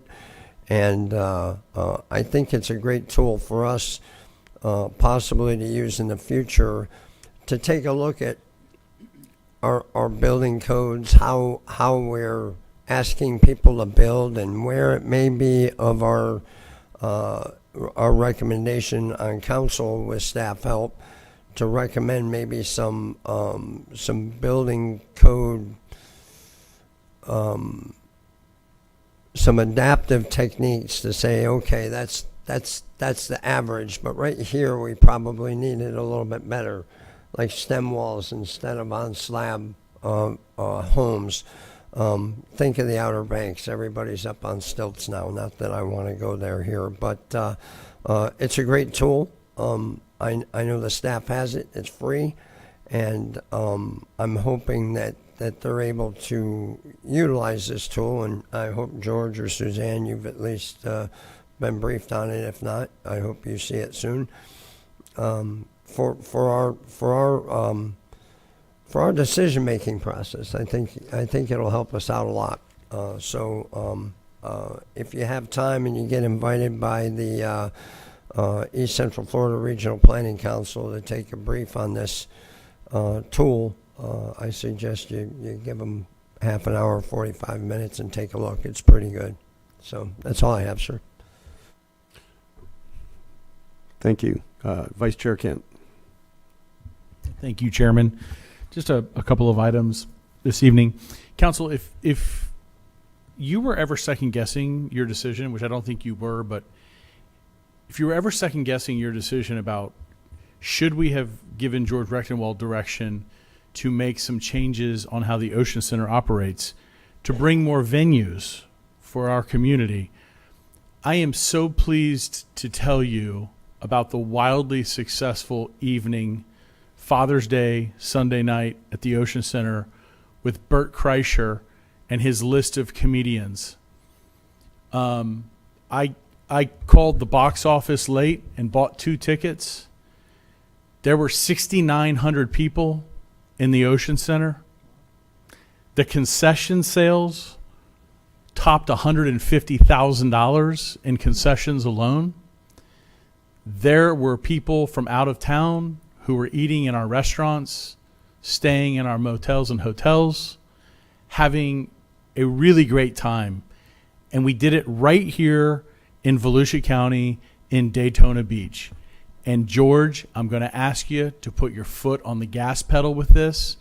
We need more things like this at our Ocean Center. The bread and butter are the conventions, but we have to feed the people that live here with activities and events that they want to attend.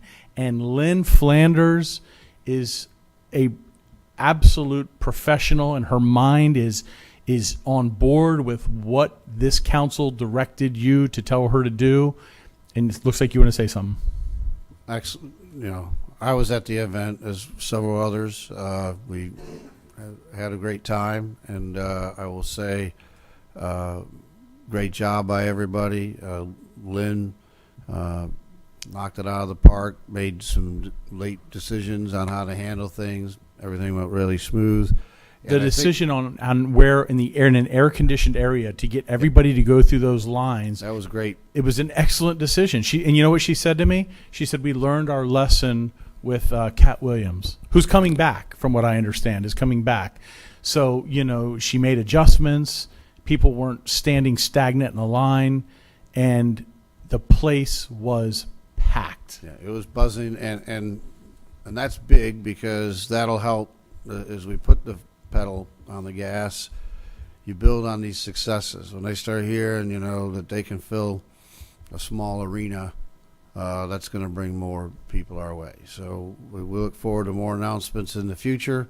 They are going full bore, and I thank you to the community for coming out and supporting it. So that's the other part, and we're real thankful. And you're right, the place was just buzzing. So yeah. it was great. Good stuff. The second thing is, if my wife is listening online, I don't know why you are, go do something else. But if you are listening, I just want to say happy anniversary. It's 19 years today. And I know I'm not always easy to deal with, but either are you. I'm kidding about that last part, Heather. I was kidding about that. See, I'm telling you, I don't think she's listening. That's why I could say that, because I don't think she's listening. But is that strike one, honey? Is that too soon? Here's my card. Honey, Don Dempsey's giving me his card to call you if needed. But in all seriousness, happy 19 years anniversary. It only feels like 20. Was the joke as well? No, seriously, happy anniversary. And one heck of a week. 8 days ago, I lost my sweet mother. And she watched me take my first breath into this world, and I watched her take her last. And I bring that up because I share an anniversary with my parents, and today is my parents' 58th wedding anniversary. And Mama missed it by 8 days. And I also bring that up because of the absolute love and kindness that my family and I have received. I received messages from most of you, and I've read them multiple times. They were heartfelt and caring. I received cards from people I hardly know. I received messages from employees in this county who I don't know well. And they said some very kind, loving things. And I just want you to know it means more to me than you know. And counsel, I'll tell you, there are people, I don't know that I want to consider them foes, but I wear my feelings on my sleeves. You know how if I like you, trust me, you know. And if I don't like you, you know. And I get that from my mother. But I like who likes me. And there are people in the community that I really feel like didn't like me. But I'm here to tell you, they sent me letters and said things to me that, guess what?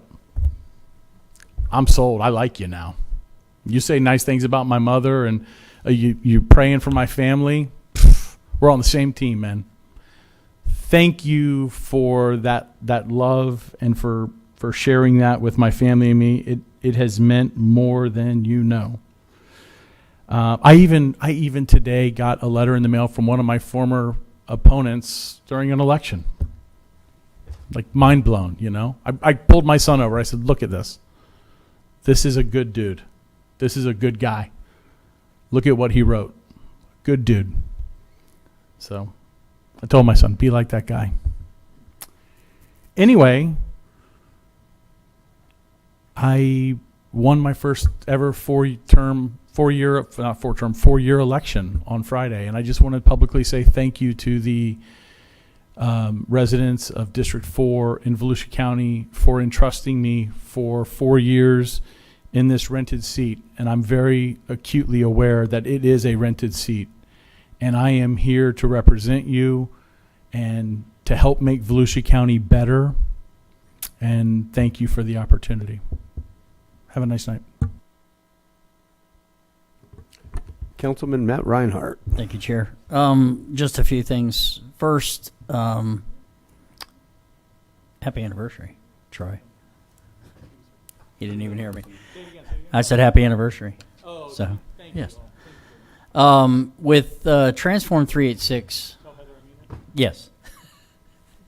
With it, as it evolves and it gets to a point where we're going to start some of the construction part and hiring those individuals, I know that we had discussed the possibility of having a location for an office, so to speak, or a ground zero, whatever.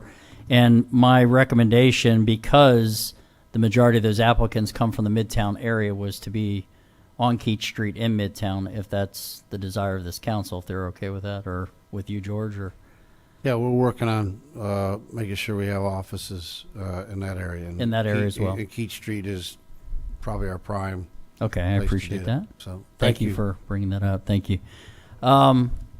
Another thing, years ago, there was a law that was proposed and implemented with respect to the abuse of animals, and it's called Ponce's Law, and it was named after the 9-month-old black Labrador retriever named Ponce was beaten to death.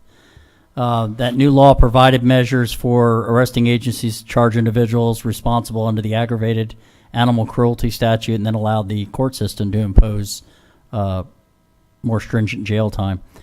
But it gave the opportunity, Debbie Dorino was the person that was behind that, and I commend her for her actions, and I also commend State Representative Leak for taking that legislation to the state, to getting that law done. She didn't stop there. She got with the county, and she got with the clerk's office and created a database where those individuals had to be entered. I don't want to say registered, but it was only those that were convicted. And not knowing much, it was the very first time that they either set the parameters of it being 5 or 10 years that they would remain on that. However, the law itself, it stayed with your record, so it didn't really make sense. Well, since then, she has worked with Seminole County in the creation of the same database. Doesn't cost them anything, and she's trying to work throughout the state to have that done. But this Seminole County took it one step further, and if they're entered in that database, it is forever. And that means, just what it says, forever. And I'd like to see if we can do the same, if that's possible. I don't know if that's something that we can do by taking it to a vote, or do we put it on as an agenda item so we can discuss it further, maybe? Yeah, we Probably. would need. It'd be a better idea? Yeah. Okay. We'll look at getting it on a upcoming meeting. She has offered her assistance to give more And information I on would that. like to have the chance to research why Yes, we sir. did what we did. And that's probably the best course. Okay, thank you. And I think you're making that motion. Yes, Put I on am the making that agenda, motion so- to bring it back if that's possible. We have a second from David Santiago. Any questions? All in favor of putting it on an upcoming agenda, say aye. Aye. Anybody opposed? He'll say it soon. All right, thank you very much. There was the lady that brought up the Narcan issue this evening. I know this is like the second or third time that she was here. And I know we had a situation. She's very passionate about that. It was obvious that she was passionate, brought the people here to support her. It hit home a little. My April of last year, my brother died from an overdose. So I get it. And we weren't as close, but I still miss him.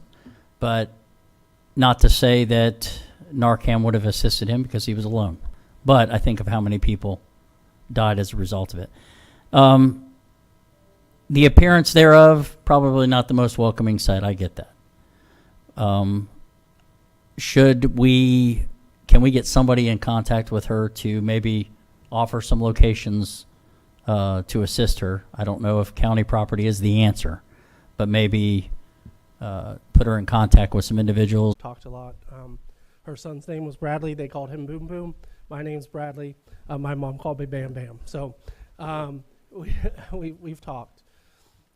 There's some real dangers in putting Narcan needs to be temperature controlled. That's what Gotcha. it says on the Okay. box. And so And she's aware of that. Okay. I have asked, because we've been talking to her since about January, on and off, to find a solution. I've asked individuals that are applying for our opioid abatement money to include Narcan vending machines as part of their ask. One of the applicants has included 2 in this first round of funding, and that's Foundation of Freedom, Foundations to Freedom. Okay. They're going to do one here on the west side. Yep. We're looking for another opportunity. They have one for the east side. We're looking for a location. Volusia Recurrence or Volusia Recovery Alliance is Recovery Alliance, providing yes. the Narcan. Okay. I have, Miss Jean has actually formed a nonprofit. So now she could be able to access some of the opioid monies, but my recommendation to her is to come with VRA as the lead partner, and where she could have an opportunity to place some of those vending machines where they're supplied by a private vendor. If it's, so for example, this is to protect the county. If we put it out there and we're not temperature controlling it, and what if someone goes to use one and it's not there? Of course, we have deep pockets, and it opens us up to we have a litigious society, just be honest. So if we have a private partner that can do it, that's the much preferred That's route. what I thought. That's why I thought maybe we could put her in contact with that as well. We And I talk appreciate. I regularly. wasn't aware of the fact that you've reached We out talked, to her. we text over the weekend. Excellent. So. Thank you. Yep. Thank you very much. All right, that answers my question with that. And the last thing, so the last meeting I wasn't here due to an illness, and then the meeting before that I didn't mention the jail one time. Well, guess what? Party's over. So. Matt, you do. I voted you council member of the day. I know now that I can do that because I am. But I can motion to reconsider that. I would like to just curious is the inmate work program. I know that a lot of that was put on hold before, as we talk about as we go into the next year. I know staffing was the biggest issue. I know that's getting better. I know that we have a project on the horizon with respect to the greenhouses. To help with the beach restoration, with the, the plants and whatnot. And also, but I don't want to leave that work program or the farm or any of those other ideas out there and never to be hit on again. And I know I don't want to take anything away from previous council because I know, Mr. Robbins, you had come up with the sustenance fees with respect to jail housing, and I don't know what that money's going to be utilized for, but is that something that can help with that endeavor? Or can we bring that back to the agenda to be able to, to discuss it? I'm not so sure that's necessary. We're already working on those crews, so I'll get a report from Joe. And it's really been a staffing issue. It has, I know. That's why I haven't brought it up. Other than that, I mean, as he gets the staff, and we get the the properly classified inmates that can do it, we'll be filling out more work crew trucks because there's more work out there than there are the people. There are, and we're still getting asked. When you and I had the discussion, Daytona was asking for some assistance to help with some of that area cleanup. But also, some of the farming issues can be done without that. We have a very large compound that we don't utilize. Right. There's a lot of double fenced areas that we don't utilize. We could take advantage of that. I mean, there's a lot of property out there that is behind a fence or two fences for that matter.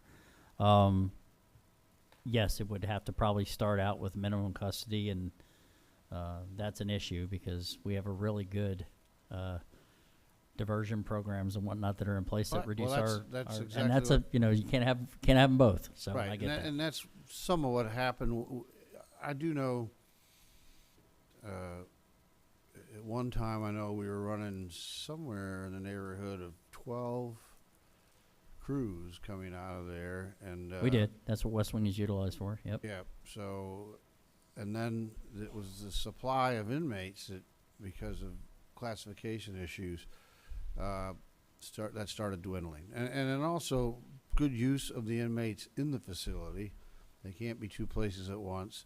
So I know the maintenance of the facility itself also, but really as we get back, it's my goal, and we've heard you guys, and we're working towards putting more of them back out on the street. So we'll be doing that. And the only reason I brought like I said, the farm issue up, when I first got on council and I wanted to find my expertise to find ways to reduce cost, one of your biggest eaters, I've said it before, say it again, is food cost. And if you can reduce food cost, absolutely, it's a savings to the taxpayer as well. So. Well, we capture them hogs that they. There's that. There's that. Okay, we can do a hog hunt with them. All right, that's all I have. Thank you very much. Barbecue out there. Thank you. Appreciate it. Councilman Robbins. Thank you, Chair. Trying to make it as quick as possible. I appreciate, even though it's not in my district, we had a lot of people come in today from Ormond Beach, concerned about the fuel depot. Just at our earliest convenience, county attorney, county manager, can we get just some bill language clarification? I think there's maybe a little misunderstanding. if there's something that we can put out there, because really, as I understand it, I think we all have to remember too that we're at the mercy of the landowner, from what I understand at this point, to make a decision. It was kind of broadcasted today just a little bit that we need to kind of do this and do this now. I just want to get some concrete information out there that just should be transparent and whatnot, if we can do that at your earliest convenience.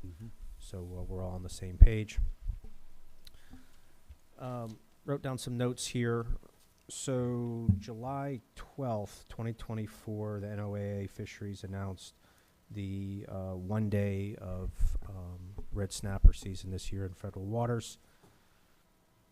One thing that we don't have, and this is just, I don't know if this is even feasible, and this goes towards our coastal.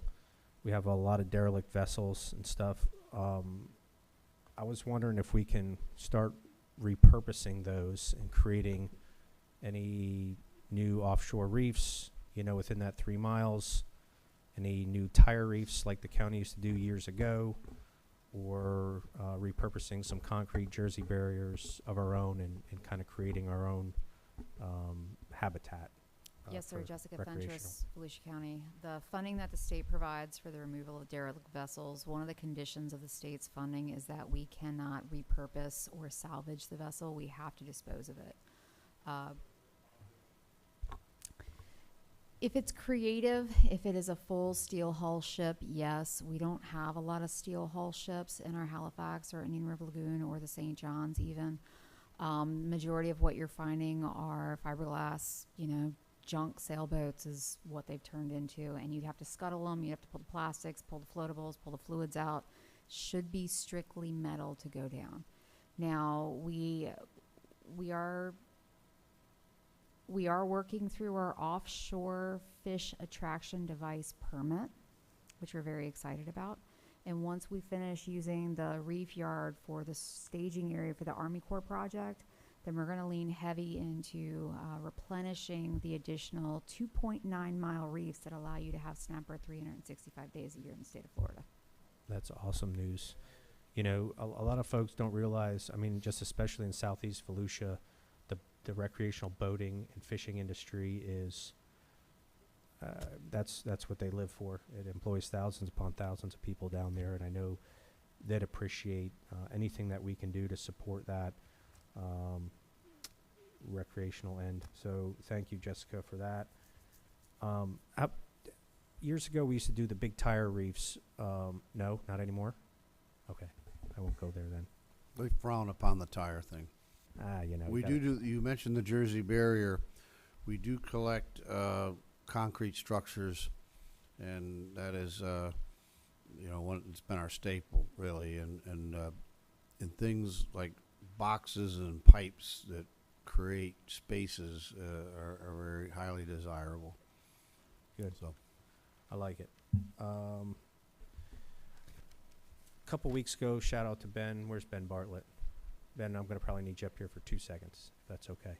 It's his birthday, too. Happy birthday. It's his birthday, Danny.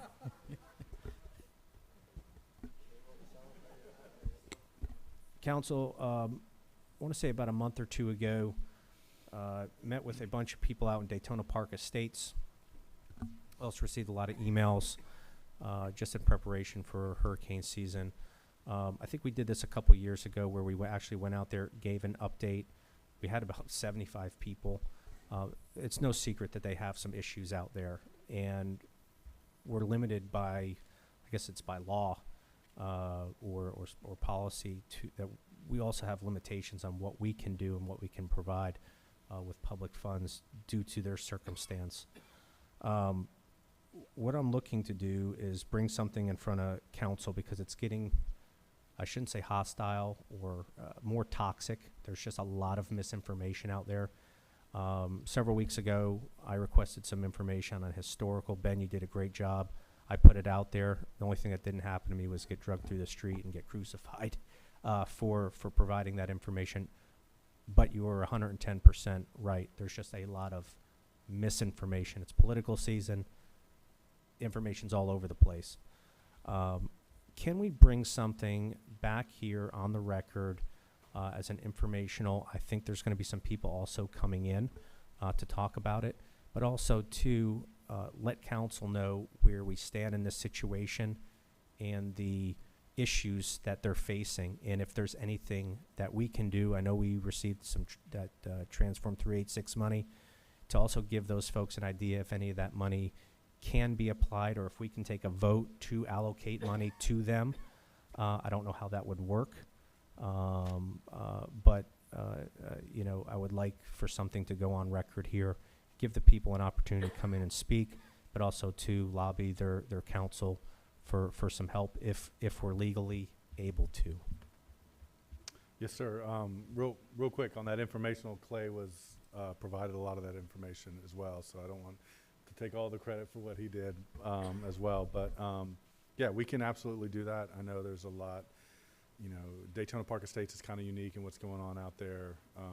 You know, they're experiencing a lot of construction in terms of houses being built in areas where there weren't a lot before, and we can provide a lot of information as to why things are the way they are and what options we have to remedy those things. That would be great, and I hate to put you through that again, but it's time that we have to put something on the record. That's how bad it's getting out there, the mood. You know, because they do have valid concerns, the draining, the stormwater. They want to know why the houses are so high. A lot of this stuff, it needs to be clarified of what's in our control and what's not. But also, too, like I said, I'd like the opportunity for the council to hear that and see if we can apply any funds, any these ARPA funds, anything like that that we have leftovers to help those folks out in the future. I could make a motion, council, to bring that back. Chair, how would you prefer that? Can we get it on the? Yeah, just make a motion. And council, like to make a motion to have staff bring back a short presentation on what we're able to do in terms of stormwater and help in history in Daytona Park Estates. Second. Oh, Jake. Is that part of the, you've got a series of studies that are, will that one be? Yeah, that you know, that's one of the areas that, you know, we're going to see.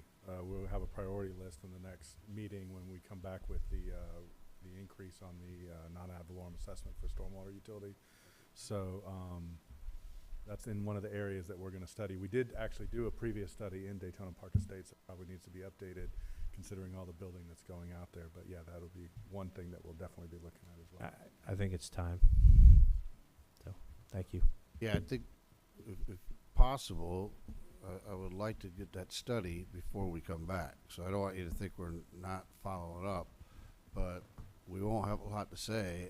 I mean, we could give a presentation on the conditions, but if you want kind of some science behind it, I think we need time to do that study.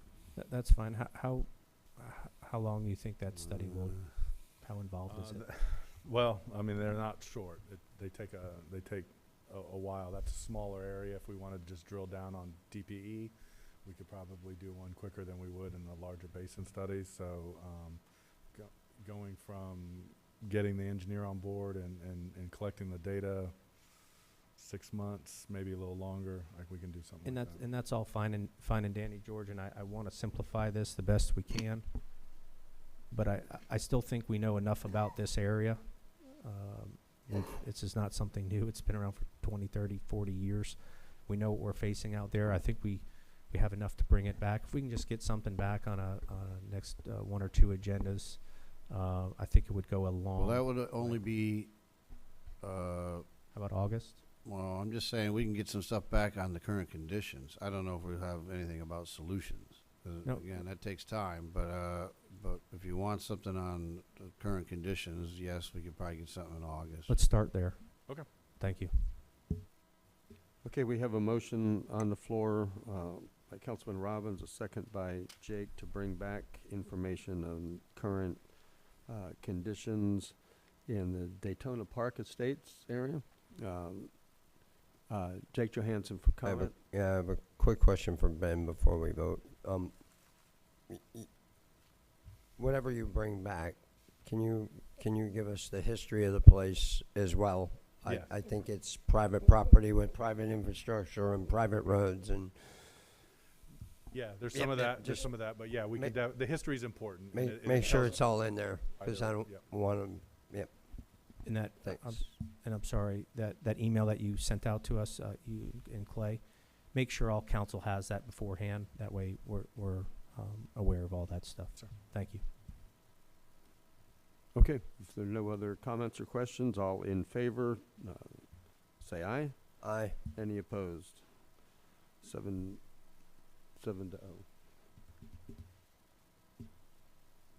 Are you done? Okay, just a couple quick things. I guess I better mention that on June the 8th, it was my 38th anniversary. And learning from Vice Chair Kent, I will say that it seems just like yesterday when I married her. 9 children and 12 grandchildren later, and we are opening a GoFundMe page for Christmas this year. But it has been a blessing. Ocean Center, glad you brought it up, Vice Chair Kent. I think what it demonstrates 2 things. What you already said, that our new director, staff there is doing a tremendous job, but it also demonstrated a huge interest from the public on entertainment events.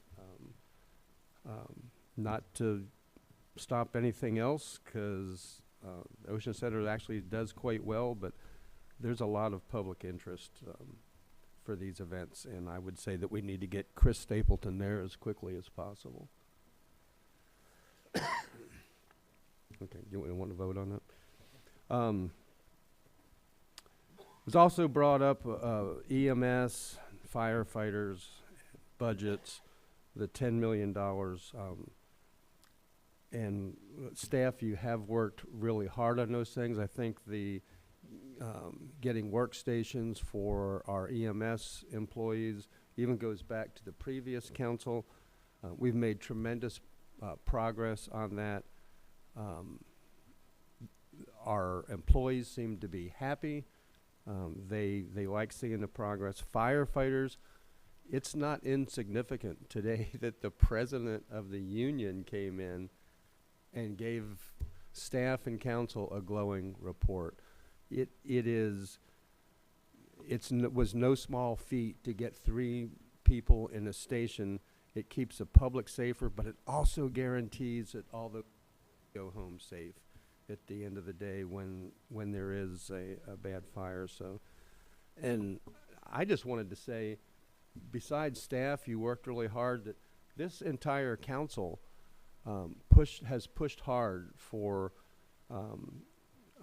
reducing the budget wherever we can, but not doing it in ways that are haphazard or dangerous.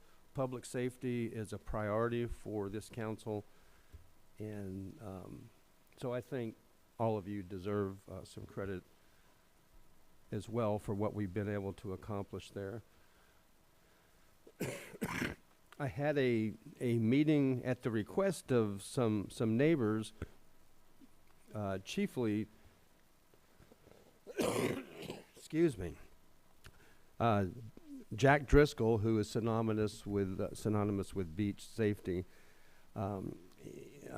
asked me to come meet with a group of neighbors just east of Mainland High School, and I did that it was the neighbors and the school board, and it was very productive. The school board worked well. It was, the neighbors weren't happy. There's flooding in the neighborhood just east of the high school now that it's been rebuilt. It's higher than the surrounding neighborhoods. There's some issues with retention ponds. The school board had gone out and hired an independent engineering company to look at it, came up with what they believe the problem is, and so now they will attempt to get the city of Daytona Beach involved in it, so that there is actually an outlet for the overflow that goes to sewage instead of the neighborhood. So I bring that up because it was a productive meeting. It was a time when although it wasn't the whole council, but the school board was glad to see someone from the county council there and working with them.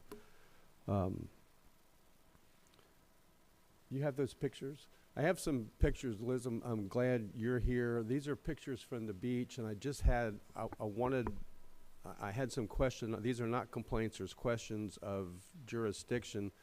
Since the Ocean Center is busy and popular, and since we're going into the busiest time of the season, I think this is the plaza. We keep hearing it said, especially by Mr. Kent, you know, we need to improve, be beautiful. Who is responsible? Would it be the resort, the plaza, or the county for taking care of trash and buildup of sand along beach approach? So at this particular location, it's a little unique because it is our beach ramp, but the plaza has their building essentially encompassing the ramp. Yep. And since Hurricane Ian, this facility has essentially been abandoned. It's not being used at all. Past, the plaza has done the maintenance in the area and kept it very tidy. Ultimately, the areas basically within the wall there are our beach ramp, and we can go in there and clean that up, and that's something that we can definitely do, but and something that needs to be done. So, you know, it's frustrating. Obviously, there's graffiti and everything around there. There's areas of that property that have fallen into disrepair because they haven't been maintained in 2 years, but there's definitely some work for us to do in that area. Okay, stay right there, because I think you just touched on most of the other photos. Yeah, that's just the other side. Stop there a second. So for other beach approaches, and it's interesting what you said about the plaza. I don't know if it's abandoned, but there's nobody there. There's other beach approaches with resorts that are being rebuilt, and their trash is everywhere. They're not picking it up. So does that fall on us as well? If it's in our beach ramp right away, it is, and we do that regularly. Now, Clay can speak to some of the issues. I know his folks have been out. You know, specifically with this location, there's been some issues with some debris on the beach, and I think there's some coordination with the city on some code enforcement. I'll turn it over to him. Anything that's on the beach that is identified as debris, we are utilizing code enforcement to identify it, both for construction and just basically damage that still may be surfacing from the storms. We typically are going through the process of asking the property owner to work with us. If they don't, we issue notice of violations. We are working with both our Turtle Patrol folks, who are Beth Liebert and EAI, because they are out there earlier than anyone else. Mm-hmm. They identify if any of the contractors are doing anything that is not acceptable. Because again, one of the main things we want to do is make sure DEP and FWC are happy with us as we're trying to ensure protection of turtles during nesting season while still allowing construction. So we are taking the debris issue very seriously. This is something that we're working with the city of Daytona Beach. Ben asked about this today, what we were doing. And so if it's on the beach, that's where Aaron Perro, who's one of our code enforcement officers, is aware of all this. There's notices of violations on both surrounding properties. And we're coordinating with Daytona Beach because they would have the code enforcement for the upland portion. This particular slide is also at the plaza. Is that a utility company pole? It's a street light. It's been on that wall for a couple years. Can we get the utility company to come and take it away? We can reach out to FP&L. I don't know if we already have. I don't know if they won't remove it because it's leaning on private property. Seriously?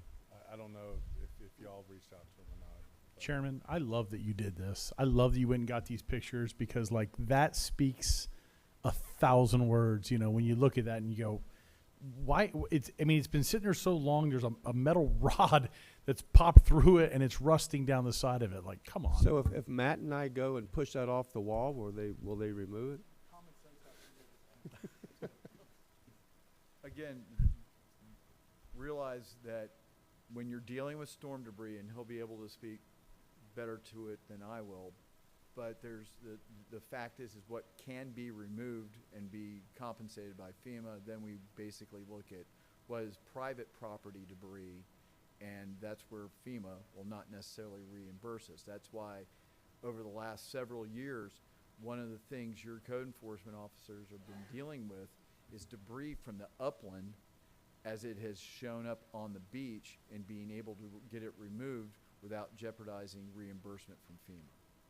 And so, yes, we are going in there and we are citing property owners. We are taking them through code enforcement. And again, this is something that I'll have to double check on what the status is on this particular one, if we've reached out to FPL or if we're still trying to work with the property owner to try and get it removed. I don't think I don't know if the property owner's here, but you would not. You can still reach him, but it's been 2 years. I assumed that the utility company would remove it a long time ago, but I was wrong. We can definitely reach out to them and get that information and see what. Okay, thank you. I think the rest of them, just flip through them real quick. I think that's the. Oh, you already mentioned it. This was graffiti that I think we covered up. In the plaza entrance, there's graffiti on doors and walls. Is that Plaza's responsibility? Okay. Yeah. See, right there. It's unique because it's our approach, but it's their building that encompasses it, like you just said. So, however, on the seawall south of the plaza, there's There was a vulgar word that was written there, and one of those. We just took care of that one because that one. Jessica went down there with some white spray paint. Okay. Mr. Chairman, I want to add to what you're doing. If you Please. Can you go? Well, go ahead. Advance one more. Yeah, that one. That's the other construction site, I think, Clay. Is that? I think it's university or whatever that. So, is there one more? No. Okay. David Santiago, you wanted to add to this. Yeah, thank you, Mr. Chairman. Thanks for bringing this up. Can you go back to the other slide? Can you read that? Does that say Matt Reinhardt 2024? No, but I do have something serious. I had to make it funny. It's getting late. Okay, but Mr. Chairman, on a serious note, it says I'm glad you brought everybody this wants up. to be a firefighter, is what it says. Oh. But on a serious note, I'm glad you brought this up. You know, because I did a drive-by to the beach with one of our staffers a few months ago, and I was still appalled at what I seen also. And I know, Clay, you said there's some enforcement going on, but those hoteliers across all of those cities are charging some of the highest rates they have in decades. And so they're making money. There should be no excuse for them to be investing and fixing their properties. That's just my opinion. But I'm of the opinion also that we need to go in there and lay down the law. Because, you know, we've talked about the appearance across the whole coastal area. And we need to hold everybody to a high standard. I'm supportive of making sure we back our staff to go in there and apply our code stringently on that beach. We need to improve that area. That's just my opinion. And we do the best we can, but remember the buildings are in the city. So, you know. I'm with you. I think, but as I said I think a we need few to weeks partner ago, with them. we got to partner with them. You know, Right. Their success is our success. Exactly. The seaward side of the seawall, whose responsibility is that? There's. It's still the resort. It's the owners of it's the owners of the seawall. Maybe some public shame. We have an internal policy that if there is a masonry wall adjacent or on our property line, we will go ahead and take a paint chip and match the paint chip and try to match as best we can the color of the masonry wall, whether it's ours or somebody else's. Painting over a door tends to have some liability on it, and removing a large concrete structure off of a private seawall from 2 third parties that also has some liability on it. I take a lot of pain and care to try and paint what we can. I try to get rid of a lot of the graffiti. We work very closely with the law enforcement agencies out there to document the graffiti. We track our time, we track our materials, so that the one, if you recognize, I've recognized the Daytona graffiti. I know who they are. The dope guy has been arrested before. We've been able to pull our records on how many times we've gone out and covered up his tag, and we were able to get reimbursement through the court system. So we document through the sheriff's office. We keep records of these graffiti artists, but if it's extremely profane, we will take it upon ourselves to go and cover it up immediately as soon as we notice it. And that's across the board, from beach safety to sheriff to the confessions. I put the word out. If you see it, tell me. I'll take care of it within the day. On that pole, though, I wouldn't worry about the cost. The cost of the blight look for a pole to have our staff spend 2 hours and take a loader maybe and pull it off, I say spend it. That's just my thoughts. The fact that it fell on private property.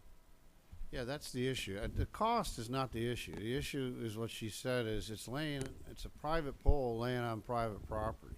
So it'd be getting into just like the lady we had to deal with earlier, and you start to get into going on private property and with government enforcement. That's a whole different can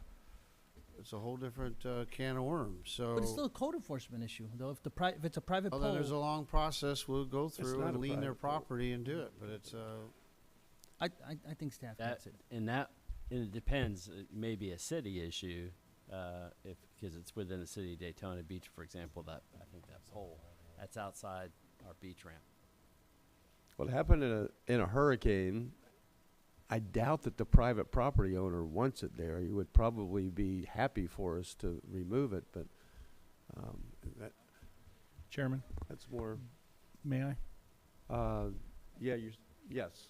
Matt yields. This is why people get frustrated with government. Yeah.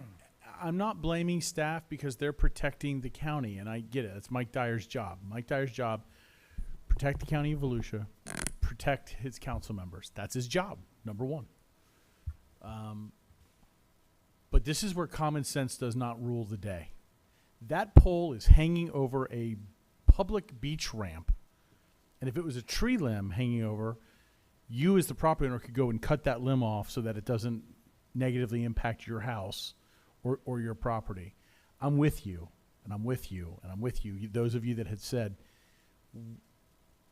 we've got to move quicker on this because there's a cost associated with looking at that blight for as long as we have.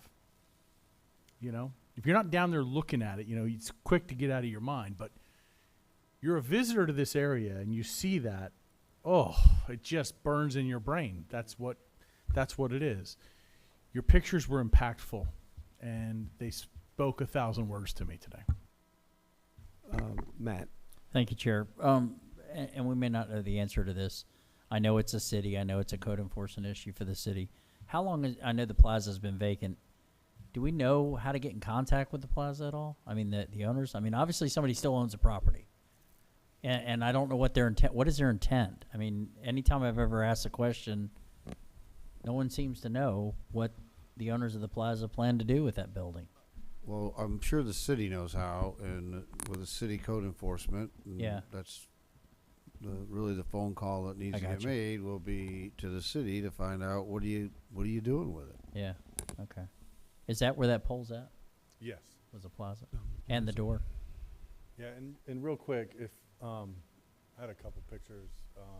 This was what it looked like before when it was operating. Obviously, they were maintaining it completely different.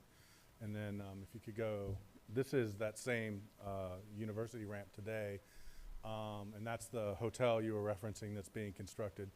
We do have a refurbishment project for this ramp that is about a month or so away from going to bid, and it'll clean that up. It'll clean a lot of what we control, which is basically that fence isn't ours. That fence belongs to the adjacent property owner.